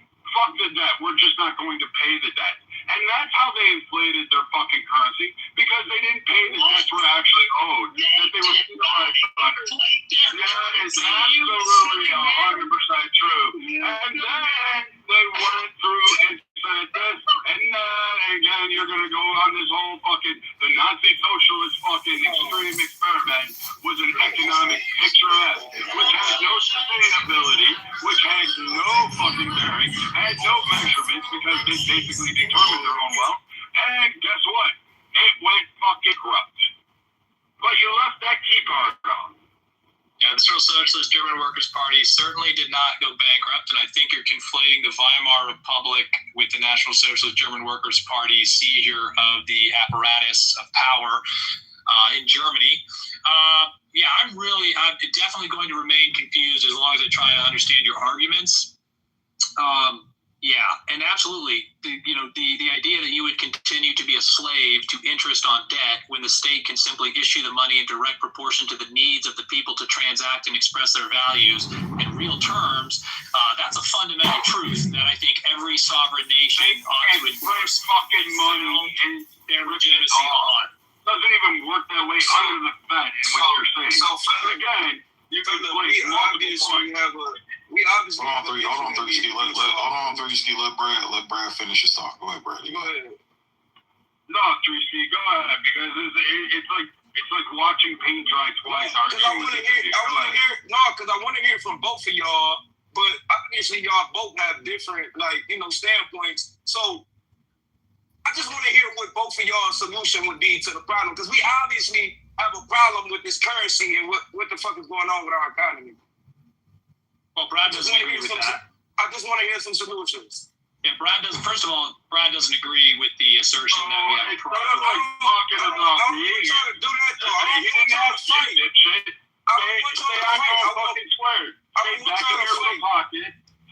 Stay right there. Where you belong, in the back of the bus. That's where you are. That's where you'll stay. Understand me now? I thought so. You're saying that for the black guy? No, I said that. The white guy. Damn right, because I don't sit on the back of the bus. I'm white. Let me sit on the front of the bus. Yeah, again, all the same fucking KKK wannabes, the lattes. That's what your group is, just a latte like, screaming about how it's unfair that you have to share a division of wealth with various people. But again, there's many solutions. It's not just one. You could, in theory, apply accurate regulations on equity. You could control housing markets. Regulate equity. So again, you can put legislation in. You can do that. I mean, that was the whole purpose of the union at its inception. But apparently, you missed that in civics. I'm sorry. Regulating equity was the purpose of the union. No, the purpose of the union was to ensure that they could pass legislative acts in order to facilitate a union that was equitable to all people. Unfortunately, they didn't realize it until about now. And now, even this day, you don't have it going on. But dipshits like you screaming for fucking socialist republics of fucking Germany and Nazism as an economic picture show me that, yeah, you really didn't understand how those implications worked. Then that's what you're preaching. That's all you're preaching is actually Hitler's economic plans for Germany. You're just regurgitating that. Do you even know what Hitler's economic plan for Germany was? I mean, did I say it? Did I tell you what it was? The only thing I've referenced is that the National Socialist German Workers' Party refuted slavery to interest on debt. And I would ask that you stop and think about those words and just understand what that means. And I think everyone would agree that we should not be slaves to interest on debt. I know when I was a child, I asked mommy what money was, and she said, listen, don't go into debt, don't get a credit card. And I haven't. And as I grew up, I started to look into this. I could see the wisdom in this, don't get into debt. She wrote about this, in Hamlet, neither a borrower nor a lender be, never forget, stay out of debt. The words the father passes on to his son. Do you own a house, Diogenes? No, I do not. So when we have a history of people who are pointing out the danger of debt, add interest to that debt, understand compound interest, and you'll start to see the problem. I see a lot of people want to glom onto this idea that I'm a socialist, and I don't want to be too defensive here. I absolutely believe that when I work together with others in my community, that we are creating a society, that our actions are pro-social, and that society allows for cooperation and for the product of an individual to be multiplied more than the sum of the parts. And that is a net benefit for the entire community. I encourage everyone to work together, and we should have a currency that facilitates that, not a currency that allows individuals to exploit the Cantillon effect and other money mechanisms to enrich themselves at the expense of other members of the population. And that, the fact that could happen, stands in contrast to the stated law where for all men are equal. So I absolutely am a socialist. I own that 100%. And, in the United States of America, unfortunately, we have some socialist programs that are extremely asymmetrical. I'm for real socialism. Socialism where everyone who participates obtains the benefit for that participation, where only merit, only productivity allows someone else to exceed another. Not speculation, not nepotism, not relationships to the money printer, but productivity, real measured productivity. Productivity that values the most essential component of any civilization, which is the ability of its agricultural class to produce real edible energy to sustain us. Money that is not created from thin air, but that is predicated on a real good and service. I will not ever defend a law that allows foreigners to come into the country and more dangerous, allows private interests to exploit the foreign labor to enrich their own private interests at the expense of the public, because it is the public who bears the cost for all of the public schools that are currently teaching 2 languages, increasing their class sizes, providing health care, providing other forms of welfare to people who do not legally reside in the country. As a matter of fact, I own the fact that I am poor. I am proud of the fact that I am poor. But because I am poor, I refuse to be stupid. And I would encourage some of you to really reflect on that. There is no shame in being poor, and I won't be cheated. I would rather be poor and have my integrity than enrich myself unjustly through speculation and participation in a completely fraudulent system. Jump in, please. Can I jump in? Yeah, absolutely, Steppy. Yeah, go ahead. You got the mic, brother. Go ahead. Awesome. Thank you. Be quick. Just because you're poor, I know what you're saying. You're not trying to be stupid, but where I come from, I grew up as a poor country guy, and if you're poor, it's because you're stupid. Why? Because you're either stupid with your money, or you're stupid because you're not being an entrepreneur, or you're stupid because you refuse to think outside the box to project yourself forward. A stupid man subjects himself to the fact that, he's bad at something and he can't curve it and educate himself to go forward. So, if you're a poor man, thank you. If you're a poor man, that just means you're just a lazy man. Hey, Steppy, I ain't never considered that. Steppy, I got a question. How much do you make a month to be cattle hauling? Speaking my language, damn, bro. Steppy, how much do you make cattle hauling each month? Fucking hick. How much do you make cattle hauling? I haven't established that the. Go ahead, I made the argument pretty clearly. About 41,000 last month. Oh wow, usually what cow haulers make is about $250,000. Yeah, so let's go ahead and start. How's your $18 an hour? Hey man, it's 11. I know, it's crazy. Yeah. How much do they take out in child support? Hey man, how are your children? Oh, my kids are amazing. They're in the other room. I don't have to leave them. I actually am able to be home with my kids and spend time with them. I'm happy. My old lady didn't take them away like yours did. It's a compromise. Let's get back. You want to pay child support, Diogenes? Let's get off the personal shit. Let's get off the personal shit and get back on topic. So Stephanie, I wanted to respond to what I just wanted to. Brad had every opportunity to talk, and he. Oh, when he was getting screamed over. No, he wasn't being screamed over. That's a fucking lie. And then he ended his mic, and then he yielded it back to Threesky, and then he got it back, and he said his piece uninterrupted. So yeah, that's a lie, Rich.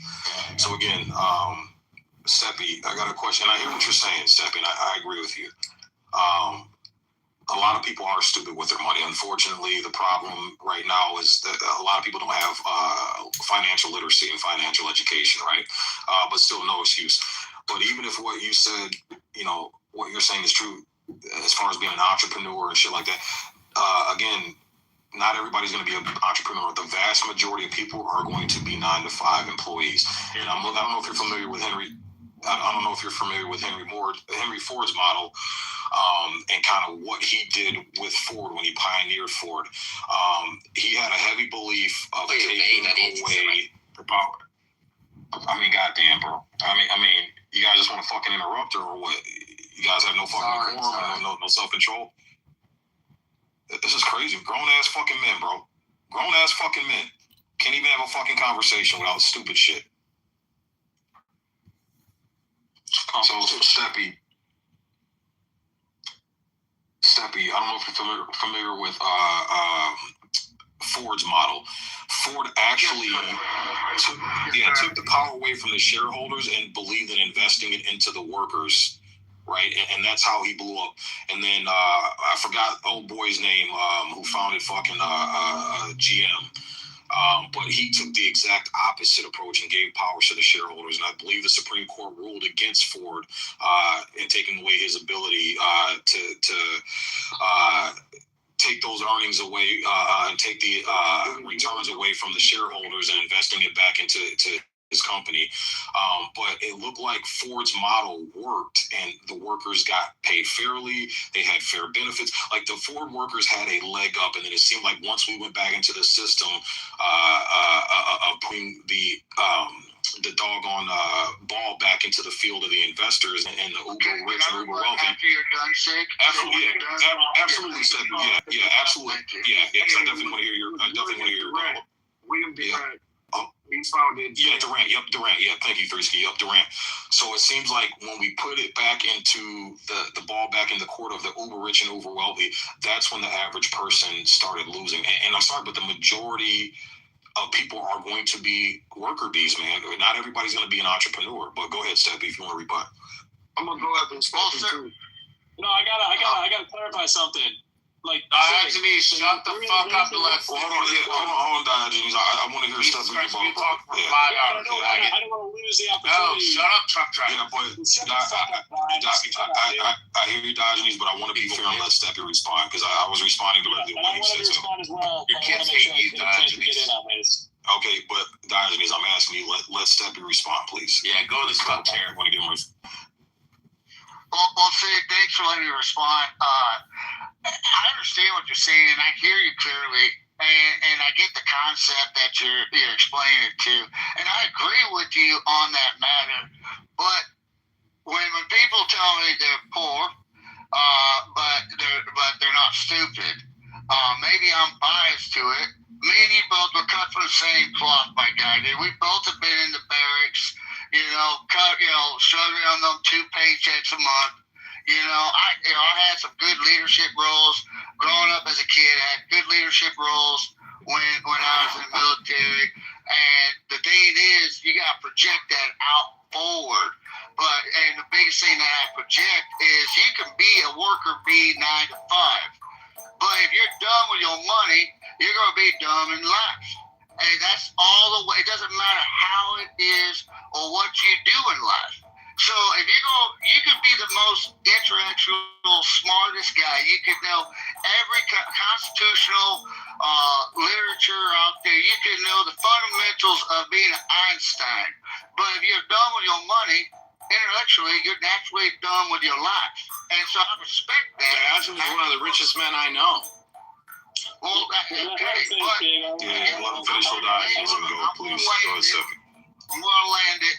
So I understand where you guys are coming from. I just want to make sure I just wanted the actors to know. You know, he might be a poor man, but he could be very smart.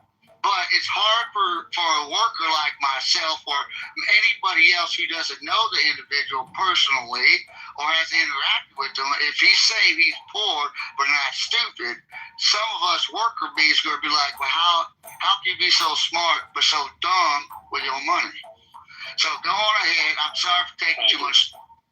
No, thank you, Steppy. I appreciate the way that you ended that. I want to clarify here because you brought up something that really could be synthesized, Sig, that really needs to be addressed. You pointed out that there's this conflict between Henry Ford, one of the most, if not the most impactful entrepreneurial men in the history of the United States of America, and the way that he was brought to heel by the Dodge brothers in a landmark Supreme Court decision that said that we are going to place the well-being of shareholders and investors above employees of the company. Now, I disagree absolutely with that Supreme Court ruling. I believe that is absolutely more fraud built upon the fraud that started in 1861. But think about the implications of that, Sig, if you really understand that that's what happened. How was Henry Ford? Please don't interrupt me. Please don't interrupt me. 500, yeah. Don't interrupt, please. Just wait your turn. Go ahead. If you understand that the Supreme Court, that there is a fiduciary responsibility to the shareholders first, and those shareholders are getting the money that is printed from nowhere, what that does to the actual value provided to the worker bee, you would understand that the amount of time and effort that we put in every day to feed our families, to feed ourselves, is actively being undermined by money created out of nowhere. Get this capital that is created out of nowhere, these banks, and they get to have the fiduciary responsibility given to them. Like, you understand how that works? They print the money from nowhere, and then they buy shares with it, and then the companies who are actually doing the work are prohibited by law, Supreme Court precedent, from allowing the employees who do the work from enjoying the benefits of it. And, men like Henry Ford are rare who would even have an interest in ensuring that the largest component of their profits were actually disseminated back to their employees. Ford was famous for saying that every one of the people who builds the car should be able to afford the car. And he was sued for this because people wanted to maintain profits without productivity. Ford said, if you are productive, you should be profitable. The shareholders said, no, speculation in equities should be more profitable. Not only that, by law, you should be bound under threat of subpoena and discovery to owe your profits to your shareholders first. And it's that simple. That is the game we're playing, and I will not play that game.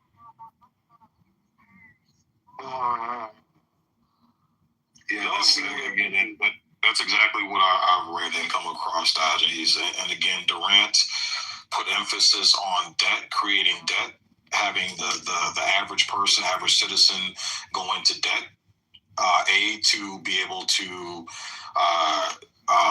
because he was the one that introduced, hey, let's make tiny little insignificant upgrades and convince people that they need to get the latest and greatest, and we'll incorporate the function of debt to allow them to do that. So we're selling cars and making money, and the bankers are also making money off the fucking interest, versus Ford's plan, which is again, productivity equals wealth, sharing the wealth with the people who keep that company running. Come in every day, keep that company fucking running, keep the gears turning, keep the cogs moving in the system.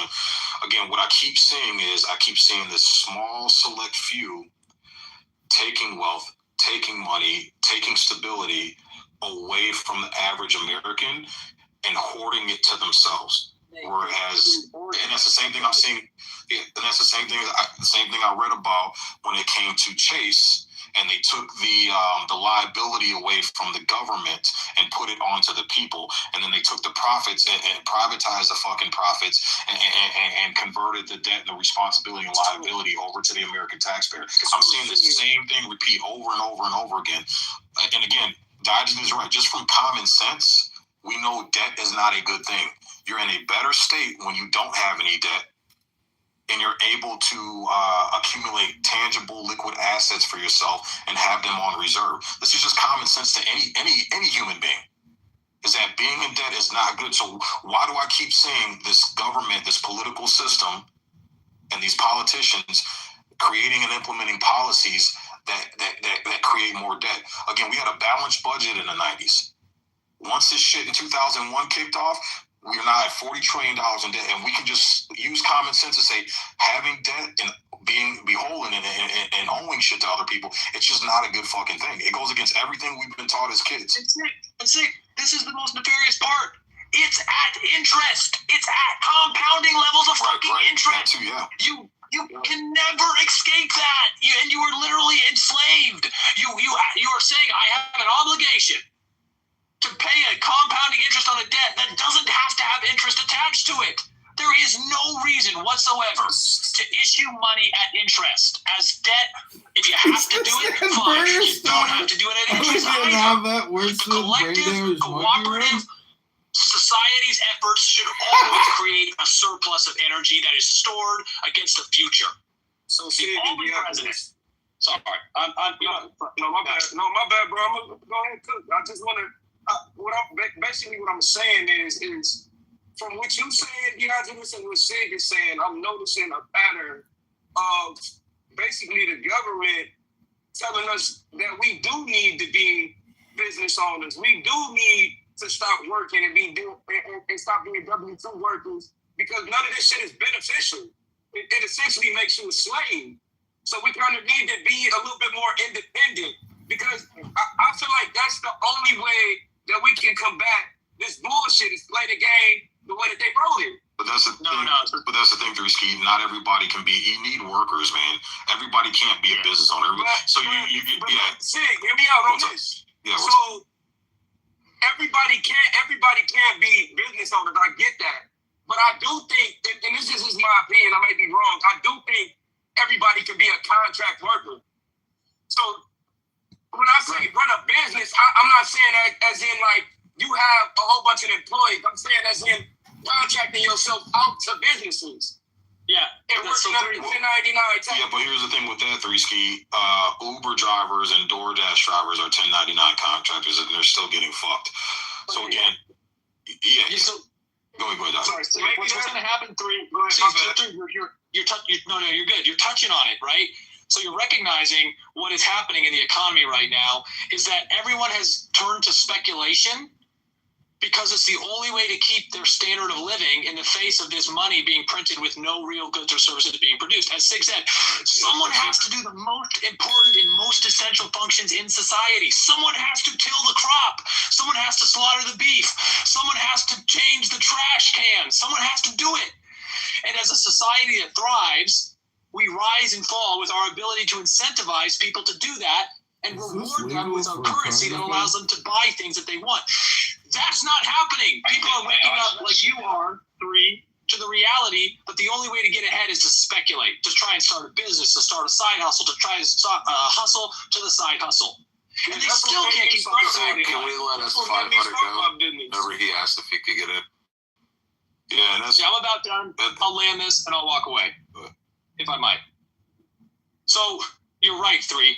And that is where we are now as a nation. And this is why the powers that be have brought in 30 million illegal aliens to displace you.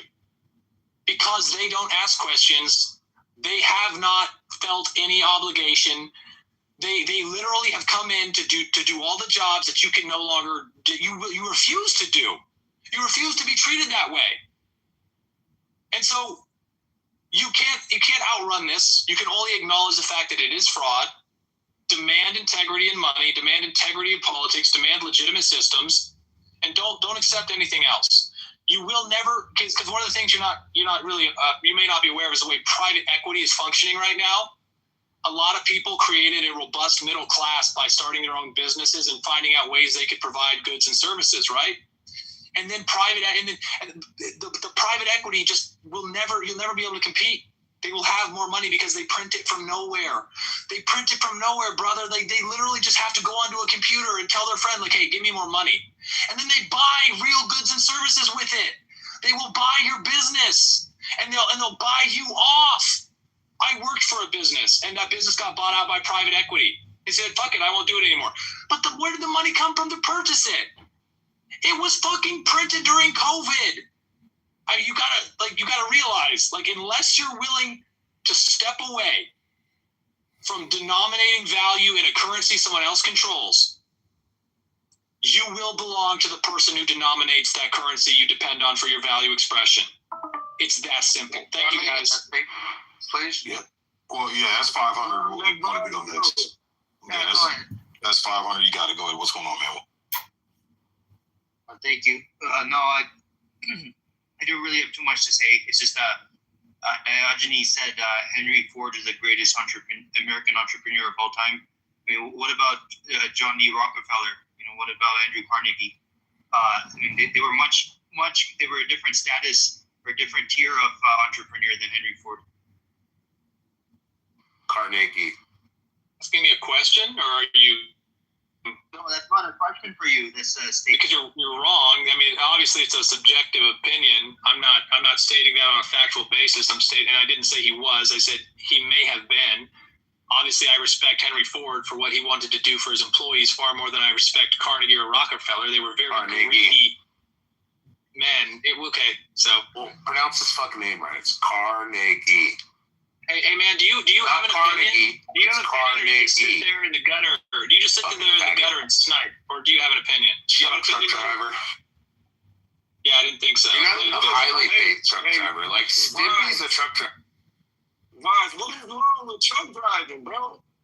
Right? You're right. I literally pull over. Like, I'm not gonna put my finances on it. Yeah, don't do it. Don't do it. Like, what the fuck? Three.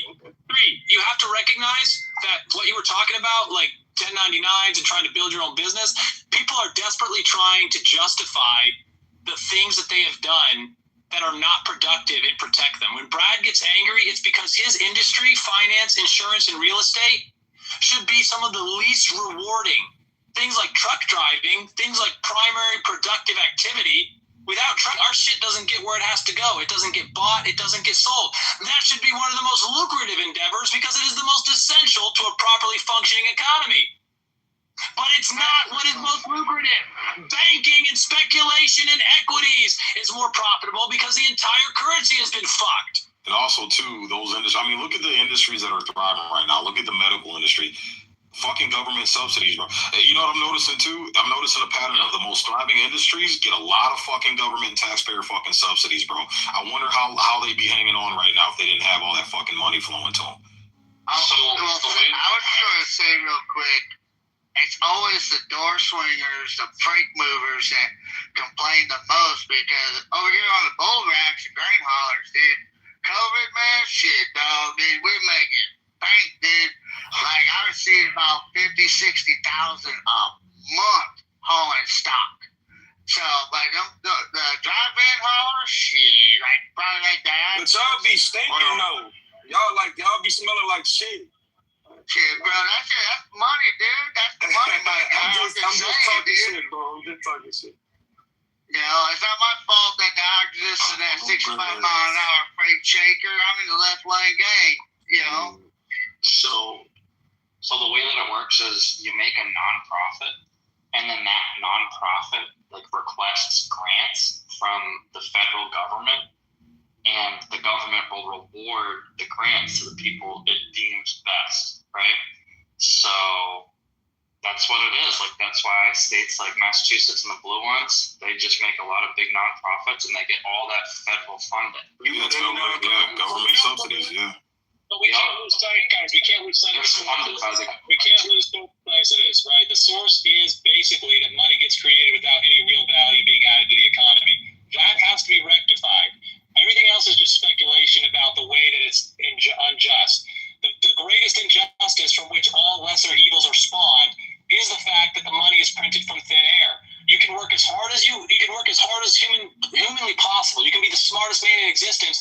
It doesn't matter if someone can print the money and buy anything you have and claim ownership of it. Yeah, like look at the Somalians with all the hospices. Like I'm sure that they just ask. They say this is what we're projected to do, and the government will reward them. You know. And that guy that was doing all of that fraud shit, he just got a year. Neighbors helped me with That's the it. Our campaign was built on community, cooperation, and just a few. That's so crazy. As your mayor, I promise to care for every These part of the city. fraudsters didn't get any time. In 2008, when the labor financial crisis, there were several different laws about felonies that bankers routinely violated. We're talking about entire banking policies that violated federal law. And when Obama was asked, and when his Attorney General Eric Holder, when they were asked, why hasn't anyone gone to jail? They said, we're worried about what would happen if we held them accountable for their fraud. Imagine that. Imagine believing that the system of governance and justice is fair, and that we're equal before the law when you can't steal a $10 sandwich. I'm gonna dunk the fuck out of you, Diogenes, just like I did JB and Roger. Just like I did Roger and JB. Just wait for it, bitch. All your records, everything. Registries, dockets. Crazy. Vaz, I just got a question for you, bro. Cause you seem like you know. Never mind. Here you go. Fuck. Yeah, I just kicked him from the room, man. Anybody threatening to dox someone personally, I don't tolerate that shit, bro. Based. Y'all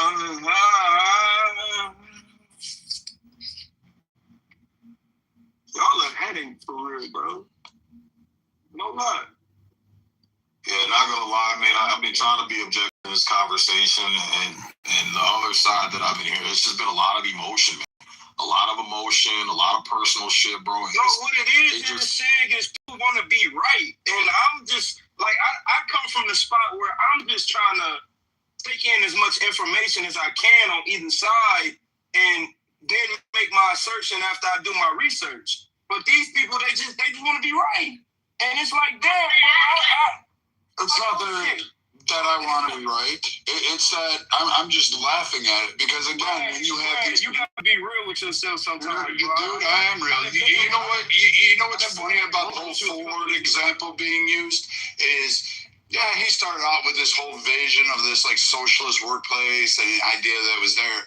But you're also forgetting the fact that there were major labor strikes and fucking aggravations like destruction of property, all of that shit going on, similar to Hershey, Pennsylvania, when he created his fucking mecca to create a candy bar. But these guys don't. Brad, you gotta admit your faults, though, bro. Like you gotta admit your faults sometimes. Does she practice? Like, you're not no dumbass dude, but you do be trying to be right sometimes, and it's like we can just collect the information instead of doing all the bickering. Then if you're going to collect the information, then collect the whole story. Because Ford ran his company into the ground, and it wasn't Dodge, it was actually GM that supplanted him because they diversified. Ford refused modernization.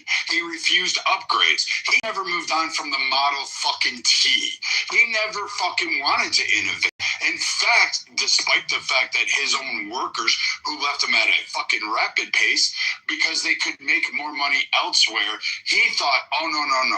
In fact, it was even written by diaries, journals, newspaper articles at the time that he was a tyrant in his own factory with his own people. So despite the fact that there was a great opening at the beginning, his control over that little economic socialist experiment proved to be almost futile. And Ford almost lost it because I forget the name of the guy, but the lawsuit that actually really hurt Ford was the fact that he lost over the gasoline engine, especially in the way it was designed and implemented because it belonged to somebody else. So that lawsuit was there. Now, to be fair, he did win against the American Licensed Automakers of America or whatever, ABLA or whatever he went by back then. But they actually didn't have a right to do it, and the Supreme Court correctly ruled on that decision. But it wasn't Dodge that put the end to Ford. It was GMC. And what saved Ford eventually from becoming something of the history books was the wars. That's the only thing that saved them.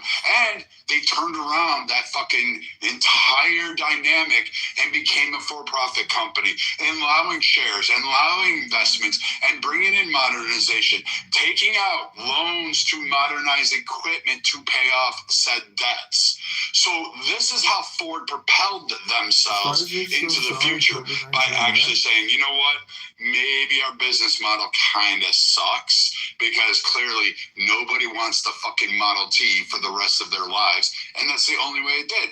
But you'd have assets on here saying, you know what, they were a perfect model to show what it was, but that model showed no innovation, no ability to make beyond what was set in there, and you didn't have the opportunities to succeed beyond the scope of what Ford decreed. So what this is telling you is that Soviet Union was a great economic picture. The problem with their models is it's always contingent on everybody else's wealth. They always want to take from you or from that, and they want to use overall everybody else's opportunities to pass it along and, quote, divvy it up. But the problem again with that is if you don't have new developments, just like Ford, the problem expands and you lose. You lose. You run out of fucking money. Because if you don't continue to develop, if you don't continue to be capitalist, then you lose. So these socialist programs that are, quote, being magnificent, and God forbid you have debt in your life, these models really don't work. Again, Venezuela did it. They nationalized absolutely everything. Where are they at today? Where were they before Trump came in? Nowhere. They were broke.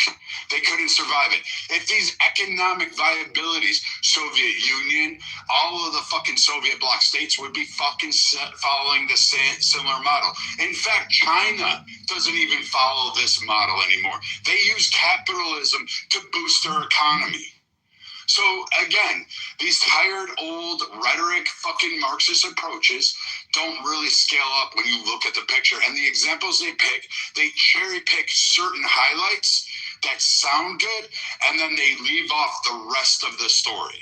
And that's what we should say. The rest of the fucking story should be told. Okay, and I hear what you're saying, and you brought up a couple points that I'm going to definitely check into, Brad. But again, you're bringing up the socialist argument. Again, if Ford had his little utopia, which it doesn't seem like it was socialist, it was paying people thought their value was, right, based on the profits that he generated from product that he sold and marketed to the public that the public thought was valuable. Again, true capitalism would be, don't get the Supreme Courts involved. If he's not able to innovate, someone else is going to come up with a better fucking idea. Someone's going to come up with a better idea and say, hey, if the people want more freaking, whatchamacallit, more rapid upgrades, right, at a more frequent rate, then naturally he'll go out of business and his only option is to compete. But again, once we saw the governments get in, then that's when things started going downward. So I'm trying to understand where you're getting this socialist. Understand where you're getting the socialism from Ford's original. So take it like this. Him and Hershey started with similar experiments. You know about the start of the Hershey candy bar, right? You know about Hershey, Pennsylvania, how it started. Yeah. So it's even a better example of how it goes wrong. So Hershey goes out, develops the fucking candy bar, goes through all these scientists. I think the guy eventually figured out how to add milk to chocolate from Cornell. Some fucking idiot. So it's actually really great. One of the greatest inventions in here. But he figures out how to make the fucking Hershey bar. Hershey goes ahead and builds an entire town, buys thousands of acres. on credit, but then sits there and says, hey, I'm going to put all my wealth in this. So I'm going to build the factory. Now I need to build the farm to milk the cow. I need to buy fucking workers. I got to give them homes. I'm going to create an entire city under this social paradigm. Now, when you look at what caused the collapse of Hershey, there were other people, there's competitors. Everybody should agree that competition is fair. No one should have the stranglehold, except for the idiots on here that want to follow Nazi Marxism, fucking socialist programs. When you have this company, the ability to make money, and he faced competition, the workers themselves revolted. The townspeople revolted. The fucking farmers went up there and they had fucking massive problems with the entire economic picture that Hershey built because he thought his socialist utopia would provide for all. And when you look at these, the workers revolted. When you look at these, the workers revolted. They wanted more of the price because, their labor was, they wanted more of the price because, their labor was what was important. What was important. They were the product. They believed that they were the prize instead of the actual Hershey bar. They realized, quote, that their labor wasn't the only one out there. They had farmers. They had townspeople. They had teachers. They had hospitals, doctors. They had farmers. They had townspeople. They had teachers. They had hospitals, doctors, etc., storefronts where you got your groceries, truck drivers to deliver the shit. You had all of these people mixed in together in a society, and you had people saying my labor was more important to the other. Then internal fighting started, all at the behest of Hershey. And Hershey was demanding, hey, you guys need to listen to what I say, and they demanded a bigger piece of the pie. Finally, the farmers of the cows kind of won out in their labors because the cows were getting fucking bloated, waiting for milk to be made, and they came up there and started cracking a few heads. I think they actually ended up killing a couple people, but at the end of the day, the experiment fell. Hershey himself was fucking so distraught with it. He said, this economic picture, this model that I built showed me its foundational weakness is that capitalism needs to go ahead and be brought in. I provided free groceries. I provided free education. I provided opportunities for jobs. I provided all of, and it still was not sustainable. Ford model, again, was not sustainable because, again, he couldn't innovate and realize it. Now, you look to his sons, they innovated the fuck out of the Ford. It fucking went through a transformation. And Ford's model was okay for the time for the Model T. And his investments and the reason he was able to pay his workers the way he was and set it up was because of the initial success of the Model T.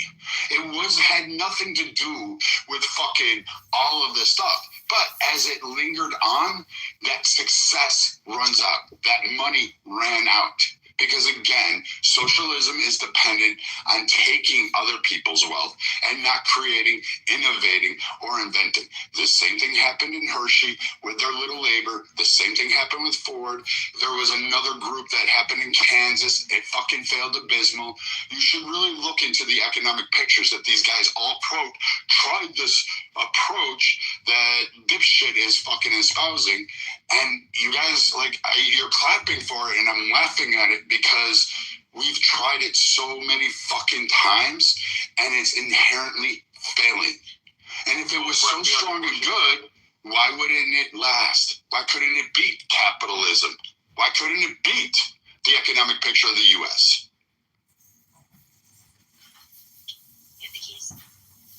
I should have been. Yeah, I got the keys in my pocket. There you go. Hey, Brad, you there? Is he on the phone? I mean, I've been listening. If I could chime in quickly. Well, let me just point out. Hold on real quick. I just had a question. If anybody else could answer, they know about it because I'm listening. Whose wealth did Ford take? That's what I'm curious. I want to point out that no one, I have not in any way, shape, or form argued in any way about whether or not Hershey's economic model works or Henry Ford's economic model works. That was all a whole bunch of great, very interesting opinions. But in actuality, the only thing Ford has to do to inform me is that Ford was sued by the Dodge brothers and never claimed anything about GM's role in anything. It was the Dodge brothers who brought the suit against Ford, and they successfully sued and established a landmark precedent that there was a fiduciary responsibility to the shareholders first. That's the only salient point I'm taking from that example. Ford failed. I see a Ford driving on the road. I see Hershey bars in the stores. I mean, this is just fucking ridiculous. I'm in no way, shape, or form concerned with any of that. I'm concerned with our money having real, discernible, audit-parent value. Yeah, that's why I was wondering whose wealth did Ford take? Because I've never come across that. I was wondering. It's like I don't see any evidence of Ford having any type of social program. As a man who came up with an idea, and Ford capitalized, his biggest capital was on the assembly line, which increased production at a cheaper rate. And there's also one other thing Ford did. He designed the Model T to run off of ethanol so that farmers could make their own fuel. And then in turn, the oil magnates basically created the alcohol ban in order to get him out of business. And that. Yeah, the Rockefellers and Carnegies that were being mentioned earlier directly went to war to prevent alcohol from being used as the primary source. So then Ford had to transition because of prohibition to using gasoline burning it just because he had no fucking choice. They literally outlawed the fucking possession of alcohol. I mean, this is just such a preposterous misreading of everything in service of nothing but trying to prove that he's got a bigger dick, which is just preposterous. Like, we're having a real discussion about what does our money mean, what our values are, and none of anything anyone said was in support of, well, we have to have free school and we have to have free housing, and absolutely not. We're talking about that's why I was trying to figure out where the socialism comes in. It's just insane. Yeah, that's where I think there is. I'm by no means a fucking socialist. I think they should. I won't even risk losing my account. What I think should happen to them, but. I can say I'm more like a Jeffersonian capitalist. Like, I'm extremely wary of big business or monopolies in particular, and the influence and the power that they'll wield over both the government and the people. And there's a reason to fear that. So our founding fathers absolutely feared that. And now it's just a bunch of fucking greed and consumerism. Everybody, it's how can you squeeze every last dollar out of the middle fucking class? It's socialism for the rich. Socialism for the rich, ruthless capitalism for the poor. Because in 2008, when the banks' greed caught up with them, instead of prosecuting them, they said, oh, well, the public will have to pay for their debts. What? Why? That's the worst kind of socialism. You can have socialism. It meets the definition of socialism when I bring my paycheck home to my family and we use it as is best for the entire family. That's socialism. When a part of my paycheck goes to the national defense, that's socialism. We all agree that we should have some kind of socialism. The problem with communism, the reason communism fails, is because they lose the ability to truly express value. Just like this money printing, you don't know what something's worth. So the farmer doesn't know what to plant, the school teacher doesn't know what to teach, and it all falls apart. This is preposterous. It never has been an argument about whether or not people are going to work together and call the net profit social or communal. Right, especially when it's privately acquired and then privately dispersed to the people who help run it. So yeah, that's where I'm lost. I'm trying to figure this. So I'm trying to hope. I saw that. Yeah, this is disgusting, and it's because he doesn't have an argument. Let's pop in for a second. We agree on the basic. Brad ultimately wants the same thing that I want. We want there to be justice and integrity. I will not accept an illegitimate government, even if it does an act that I like.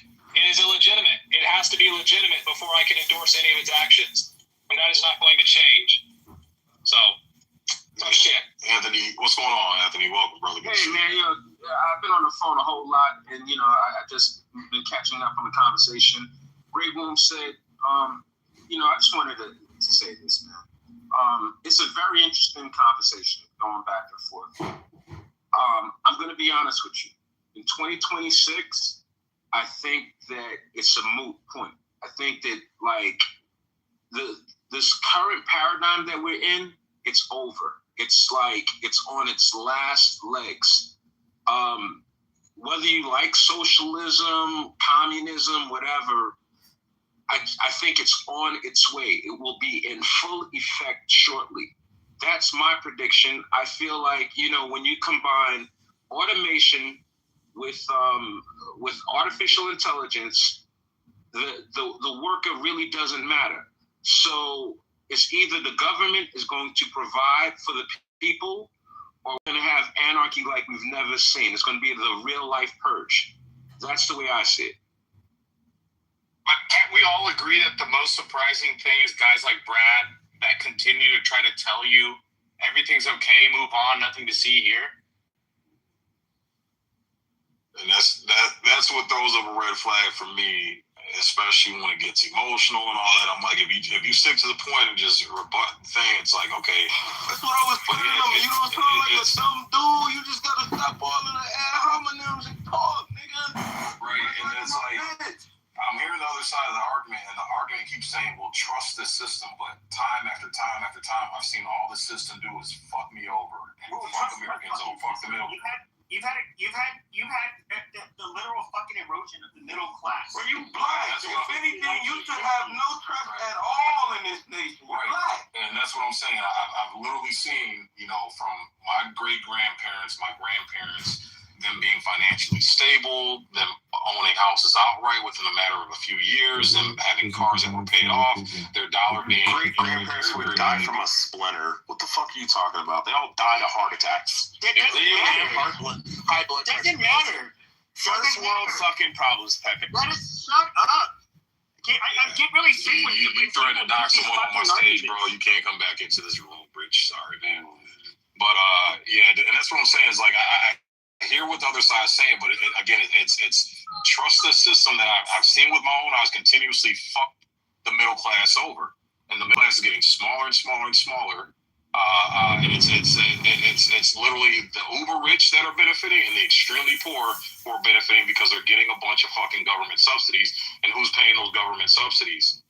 As far as welfare, Medicare, Section 8, all this other shit. It's the middle class. So again, I keep saying, yeah, that's what I'm saying. So it's like, I hear what the other side is saying, but it's like, with my own eyes every day, I keep seeing the exact opposite of what you guys are saying. Trust the system, but the system is repeatedly keep fucking us over, man. The system is wildly broken. Man, I don't believe it's broken. I believe it's designed the way it's been always designed. You know why it can't be designed like that? Because the founding fathers literally said, we're making it different because... Hold on, Diego. Let Rob more so, point, brother. Yeah. Let me say this. My point is more so as we talk about the justice system, and then y'all talking about the economy. I don't think it was ever set up to be fair per se.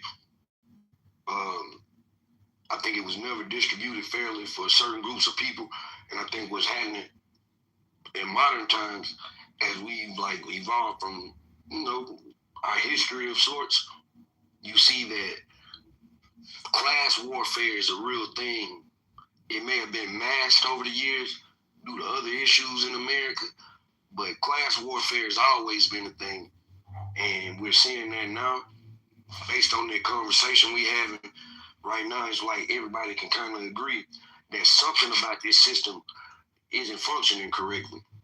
I don't think anybody wants a system like Russia. I think some of the communist systems that we have around the world, obviously we know what it is. I think some of the socialist systems we have around the world, we actually could look at them and see if it's anything that could work. Because the truth of the matter is we have a socialist type of economy, like system. I mean, somebody noted that already. Defense system, schools, roads, healthcare, any of that shit can be deemed as socialism. It's the big difference is our government isn't per se like owning business like China, but it still seems like it's rigged in the big business favor. So It is what it is. I understand. Shut your whole ass. Weird ass fucks. But yeah, that's what I mean. Like, I hear the shit Brad be saying. I think Brad is a psychopath to a degree, but Brad is really intelligent on a lot of levels. When I hear people talk about socialism like that, it's just like, how do you discount all of the socialist factors in our society and that have been there?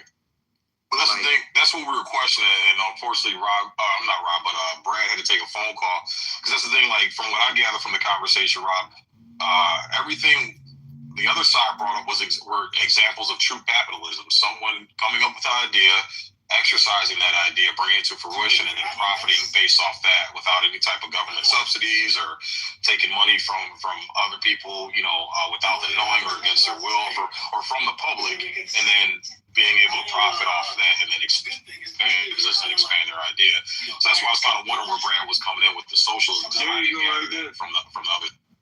There you go right there, Brad. What? Sorry, I have a call. It was work. Steve? Yeah, Brad. Brad, I had a question because you kept bringing up socialism. Is he going in and out, or is that me? Where are the examples that the other side gave was in compensation for socialism? Because you kept bringing that up. Oh, because their primary example was the Nazi Workers' Socialist Party. Those guys. That's their overwhelming icon. And so when you look at these Nazi socialists, and you realize exactly how their economic picture fell apart, and where, literally their dollars were worth nothing. And again, war has a tendency to pick winners and losers. You better be the biggest, baddest. In terms of it, Germany had good production. Its problem was its resource allocation, its inability, and again, centralized leader leading it under a socialist framework always turns to shit because their idealism is a stranglehold. You've seen that. You've seen that time and time again. Maduro, fucking dipshit in Nicaragua, Noriega. And, again, we can see all of these things continue to go on. And this idea that somehow debt is inherently bad, that's not necessarily true. Charging interest rates, if I go to you and ask you for $10,000 and you take it out of your bank and give it, you should expect interest on that. I hold on to it. If I don't pay you back for 10 years on it, and you're just like, well, you still owe me $10,000, but you're not getting any of that money back. You're basically taking out of your pocket, giving it to somebody else, and then saying, so you lose out on the opportunity to invest it, to buy shit with it, to use that at your discretion. You're taking it out of your own pocket without getting anything back. And unless you're talking about a flat fee, which that doesn't fucking really work too often. So, you want to have interest on these loans. You want to be able to do it, because otherwise, if you just had that straight there, can you imagine the number of idiots just borrow and never pay back and never have that debt? Interest helps ensure that. Yeah, I can agree with you on that. And that's, I think if a private entity decides to loan money out, they have every right to. But what I was gathering, Brad, was that once you start bringing the public, you start putting that liability on the public. I think that's where the point of contention was. In a situation like that, Brad, how much government intervention do you think should be? Well, not even. Let me not say intervention, just oversight of things like loans. How much like government intervention? That's why I said I think a lot. I think you should have the ability to redress your grievance in a court. You should have the ability to sue. Someone should be arrested for not paying you, because if they're not going to pay you back your debt, you should have a platform or an entity such as a government to back up your ability to go after, say, assets, to go after them for that amount of money that they are not going to return to you.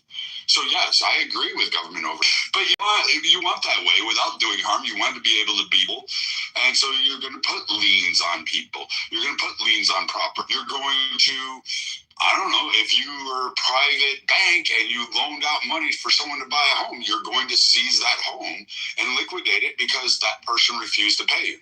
The argument I don't have a problem with that type of stuff, man. Like, there you go. Like, I don't have a problem with the government doing and operating as it's supposed to, which in my mind, it should act as an oversight type thing. Let's make sure the systems are running efficiently. When it's time for us to step in on things, we step in to make sure that things are distributed, justice is distributed fairly, whatnot. The problem is we just have so many cases where it's not. No, but I have this inequity of distribution of the law. Yeah, that's what I'm saying. I think there's a human aspect of it. But in the free market system like it is, it's like, you know, what we gonna do about it? I used to work in the payday loan business, which is very predatory. But at the same time, if you don't have $500 to pay your rent, but you do have a job, so yeah, it is predatory. But at the same time, like I'm saying, you fucked off.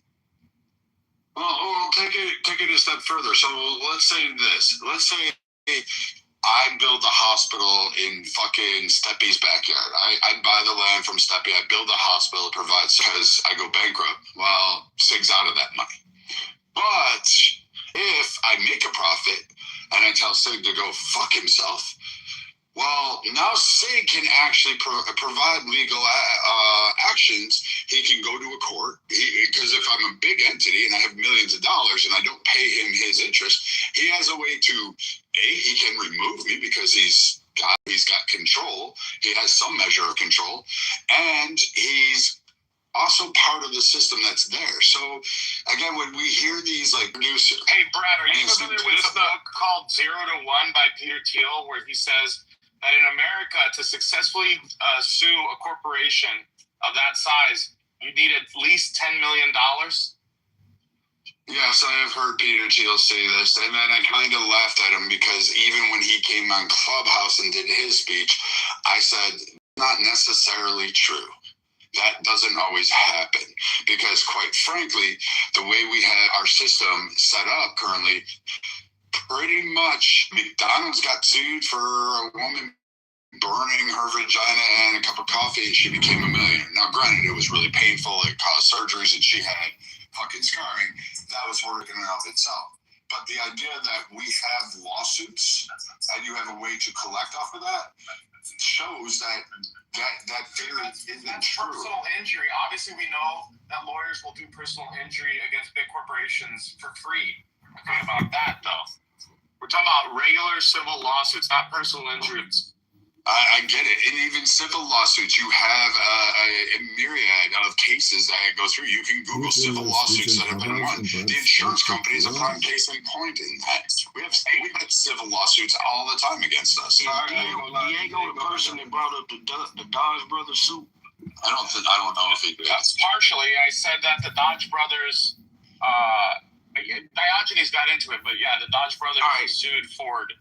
I just want to ask you a question because my limited understanding on that, I talked to somebody about this about 2 years ago, that this is like the case that set the standard for like the profit dividends and sharing for like whether a business ultimately is a business at behold like a public business.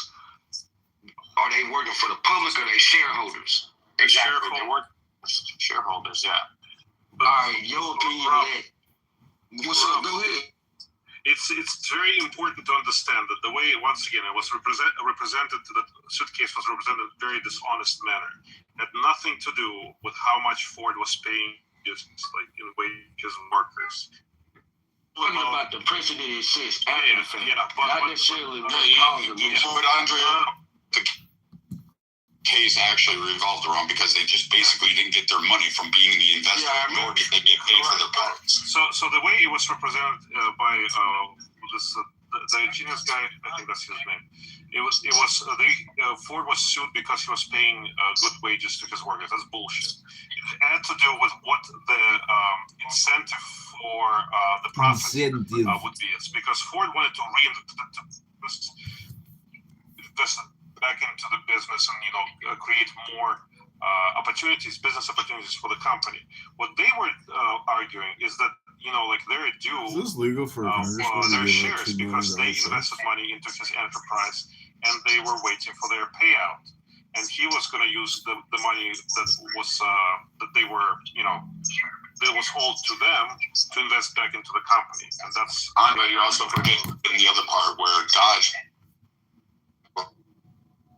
brothers or family provided multiple, like literally today it would be billions of dollars worth of parts to Ford to make it, and he refused to pay on those parts. But from his point of view, they took money from Ford and invested it to create the competition for Ford, and that's why he was pissed. And that's how he ended up, writing all his extracurricular books. So Diego, if you're a parts maker, let's say, so the Dodge brothers started out being like manufacturers. They were just parts makers, and they did prefab and fabrication of works, right? And if all of a sudden you're like, well, I invested in this guy, he's the pinnacle, he's got the best freaking car out there, and all of a sudden he's not paying you for your work, your labor, because, you got dipshit saying, oh, he's investing in it, and then he's not paying the money you helped him kickstart his company. Then you don't pay that back, so now you sue him, and you're like, you know what? We've got money. Why are we making parts for other companies? Why not just create a car ourselves? Wouldn't you do that? What's the question? If you are a fabricator, a parts maker, Dodge brothers were, but they weren't. They made parts for Ford. No, that was part of, yes, that's part of the lawsuit. That was a major part of the lawsuit. They learned how to make the tools from Ford, and then they started becoming a parts manufacturer. You gotta read the history, man. Again, Ford refused to pay for the parts. That's literally, go look at the lawsuit itself. You want me to go look it up so we can zoom? Look it up. Anybody know that? I just do Ford again. Ford versus Dodge brothers.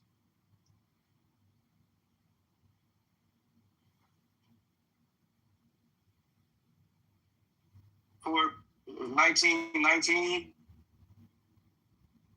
Was that the same case we're talking about, fellas? Yes. 19?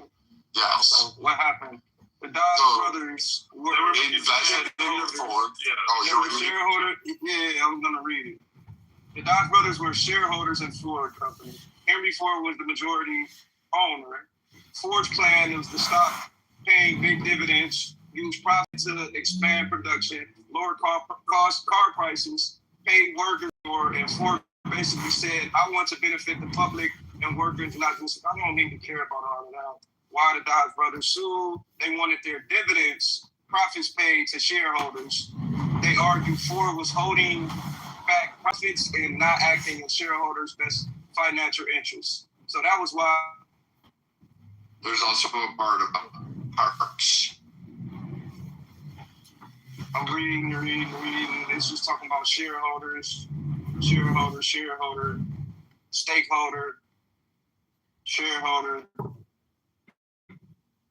I don't see anything about parts, bro. Okay, so I'm wondering what you're reading, because like the best source would be probably some like historical thing connected to like Britannica or something. You want me to drop the link? A better idea. Yeah, sure. Yeah. Why not? Okay, here we go. Okay. So John Francis, 25, 1864, while his brother Horace Dodge, a year later, blah, blah, blah. The brothers grew up in Michigan and began their careers as mechanists. They co-founded bicycle company. However, by 19, they had sold the business of opening a machine shop in Detroit to make parts for the fledgling auto industry. Okay, so they started. No, so Brad is right. I found the parts part about it. So it says Oldsmobile's next Henry Ford contracted with the brothers to build engines, transmissions, and axles. Ford was unable to pay the Dodge full in cash, so he gave them stock in the company. So that is a cold pit. Like, this is actually how it all started. So Brett is absolutely on point. On point, brother. Yeah, I don't know why I didn't give me that part, but I put in the parts issue, and it gave me the whole rundown on it. So you're right, Brad and Andre. That's why I said, like, you have to look. But three, do you understand how, like, one can spin that narrative in a very dishonest manner? Because the Dodge brothers, they filed a lawsuit not because Ford was paying the workers large wages. It's because he was unable to pay them the dividends on the investment that they made into the company by providing him with parts and later receiving a piece of the action. And Ford just wanted to reinvest the money to build up his business, which is also understandable. You know, like, he was a businessman. He wanted, like, expand his company, but he was not paying what was due to his investors. And in fact, his workers, like, if you go even further in history, or further up in timelines, you'll find out that those laborers that Ford was like, I want to benefit all of society, they rebelled against him multiple times. There were huge labor strikes. And then, of course, you had the Depression. They made engines, transmissions, and, like, other critical components before cars and shit. Correct, yeah. Excellent. Correct. And I didn't mean I was laughing at you. I'm just laughing because, like, it's almost like liberals, they take the cherry pick a little bit, and then they want to, like, make this whole pontification about, hey, you know, this is how the society should be. Look at what happened to them. No, that's not quite the story. I just want y'all to stop fighting and get the information out. It's liberals and it's both sides. Yeah, it's not liberals, it's demagogues. People who are demagogues, who are, you know, stand on the soapbox preaching for some sort of utopian future, whether it's, you know, monarchy, whether it's Christian nationalism, you know, national socialism, international socialism. They spin the narrative. They take, you know, they do 80-20. They do 80% truth and then 20% of the poison pill inserted into it that will create very specific. Yeah, go ahead. I was just going to chime in after you. I just want to make a pretty bold statement, guys. I just want the good old-fashioned American swagger days of ride, rank, and bank money days, just chasing your dreams, making money, and just, you know, be unified together. You know, and that's just where I'm at. You know, like, I understand what people say about with young blood. I ain't gonna lie to you. I wanted to because I never got the. It's just different. So back in the day, I'm going to. So there, back in the days, like pre-Civil War, for like a vast majority of this country's history, it was all about land, all about that. Then it shifted a little bit to the Industrial Revolution. People congregated in the cities. They left all these free plots of the land, and it just did it. It was like some of it was stolen, eminent domain. I understand that. I'm not ignoring it. But the vast majority of people, when they were deeded and passed on these large tracts of lands, they left it. They were like, sell it, I don't care, abandon it, and they went to the cities to go make their fortune in the Industrial Revolution. They wanted to go work for Fords and Hershey's and Carnegie's and Rockefellers and fucking Campbell's and all, like, Birdseye. They wanted to go work for these guys, and they did it. Con Air, the AC guy, like a fucking genius, literally developed the entire Southwest and South for production and manufacturing, all because of an AC unit. And he put it in homes, and that made it feasible for development out here. And there was a race for land. Land is now, for the most part, divvied up. It's still there, but not. We don't look at it that way. So farm ag workers are kind of working. Their lands are shrinking. They're selling them to HOAs, and they're doing their thing. Hats off to them. But what you have now is you have a new age. We've moved on from the industrial age and all that stuff and become profitable. You don't have that. Wait, hold on, Steppy. Let me finish. So I can understand. What you have is everyone wants the digital world. We are now in the digital world.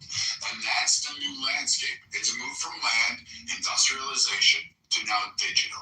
And it's going to be the prevailing landscape, and you need to, unfortunately, figure it out. Now, some key industries will remain the same. Healthcare, a little bit, but even that's changing massively. You know, the finance sector, that's becoming more digitized. You no longer have to go to the offices. Fucking most of Wall Street, really doesn't work on Wall Street. Hats off to you. Hats off if you know.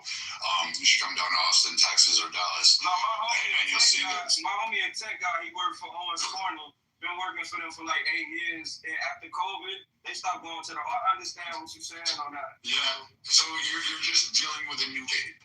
You can wish for the old times, and there's still going to be a sector of our economy into it, but it's not the dominant one. And unfortunately, we have to navigate this. But the only thing they've been doing a good job of taking care of the essential people that they need.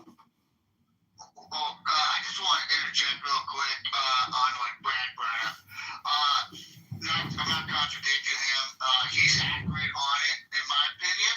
But the farming community, which that's what I did we just went back to old swagger and hustling roots. Like the HOAs that Brad's talking about. A lot of the smaller farmers have actually transitioned to basically renting land to HOAs because the suburbs and HOA communities are coming in and they're pressuring to buy up land. Well, we're fighting back, and almost all the states are doing it, where we're transitioning and saying, hey, we'll rent you our land.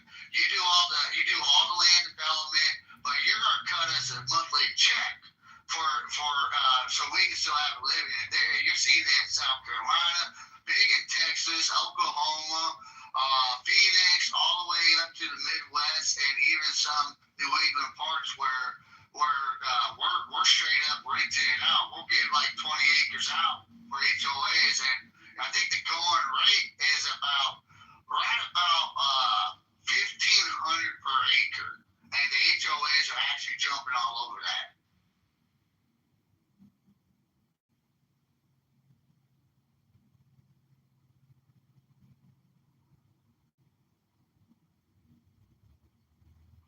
Oh, the other thing I was going to ask you, if you guys sorted out, sorry, I'm still working, but did you guys figure out the whole Federal Reserve thing? It's a zero, what other things the Federal Reserve is using to control the liquidity, like, the constraints that they put on the liquid assets and stuff like that? It's probably too high level for this room. No, and these guys like the Ricos and the dipshits and Keegans who don't understand it will sit there and say the Federal Reserve needs to end, and that's their only claim. That's all they keep saying. It's the only thing that went wrong. We need to end it, and then we can go back to being a normal nominal nation, because they still believe the Federal Reserve prints money. Well, it issues currency in a scenario when it does not issue currency. When it comes to quantitative easing, absolutely. There's other instruments that the Federal Reserve is using, instead of just putting some sort of reserve requirement in order to control it. Like liquidity requirements or capital requirements would be like, two main ones. And they're still in place, so it's not like they can do whatever they want. Well, Andre, look at that. Like when I hear that, they're not considering the assets. Like even so, if you go and get a job, your Social Security number is an asset that can be used for the Federal Reserve as making money, because you're paying taxes. And when you go into federal properties, like. Well, there's a multitude. Even the market is used slightly as an asset in a world platform, because I had a gentleman the other day was very argumentative about China having marketing, manufacturers. Like, guys, it's like, I'm for bringing jobs back to America for manufacturing, cautious because the USD is high in value amongst the world. So if we dominate, yes, sir. Can I ask you a question? What do you mean that your Social Security can be used as an asset, like a collateral? Yes, as collateral. No, it can't. You cannot use your Social Security number as a collateral, but to borrow money, to get a loan out? I don't think so. Well, I'll this? I'll explain to you how I interpreted it when someone brought it up to me. And see, maybe I was led by a fool that made me think like it. But I was explaining after the Civil War, the United States of America was in debt, and that's, I believe, where Rockefeller came in, so that way the United States can work its way out of debt for being in a war, all right, a civil war, and say that's where the Social Security came in, and taxes, and they utilized as an asset that could give a line of credit to I see what you're saying. Okay, I understand what you're saying now. So what basically it's like you can use your social security, your futures and your social security as a collateral when you get like a personal loan or a mortgage or stuff like this, and then once for the government. But so here's a but. I think, and check me, I might be wrong on this one, but there is a certain amount that is protected regardless to the creditors once the Social Security is deposited into your account. Okay, maybe I was misunderstanding the rule. I thought you're right. You essentially loan or like a mortgage or a car loan or something. Okay, well, thank you for a little. Andre, at that time, it would be up and down almost daily. He instituted massive pipelines.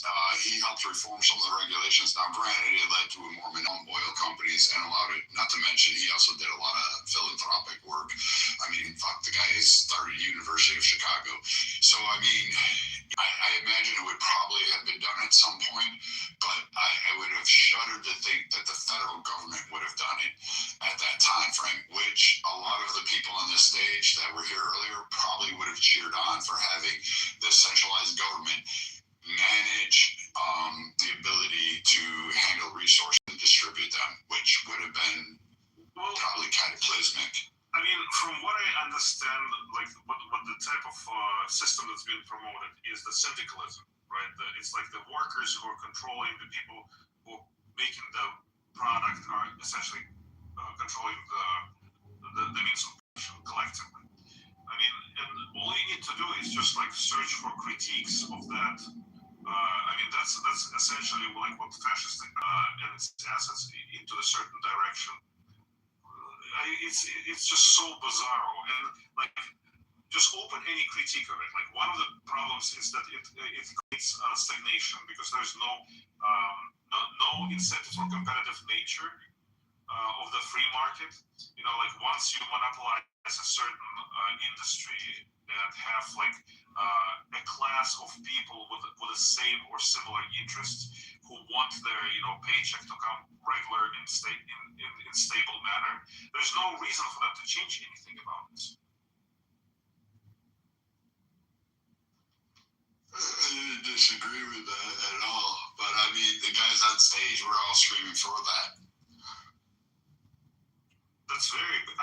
That's essentially what brought Soviet Union to its knees. I mean, granted, they did have like central planning, but it was ideologically inspired. And the sort of competition that was even at the early stages of the Soviets, it was Hershey. I brought it up. Hershey, fucking Ford are two prime examples, like early Ford, not new Ford, but for Henry Ford, the original, where they fell under that ideology.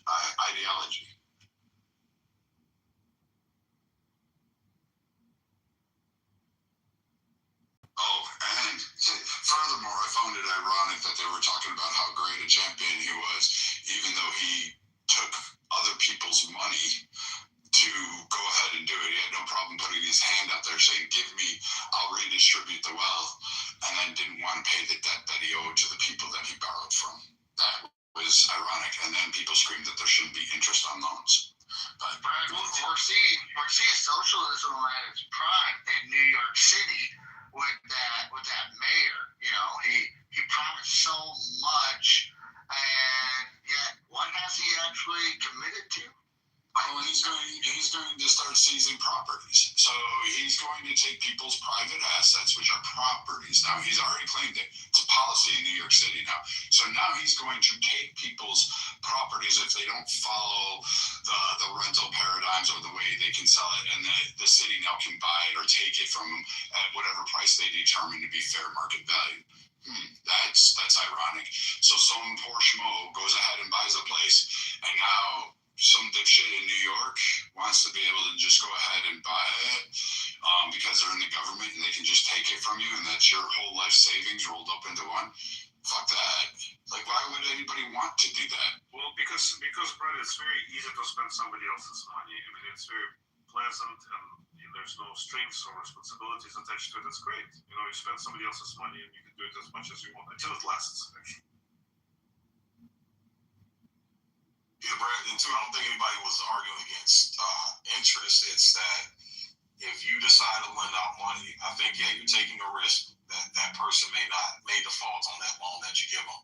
So I think the reward for you taking that risk is that interest, right? No problem with that. But in the case like the subprime lending with the housing crash in 08, is that when you have the government take taxpayer dollars and say, hey, if you up, we'll bail you out. So now they start taking unnecessary risks because the liability no longer falls on them, it falls on taxpayers. I think the legal system is justified in enforcing that contract. But again, I don't think the privatized profits, people loaning money, the liability shouldn't be put on taxpayers for a private transaction.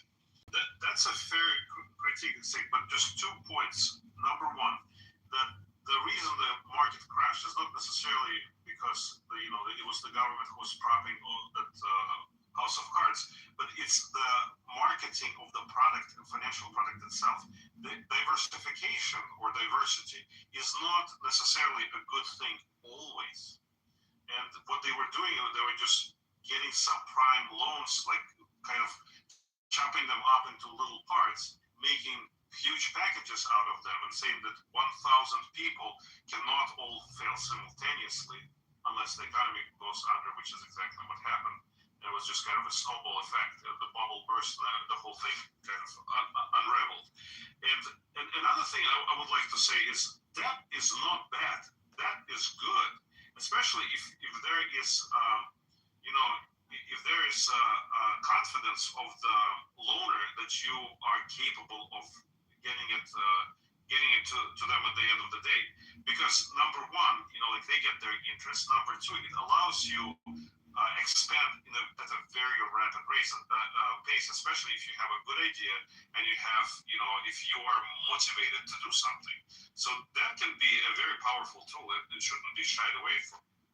Right, but what happens is that gets mismanaged when you take away the liability on that person. Absolutely. Again, when you 100%. People are gonna be more reckless with their loans when they know they don't have to pay the consequences for that recklessness. But that's what they were preaching on here. That's why I was arguing back to them. They were preaching that they shouldn't have interest. There shouldn't be accountability. There shouldn't be anything. Like if you take out a loan, literally, and I'm quoting this, you shouldn't have to pay interest or even compound interest on loans you take out, end quote. That was the statement. I mean, at the end of the day, what they're arguing for, aside from their fucking neo-Nazi socialist reforms, was literally it was the economic picture leading up to World War II with Hitler. Yeah, they had a strong economy. They were in production. There was actually good work going on in Germany, but it was under ideology. It was under seizing.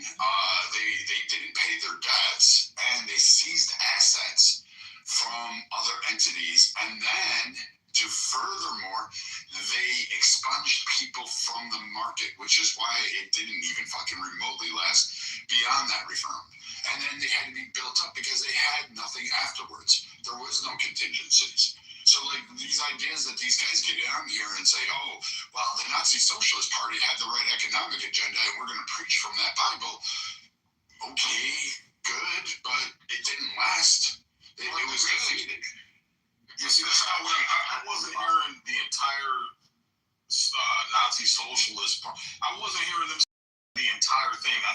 picking out aspects from it.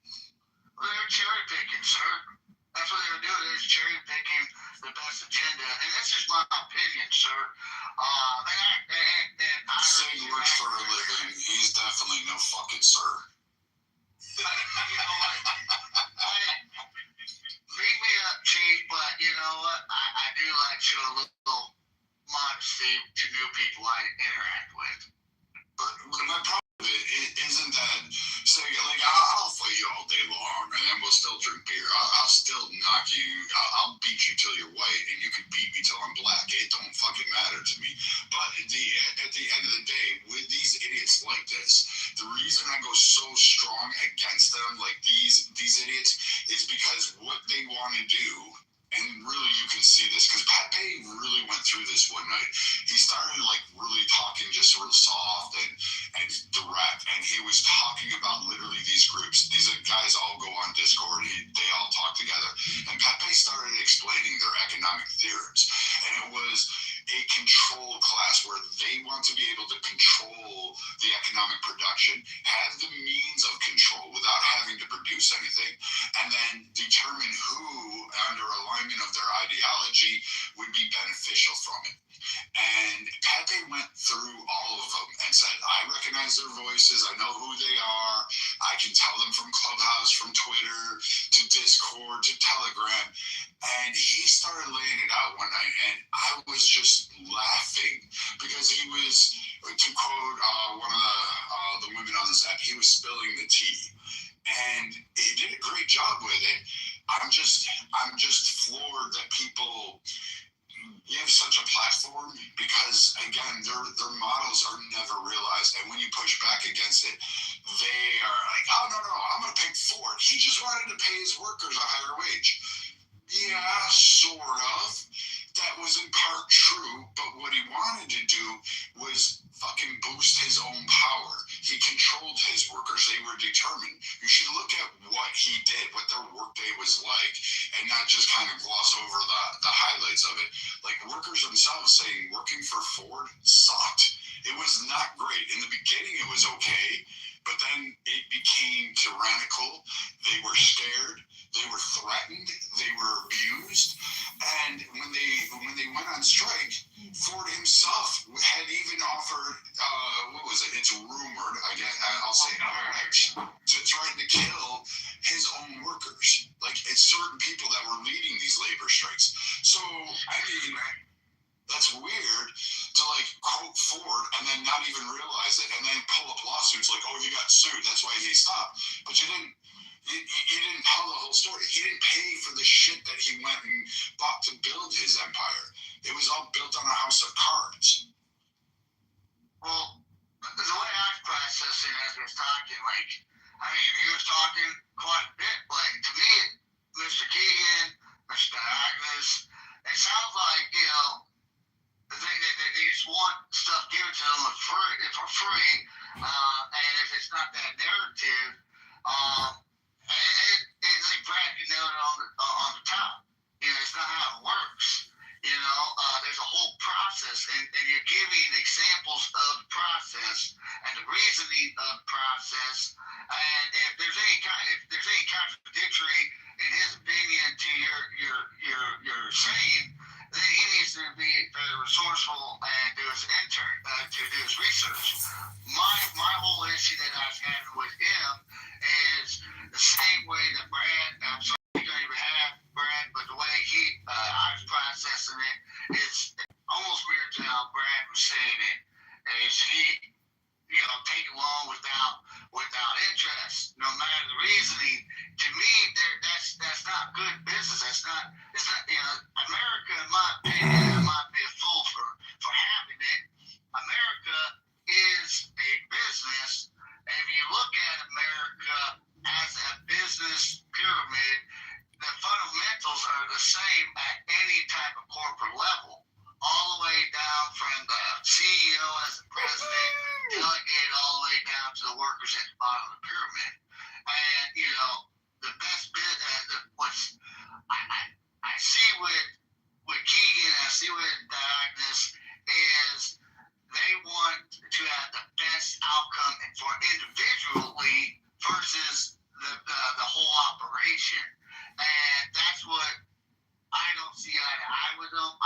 to him. I might not agree with him. But what he was saying, in my opinion, Sig and Brad, is just utter nonsense. Well, that's not what I was hearing though. What I was hearing, and again, to be fair, you know, you guys kind of floated in and out of the conversation a few times, and we're talking about this for a few hours before you guys joined. Is that's not what I'm hearing? What I'm hearing is that there's a level of unfairness that's going on.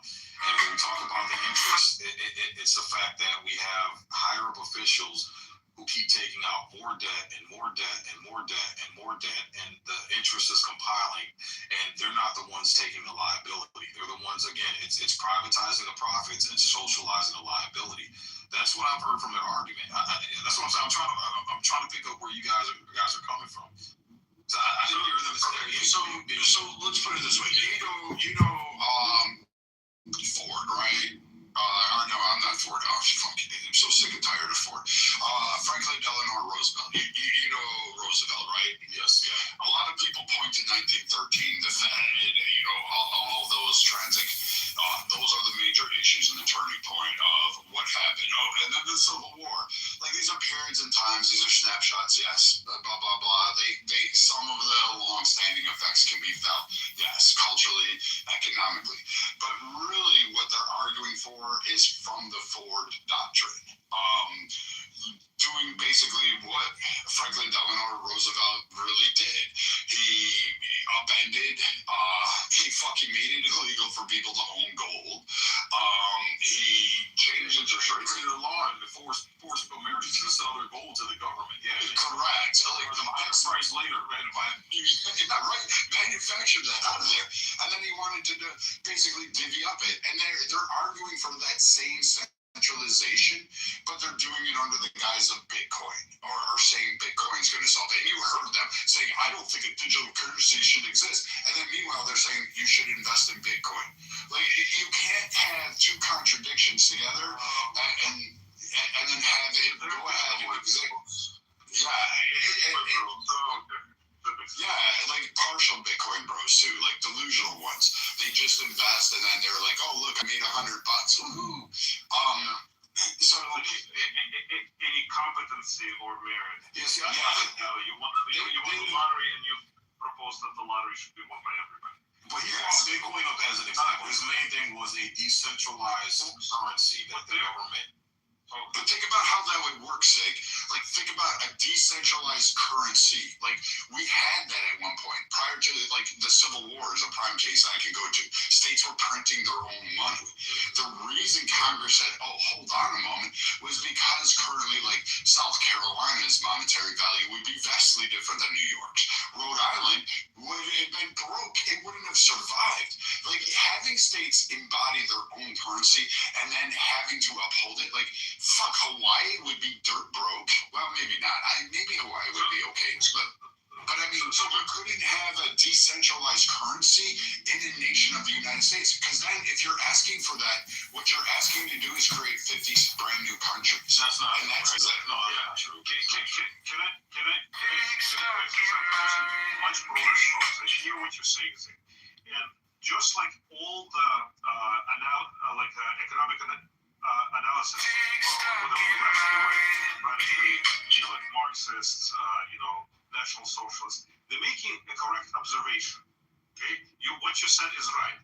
Politicians, famously in Thomas Sowell's words, they don't bear any liability. They can make decisions, grand decisions, economic decisions, and then they just go out of office, and whoever comes after them, plus the public, has to bear the consequences of it. That's a correct observation. What they're arguing for is redistribution of power. They're saying, give me power, give us power. We can do it much better because we're for the common man, not for the little man. We're going to restructure it. The argument is essentially exactly the same as Marxist. When he says us, what do you mean us? What do you mean us, Andre?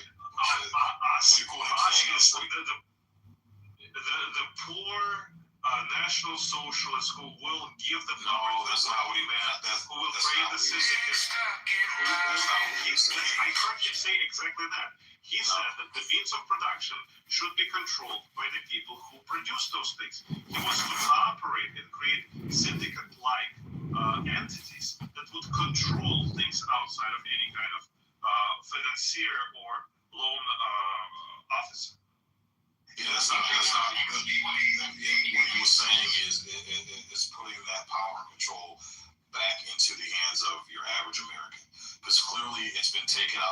power has been taken out of our control. And one of those things was what Brad brought up, is that we actually had the federal government force Americans to turn in their personal private assets. And that's what he kept bringing up, is that the government, when we talk about monetary items, is that the government is taking it. That's our private shit. That's why the government should never be able to come and say, hey, give me your shit. And FDR was a good example. Is the government put in a law, said, hey, you have to give me your gold. And then a few years later, what do? They turn around and then they allow Americans to buy it back, but it was at an increased rate. That's what they were talking about. So when they say give us, he's talking about the actual American people. No, it's not redistributing. It's giving us back the power we already have that the government took away from us. That's what what redistribution of power is going to be. No.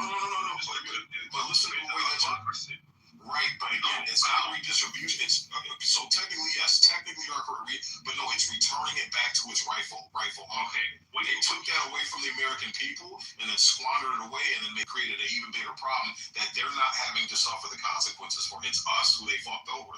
That was their. Okay, so where bait and switch happens, in my opinion, is that it's the type of system that is proposed is autocracy, right? It's giving the direct democratic rule, basically, by the masses. I think it's a very bad idea, personally. I'm much more in line with republicanism of some sort, of constitutional republicanism. I think there should be first principles that should be guarded and guide any kind of decisions, and whether the people with a P, or the government gets out of line and tries to enforce some sort of law that is unconstitutional, is not according to the first principles, the other part of the society should get a stick out or a whip and make sure that we're all back in line with first principles. And I think the type of balance that we have is fairly good.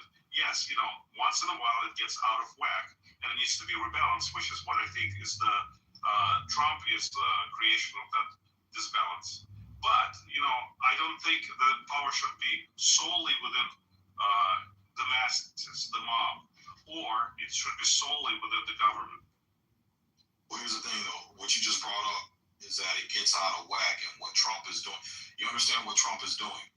So because it's been getting out of whack, and why has it been getting out of whack? It's because there's been a bunch of undead motherfuckers dipping their grubby hands into taking a bunch out. Really? And they created a $40 trillion deficit. So the only way to protect that and keep that Ponzi scheme going and keeping Peter to rob Paul debt is to go over there and start picking a fight with other people and fucking with other people instead of just taking the consequence. Hey, manage this shit. So what we're gonna do now is we're gonna go kill a bunch of people, kill a bunch of niggas to cover up this fucking Ponzi scheme. That's essentially what Trump is doing. It's a hey, this is what Trump is doing right now. And that's not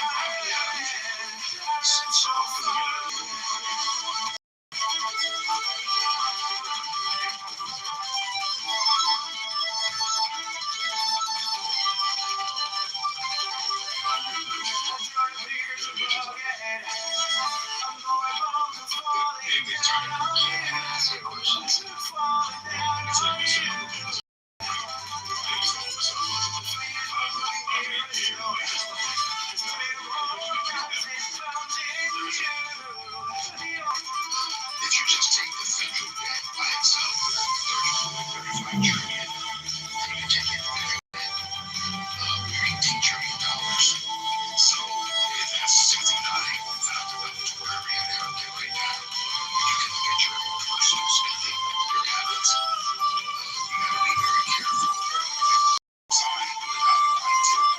And I think this is where we have a lot of unfortunate people who have power what we call elected officials, which I do not believe that they are gifted in finances and power. I think that they don't know that they're supposed to represent the people, supposed to represent the people, not go there and get rich, not go there and get inside training, not go there and our future children and grandchildren.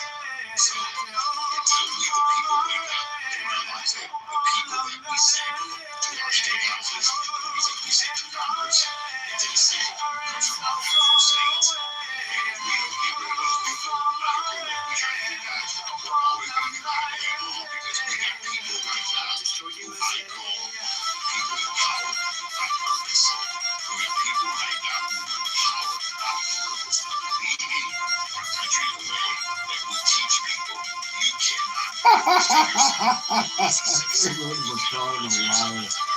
Vote for Paul Miller.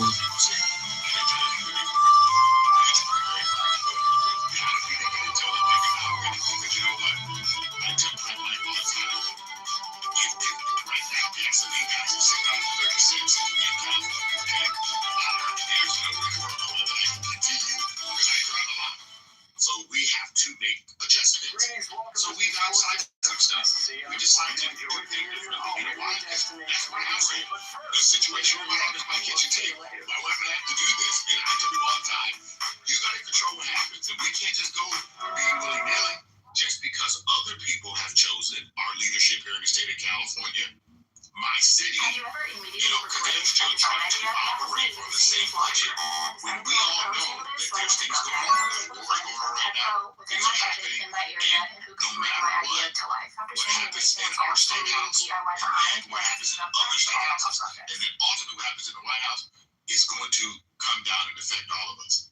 And it's all start with individual spending. You got to be very careful. That's why the debt of the individual, whether it's mortgage, whether it's cars, whether it's credit cards, you got to learn how to get out of debt. And I always say I live with this. If you're going to be pro-black, you got to be in the black. That's being pro-black.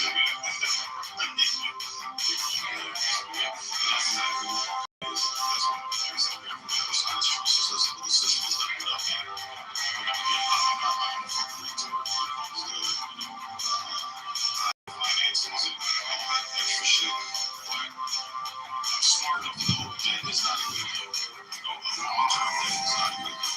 Unreasonable is not a good thing.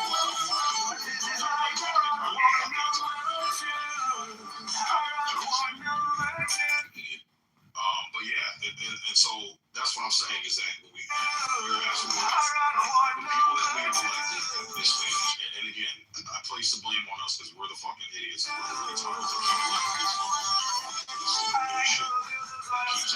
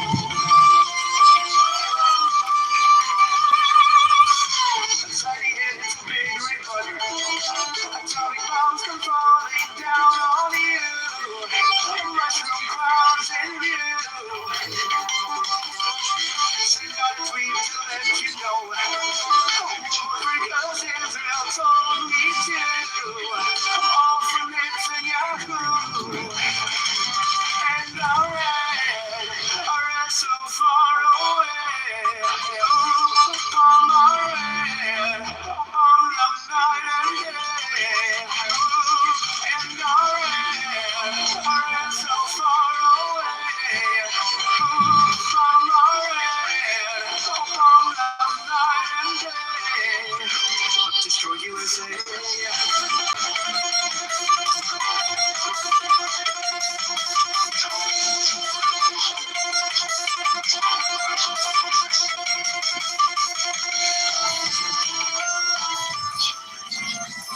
It's all good. But it's, I think what would have been a smart move, and I think the United States is doing it.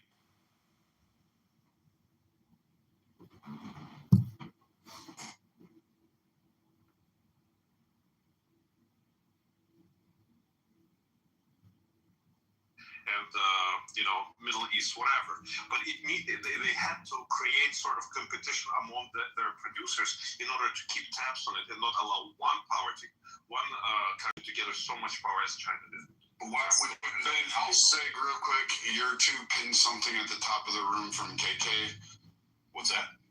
You're to pin something at the top of the room involving political compass from.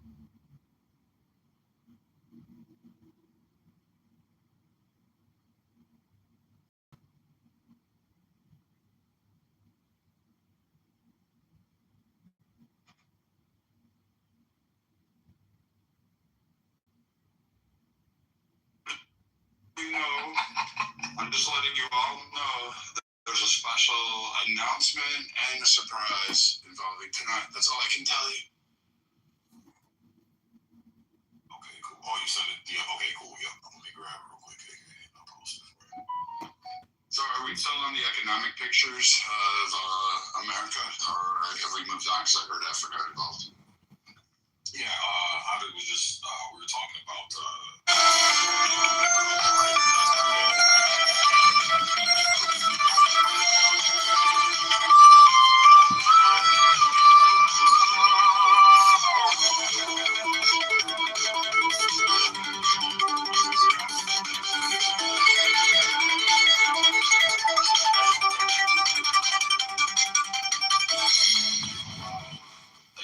I'm saying is I feel like I'm getting deja vu. This is like a rock war number 2. A rock war number 2. I go to the oil supply. Be ashamed if someone invaded you. If someone invaded you. And I ran so far away. From my head, from the night and day. But destroy USA.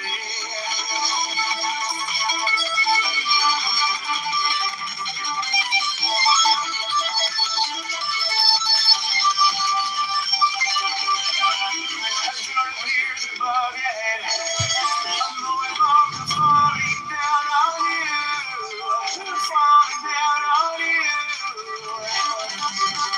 The fleet is moving nearer still. The stream of hormones is touching you. The oil must flow through.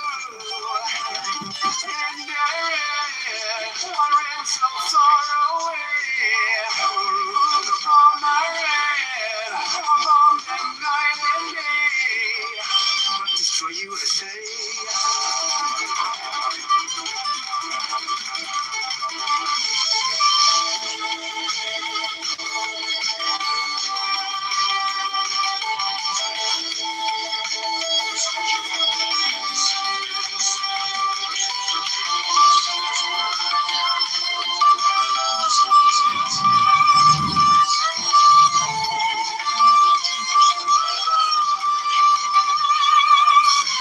Tiny head is a big red button. Atomic bombs come falling down on you. Mushroom clouds in view. Send out a tweet to let you know. Because Israel told me to. All from Netanyahu.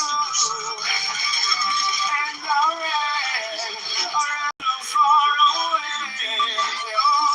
From our red, all of night and day. And day. Destroy USA.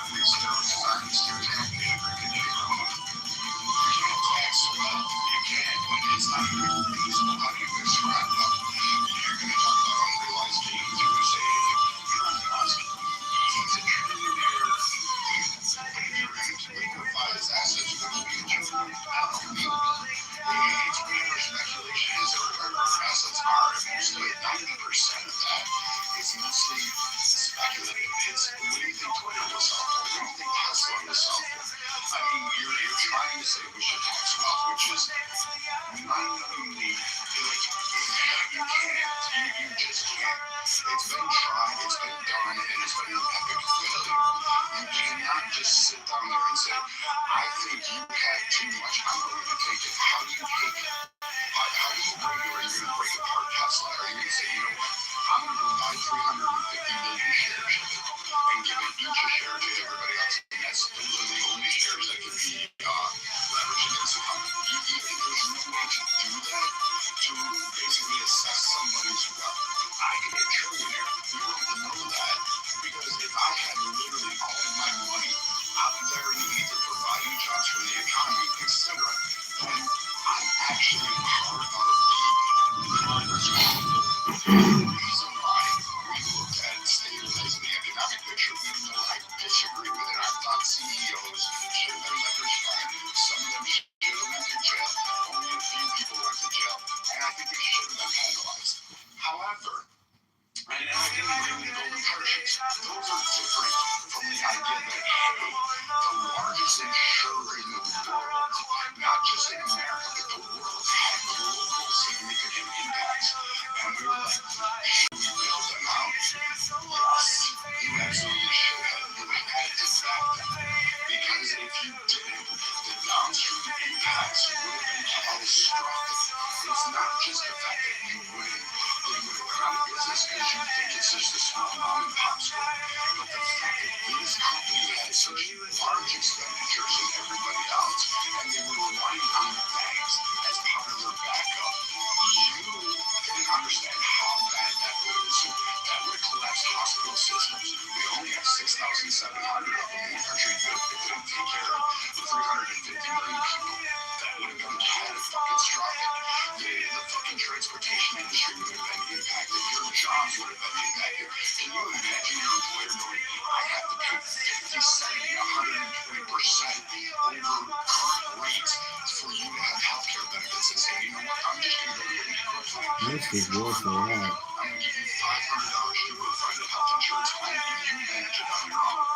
And that's exactly what was looked at. I know this because we're still doing some of that shit today. And so, Thank God P-types exist. You must have walked a lot. versus a global economic scale, and not to mention the impact that it would have on Canada, Mexico, literally trading against Europe, the Middle East. We would have caused massive devastation globally just by letting that major insurer go ahead. Now, you can blame the individuals. That part I agree with. But not going on a certain industry that literally was propping up a large or significant part of our economy and saying we shouldn't just suffer with it. I don't know. You have to offer a different solution other than just let it fail because you can't enjoy the life. There is no stop.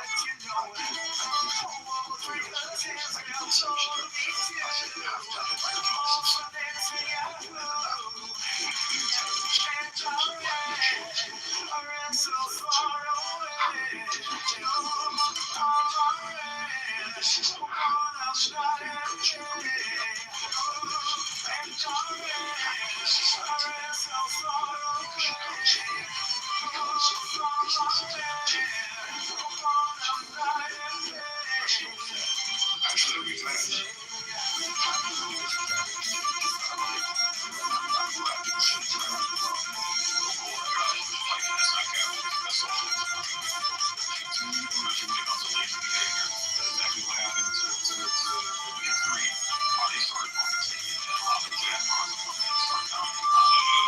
I'm not talking about the auto industry. I'm talking about someone who's looking at our economic picture and our stability from England and then telling us we should have let it go. And so, but like the idea that the downstream impact, like, say I can tell you this, if we had done that in 2008, your daughter would be suffering today. That's how bad this would have been. Why did you get to that point? That's all because it was because the banks really think that you can fault the people. I'm not just telling you, lock them up in jail. Go ahead, zero the golden parachutes for these CEOs of existence. I'm not saying that.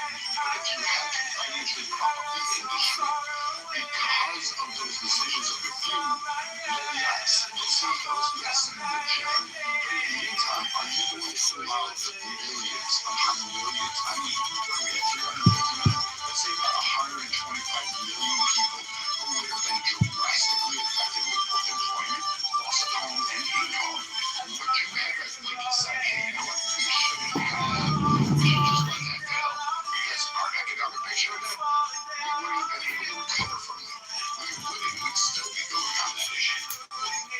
goes back to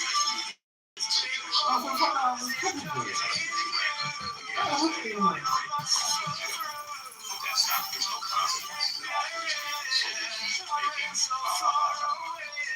making irresponsible decisions while they still reap a ton of profit. They still want the consequences. It's a cycle over and over and over.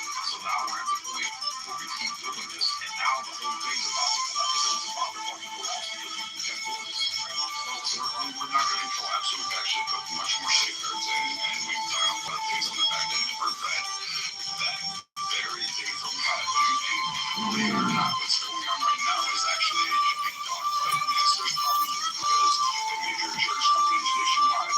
It's because of the risk assessments and the inflationary prices from both medical and property P&Ls. And these are causing massive problems because of overinflated rates. And to be honest, the insurance companies are more of a stopgap. They used to be more of a down, they're more of a stopgap to tax these inflationary prices. And people think somehow or another they're the cause of both the quality of care as well as the cost increases. And they're not. They're the ones trying to fight back, but they're getting slammed from the medical community and the rebuilders of that on the P&L side.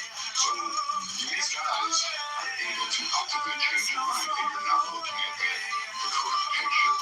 Most of these insurance companies are like California. You have a wildfire now, and you don't have homeowners insurance.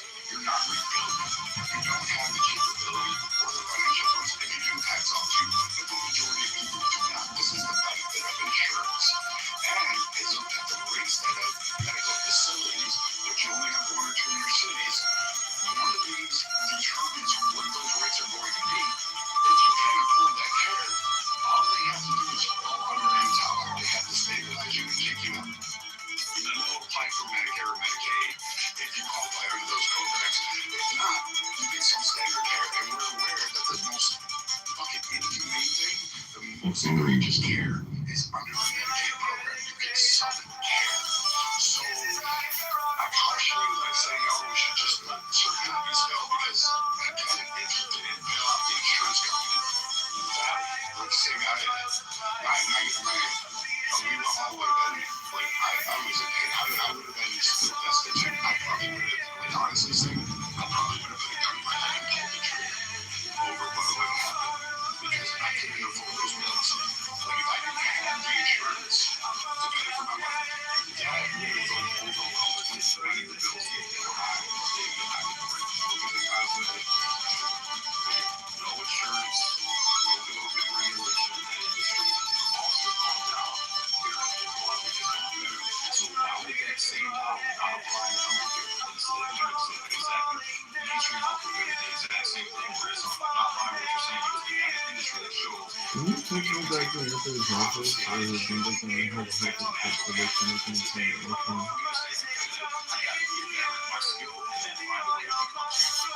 So a couple of things have happened. The number of cosmetic surgeons are truly down overall. What you have is repeats I'm going for this, but you don't have the massive fluxes such as like the 90s and the early 2000s. That has kind of dissipated a little bit. Also, as well as a lot of the cosmetic surgeries, at first, almost all of them were denied by insurances. They are no longer denying them. So like breast reduction, breast augmentation can be covered by your insurances. It's even covered by a variety of private health plans. So you're not seeing that on the private side, you're seeing it on the insurance side.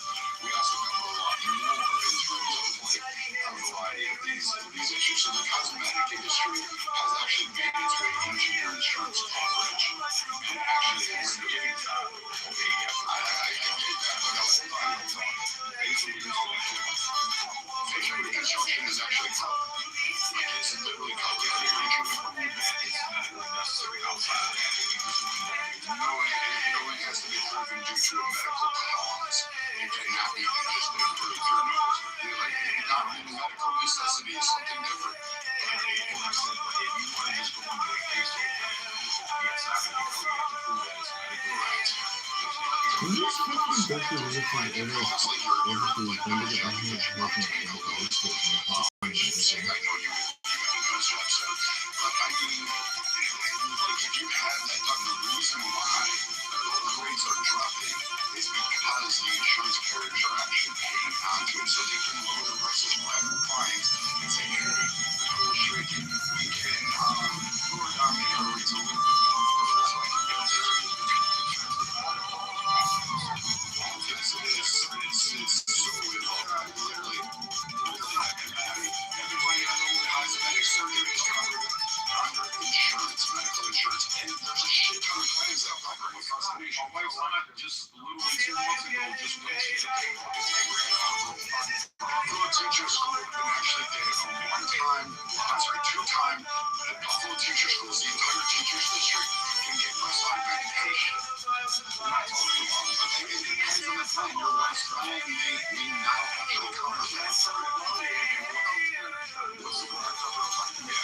What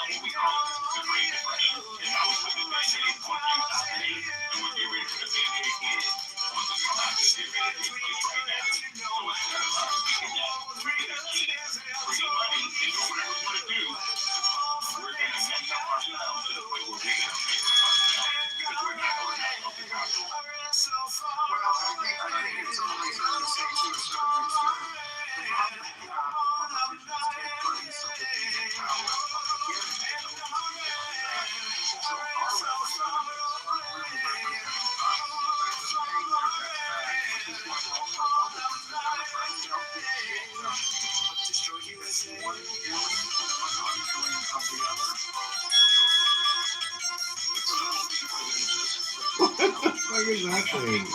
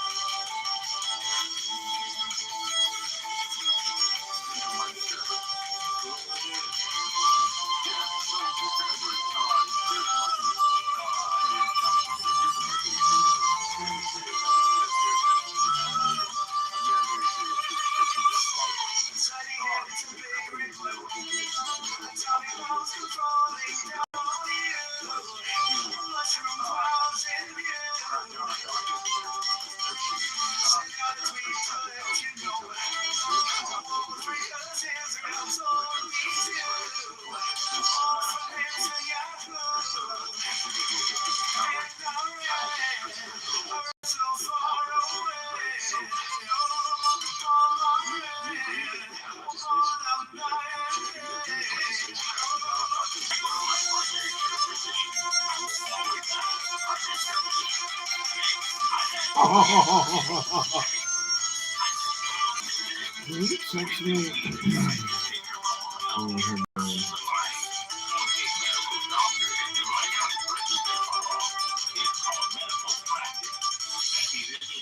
They don't really know who really what's going on. And unfortunately, we have people who have disagreed.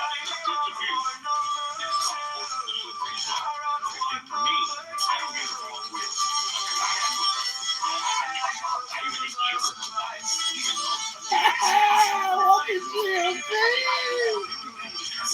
Kenny boy!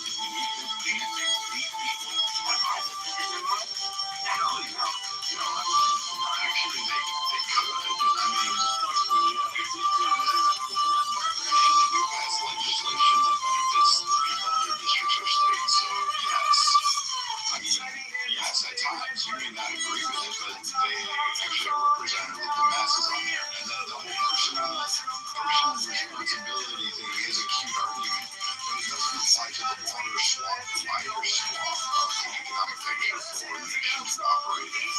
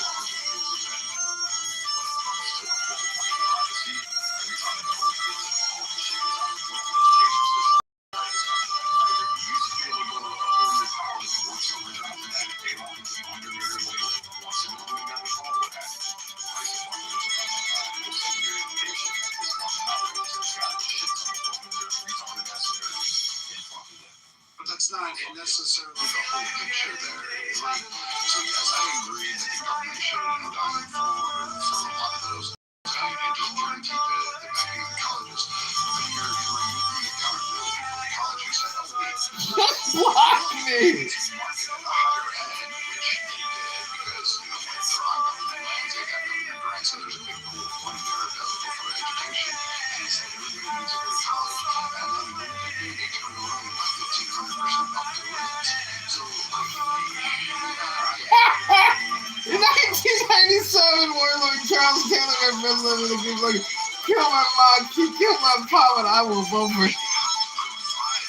Kill my mom. He killed my mom. He killed my mom.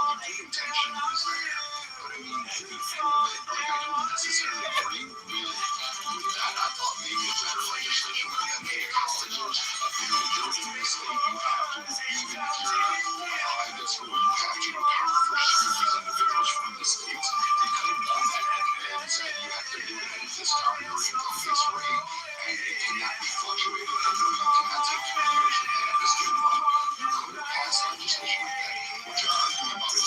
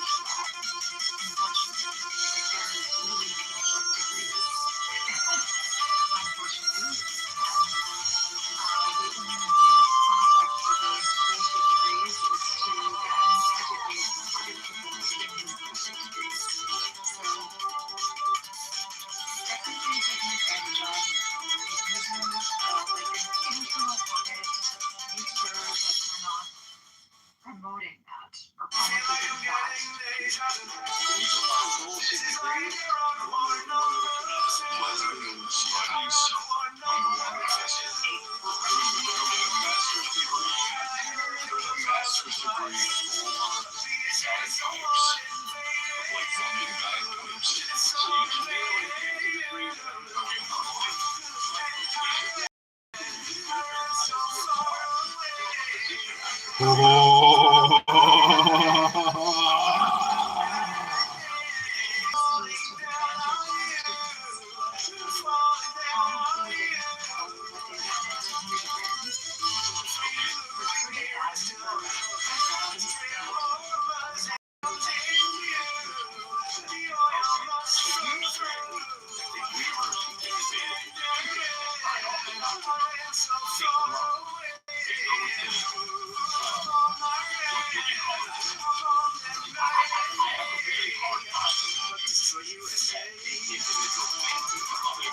likes Navy.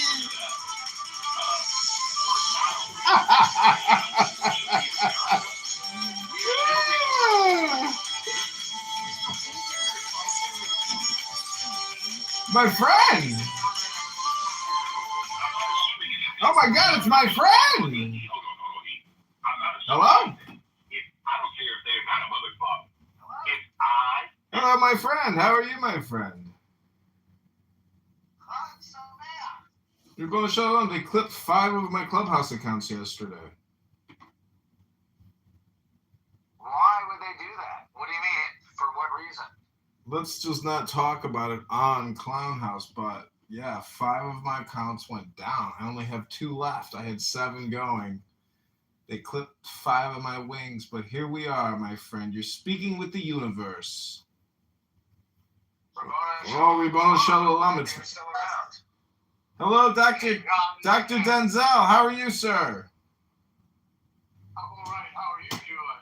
I'm good. I'm battling the Republicans. I'm battling the Democrats. I'm battling the Libertarians. How did John Kitover do? Well, the election is February 23rd, 2027. If there's not a majority vote, there's a runoff in April. Okay. John, you know when you send text, I have a hard time reading it. Oh, if you can't click it, don't bother reading it. It's all communication is spam. I'm just spamming you, Ken. I'm keeping that heart beating. You got to keep breathing till we get to City Hall, Ken. I agree. Okay, great. Well, God bless. Have a great evening. I'll talk to you soon. Okay, thanks, John. Okay, take care, Ken. Bye. You can have a song. And I spam all night and day. That's a good one. Let's do that soon. That song. Hey, how's it going, Zach? John? Good Hello, evening. how are you? Rabbana Shalom. Rabbana Shalom. Is that your first Rabbana Shalom? No, I said it in a more Jewish accent, like the way that you were saying it, like a couple of Rabbana Shalom. Yeah, it was so embarrassing. I said it to my Russian Jewish boss in the super Jewish accent. And he's like, what are you saying? That's amazing. You said it to him like it was like a cordial greeting? Yeah. You're like, oh, by the way, Rabbana Shalom. What am I doing? Yeah. And then he's like, what are you saying? Like, That's amazing.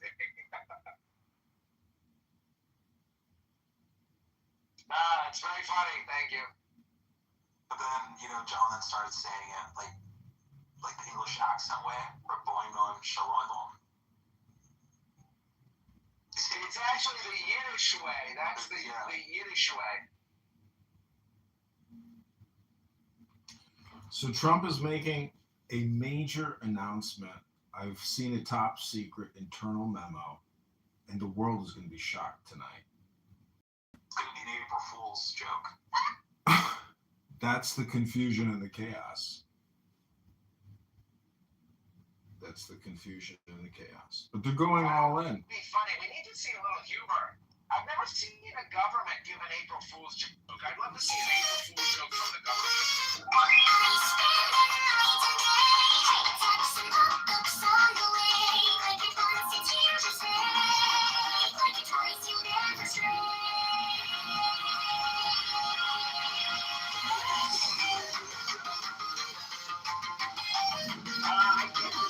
It's not really John Kitover song, but I listened to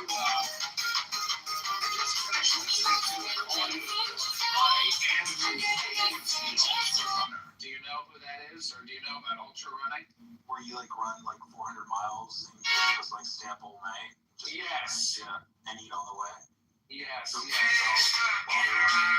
Yeah, they shit themselves and stuff. The shit's running down their leg. Yeah. So anyway, it's definitely like more of a mental thing rather than like a physical. Like that's what it's like turned out to be. Yeah, definitely. So I listened to his audiobook, and I've been reading Zen and the Art of Motorcycle Maintenance, which I've never read.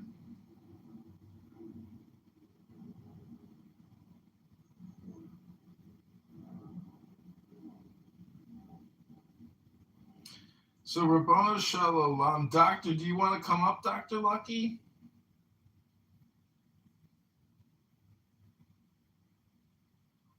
He left the moment you asked him to come up. I see. Well, this is our new song. It's called Spam All Night and All Day.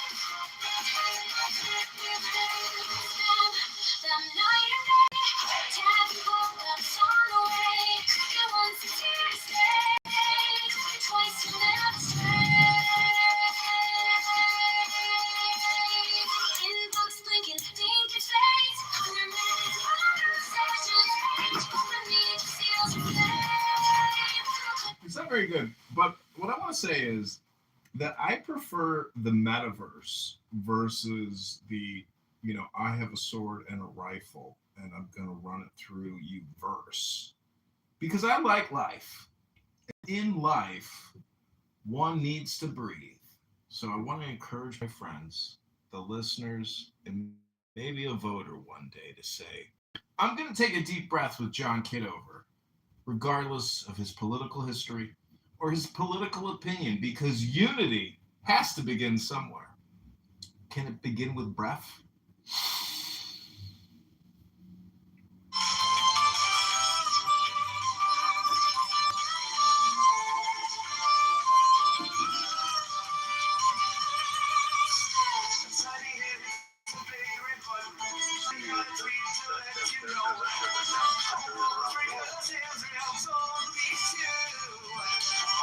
So I want to point out this video has 1.7 million views, and it's very dystopian because it talks about the destruction of America, it talks about nuclear war, it shows Pam Bondi completely disillusioned looking into a mirror. It shows Trump as a psychotic, crazy person with like his hair done way up, but also in like a very psychotic, crazy, like insane way, which is really not a true, reflection of who Donald Trump is. He's a man, okay? He has had wives and children, and this man has lost money and he has made money, and he has seen the absurdity of bad management, in my opinion, over many years. And, there's a lot of good points from a lot of different parties or peoples, but that's not the purpose of this room. My friends, we are here to breathe.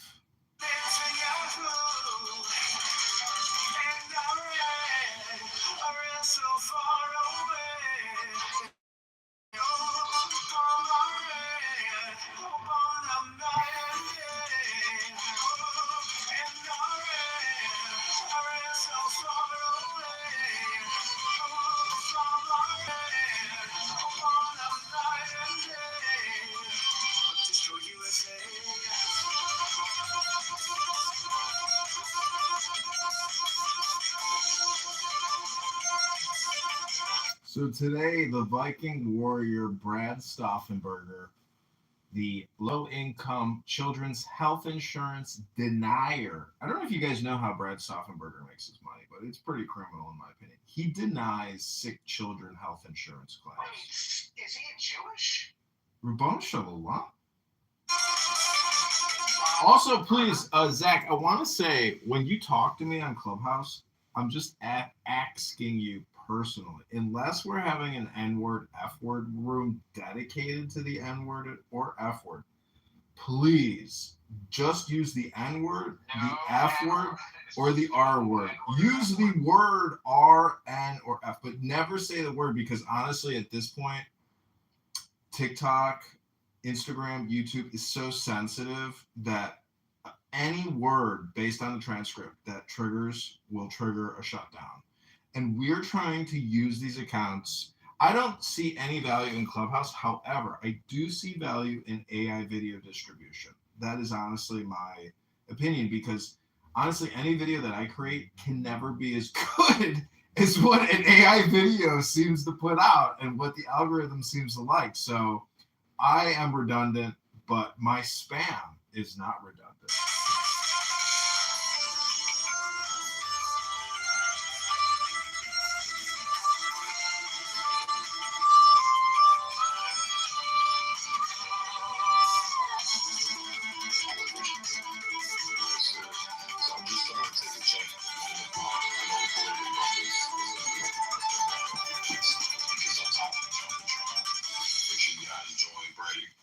The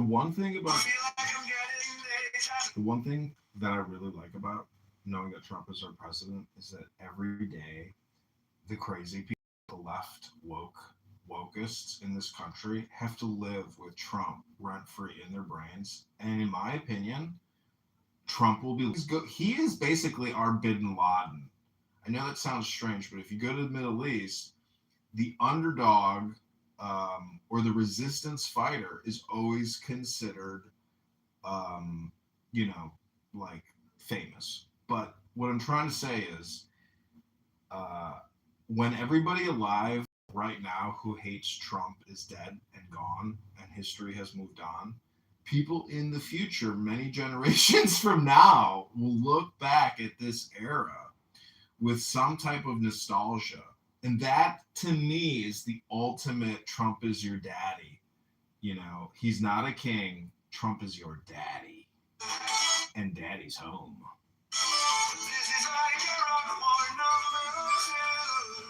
Scream for socialist approaches to solve equities, and they'll get upset when the socialist programs don't work.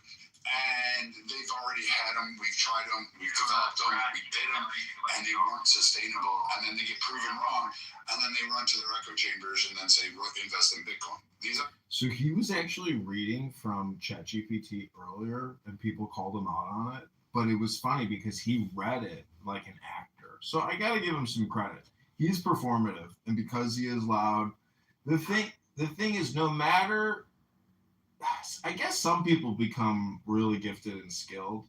I don't know what Vikings' goal or purpose is, but if you think coming on Clubhouse to complain, but not actually doing things in the real world is going to really change anything, it's just not true. Even if you project and hypnotize and convince other people that their position is wrong, it still just takes the doing and the action. All the words are meaningless. It's just spam. Action is the whole thing, which means you have to run for office unless you're willing, to join. Hello? John, what's really interesting is when you're speaking, the music quality is actually really, really good of like the in the background that you're playing on Suno, but when you stop speaking, the music quality isn't as good. Okay, let's try that again.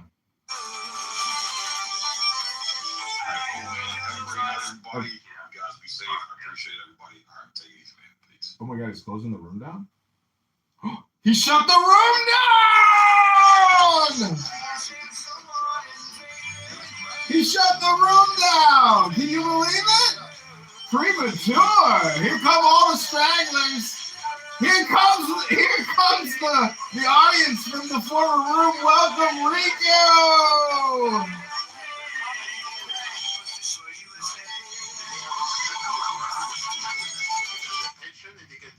Some people.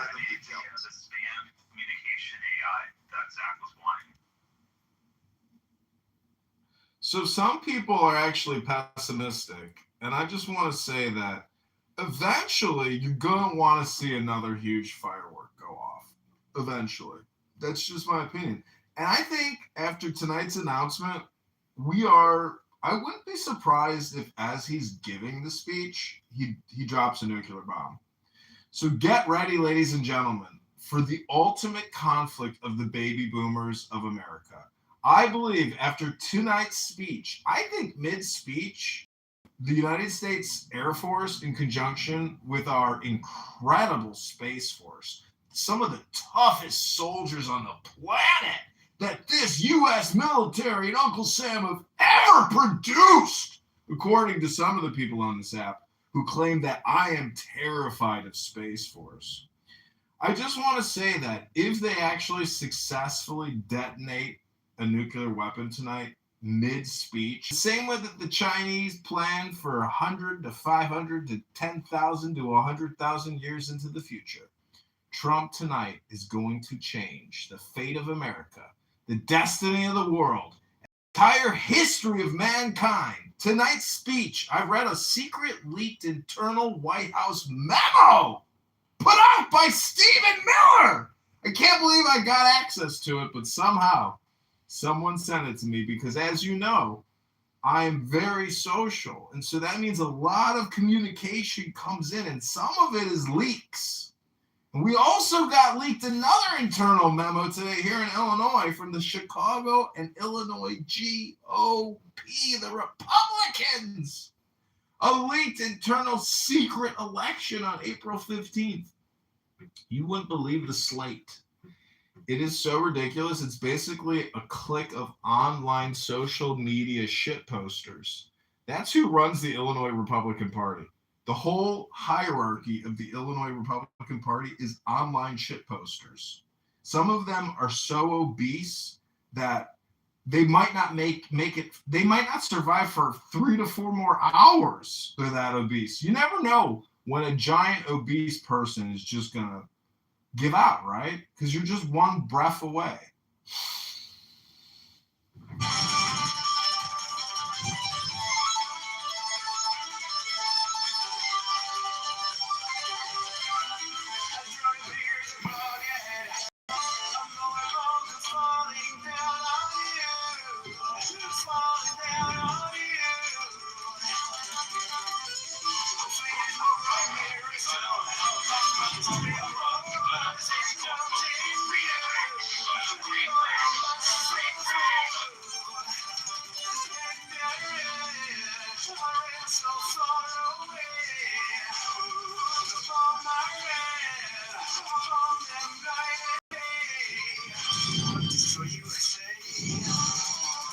I also just want to say the fact that 5 of my Clubhouse accounts got clipped means that I'm actually successfully doing something.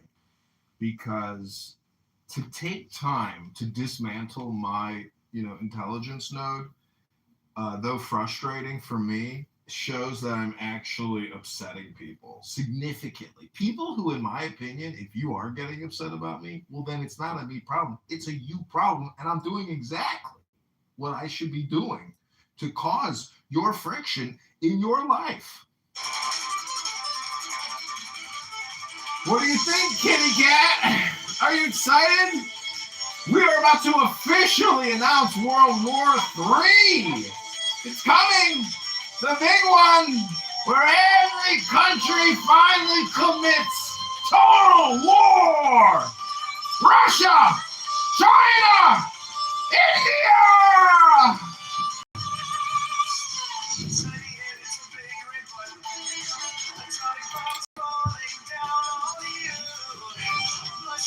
And I just want to say the reason why we are announcing World War III is because of Europe. It's not because of Americans. It's because of these motherfucking Europeans. And if you criticize American elites, you haven't even begun criticism. European billionaire elites are the biggest hypocrites because they have their own central bank. That's the thing that a lot of Americans who are complaining tonight and all day, central bank and fractional reserve lending, they don't have any actual money. It's all a Ponzi scheme. Well, we're not the only people running a Ponzi scheme. So what do you want to do, shut down our scam?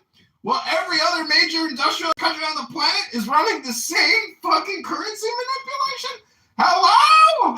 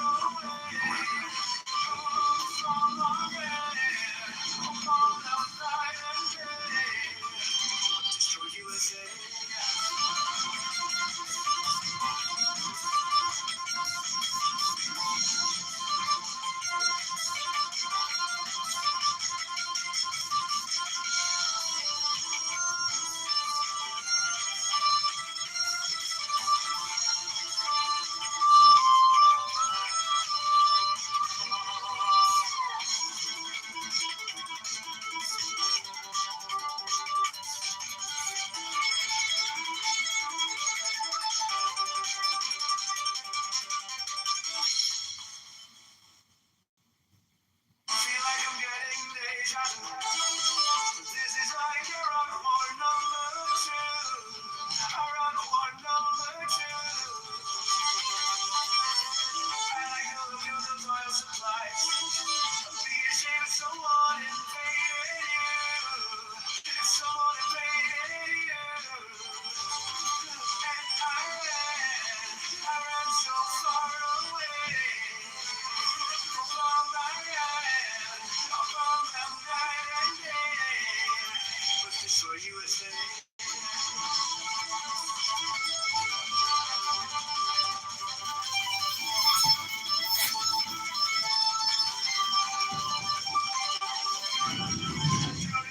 Basically, what the universe is trying to say is tribalism or gangs or mafias or families, that type of categorization is essential, you know, in the entire recipe or masterpiece of creation. It's got to be that way. I don't think there is really any other way to do it successfully.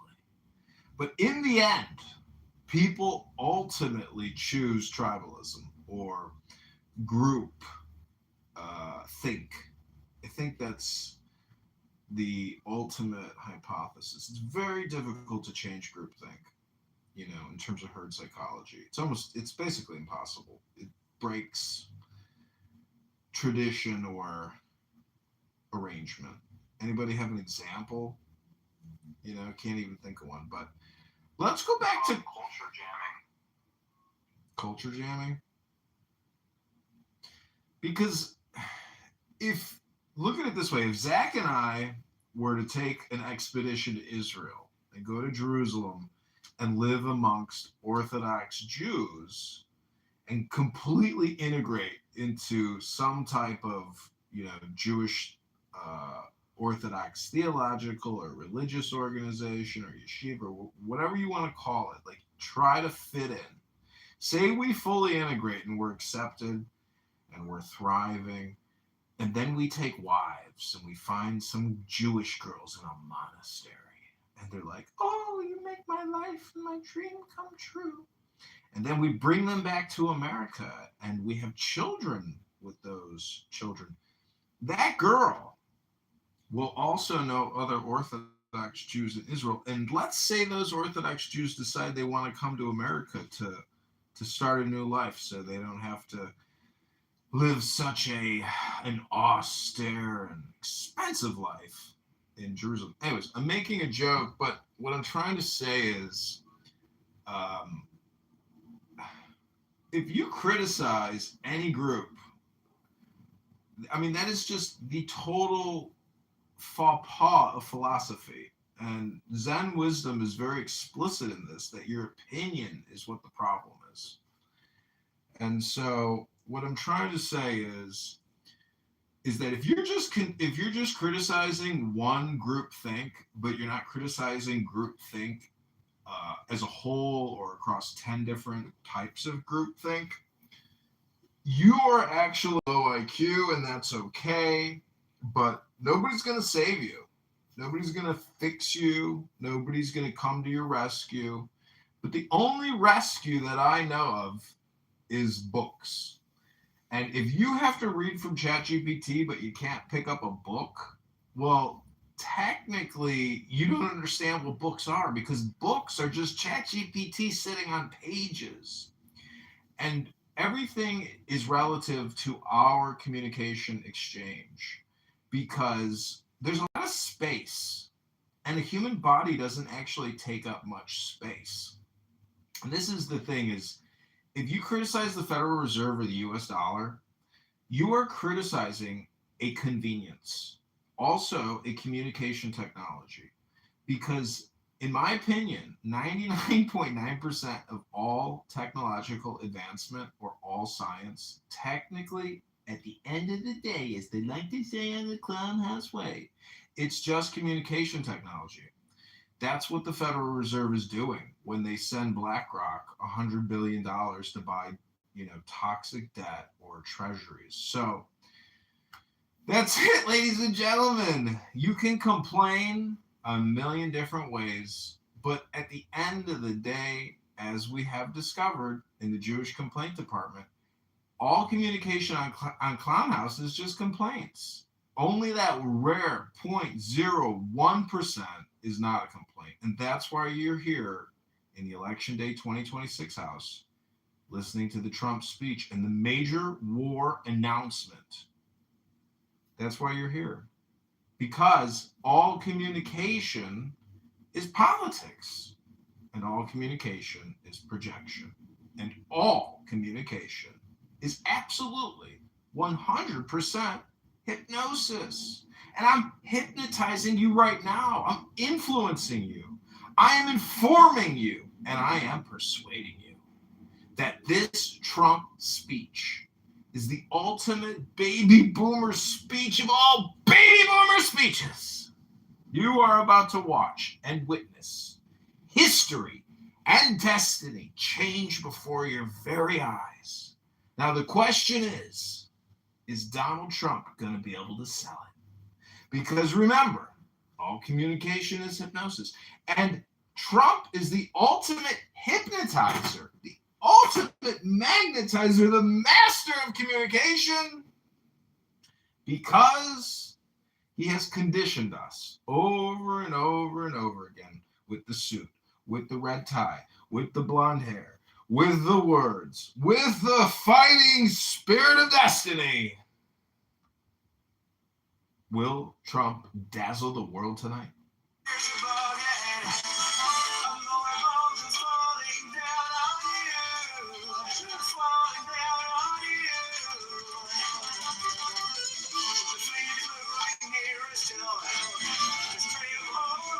Oh my God, it's JCC! JCC, oh, he left. JCC, welcome! Are you excited, JCC? You're about to witness World War III! Congratulations to your daughter, JCC. I heard she just had another major accomplishment. What about her dad? Sitting on clubs all day long talking to the R words. And in the process, becoming an R word himself. If you say so. Anyways, did you start digging a bunker out in your backyard yet, JCC? Because now is the time. Up me left.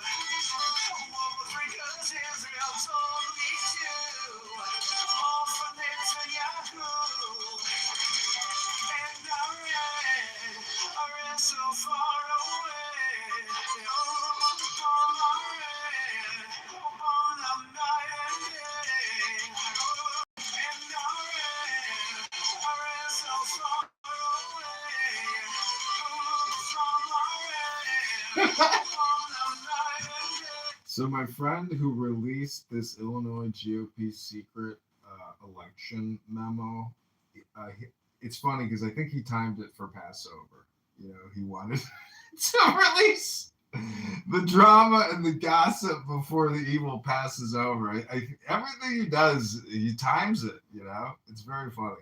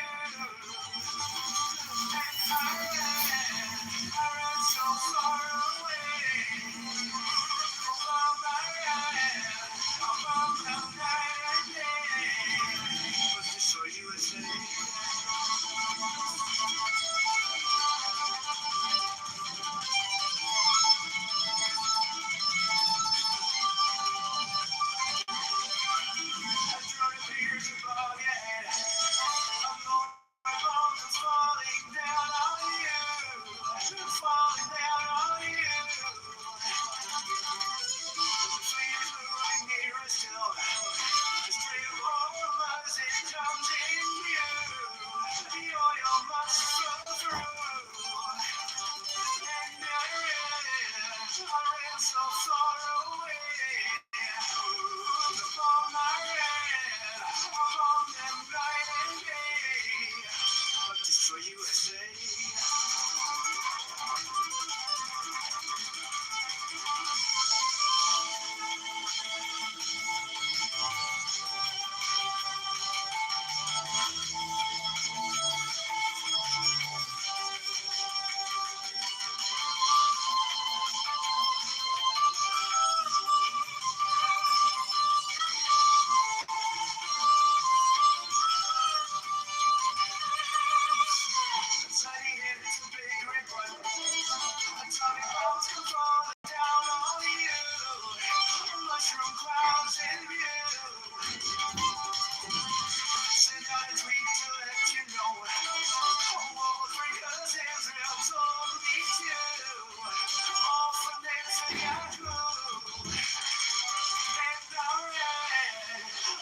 So far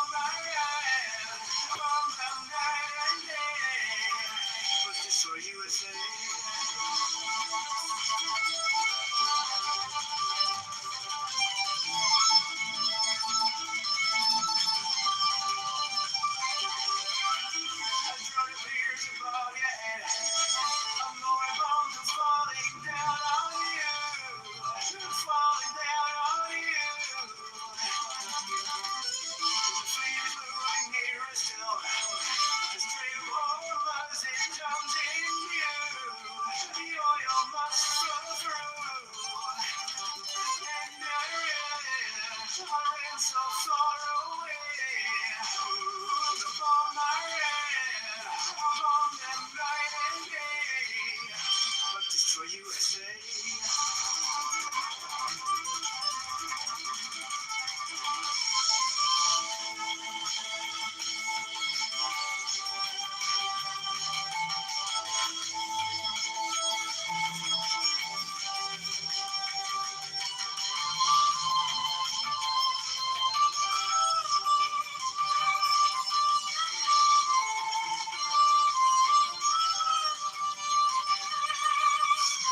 Tiny hits a big red button.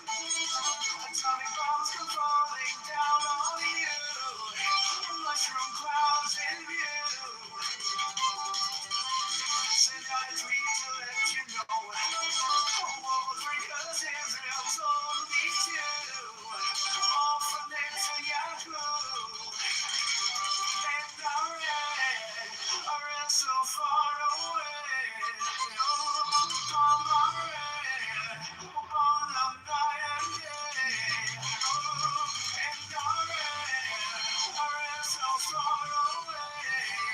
From our on the night and day. Destroy USA.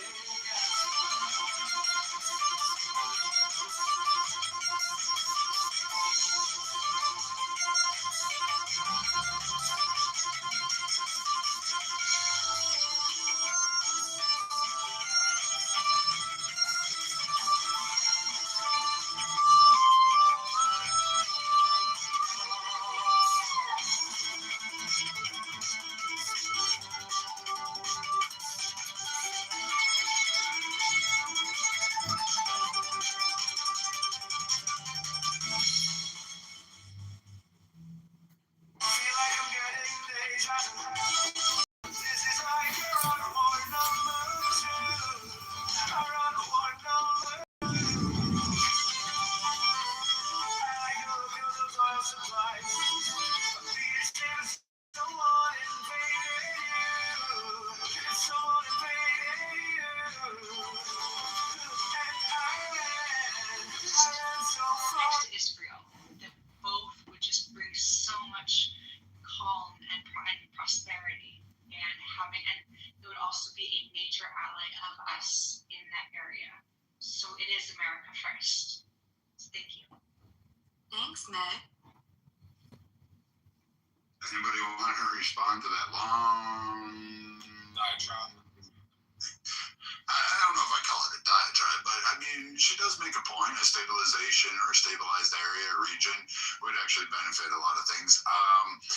I'm going to pass on the poor Iranian people. I don't really think the U.S. interests lie with free them. We just don't like the IRGC. So if in the cosmic skew of things, some things align.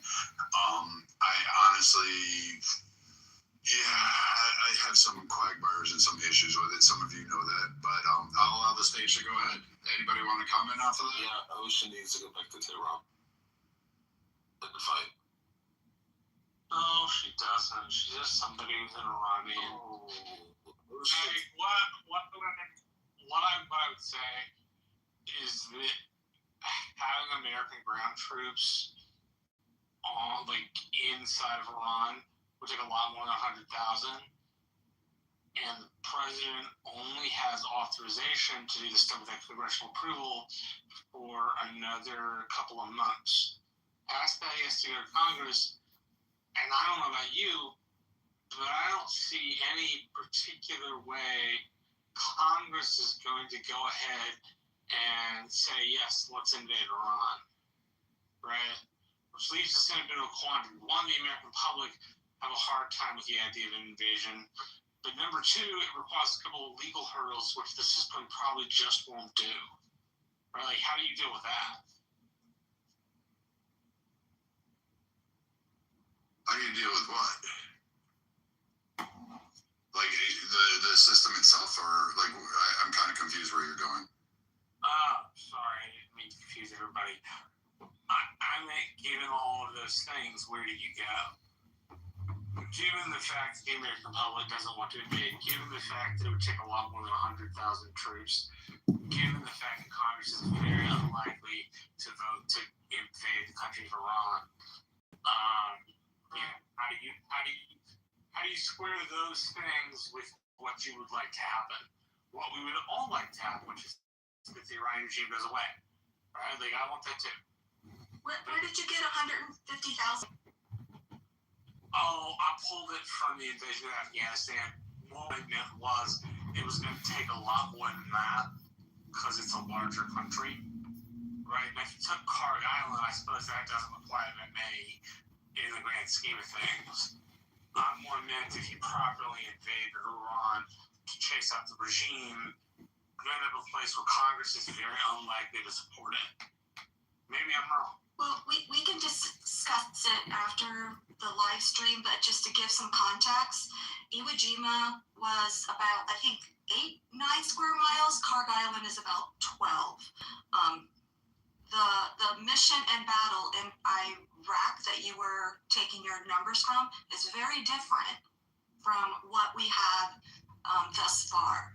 So let's not debate those numbers and etc., but it's something to think about. And so after the address, then we can get into a little bit more specifics. Anyone else on stage would like to comment? If you've already spoken, would you be so kind to yield to other people? Because we only have a half an hour until the address. Thank you. Okay, I just got in. I caught this last part of that. So I'm not sure exactly. I just caught a little bit about what DeMarshall was explaining. I didn't hear that part of the 150,000 or whatever was he talking.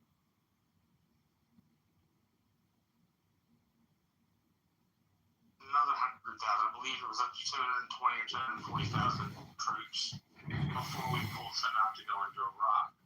My point was, coming in on Meg. Meg's point was a stable Iran is good for the United States, which I agree with.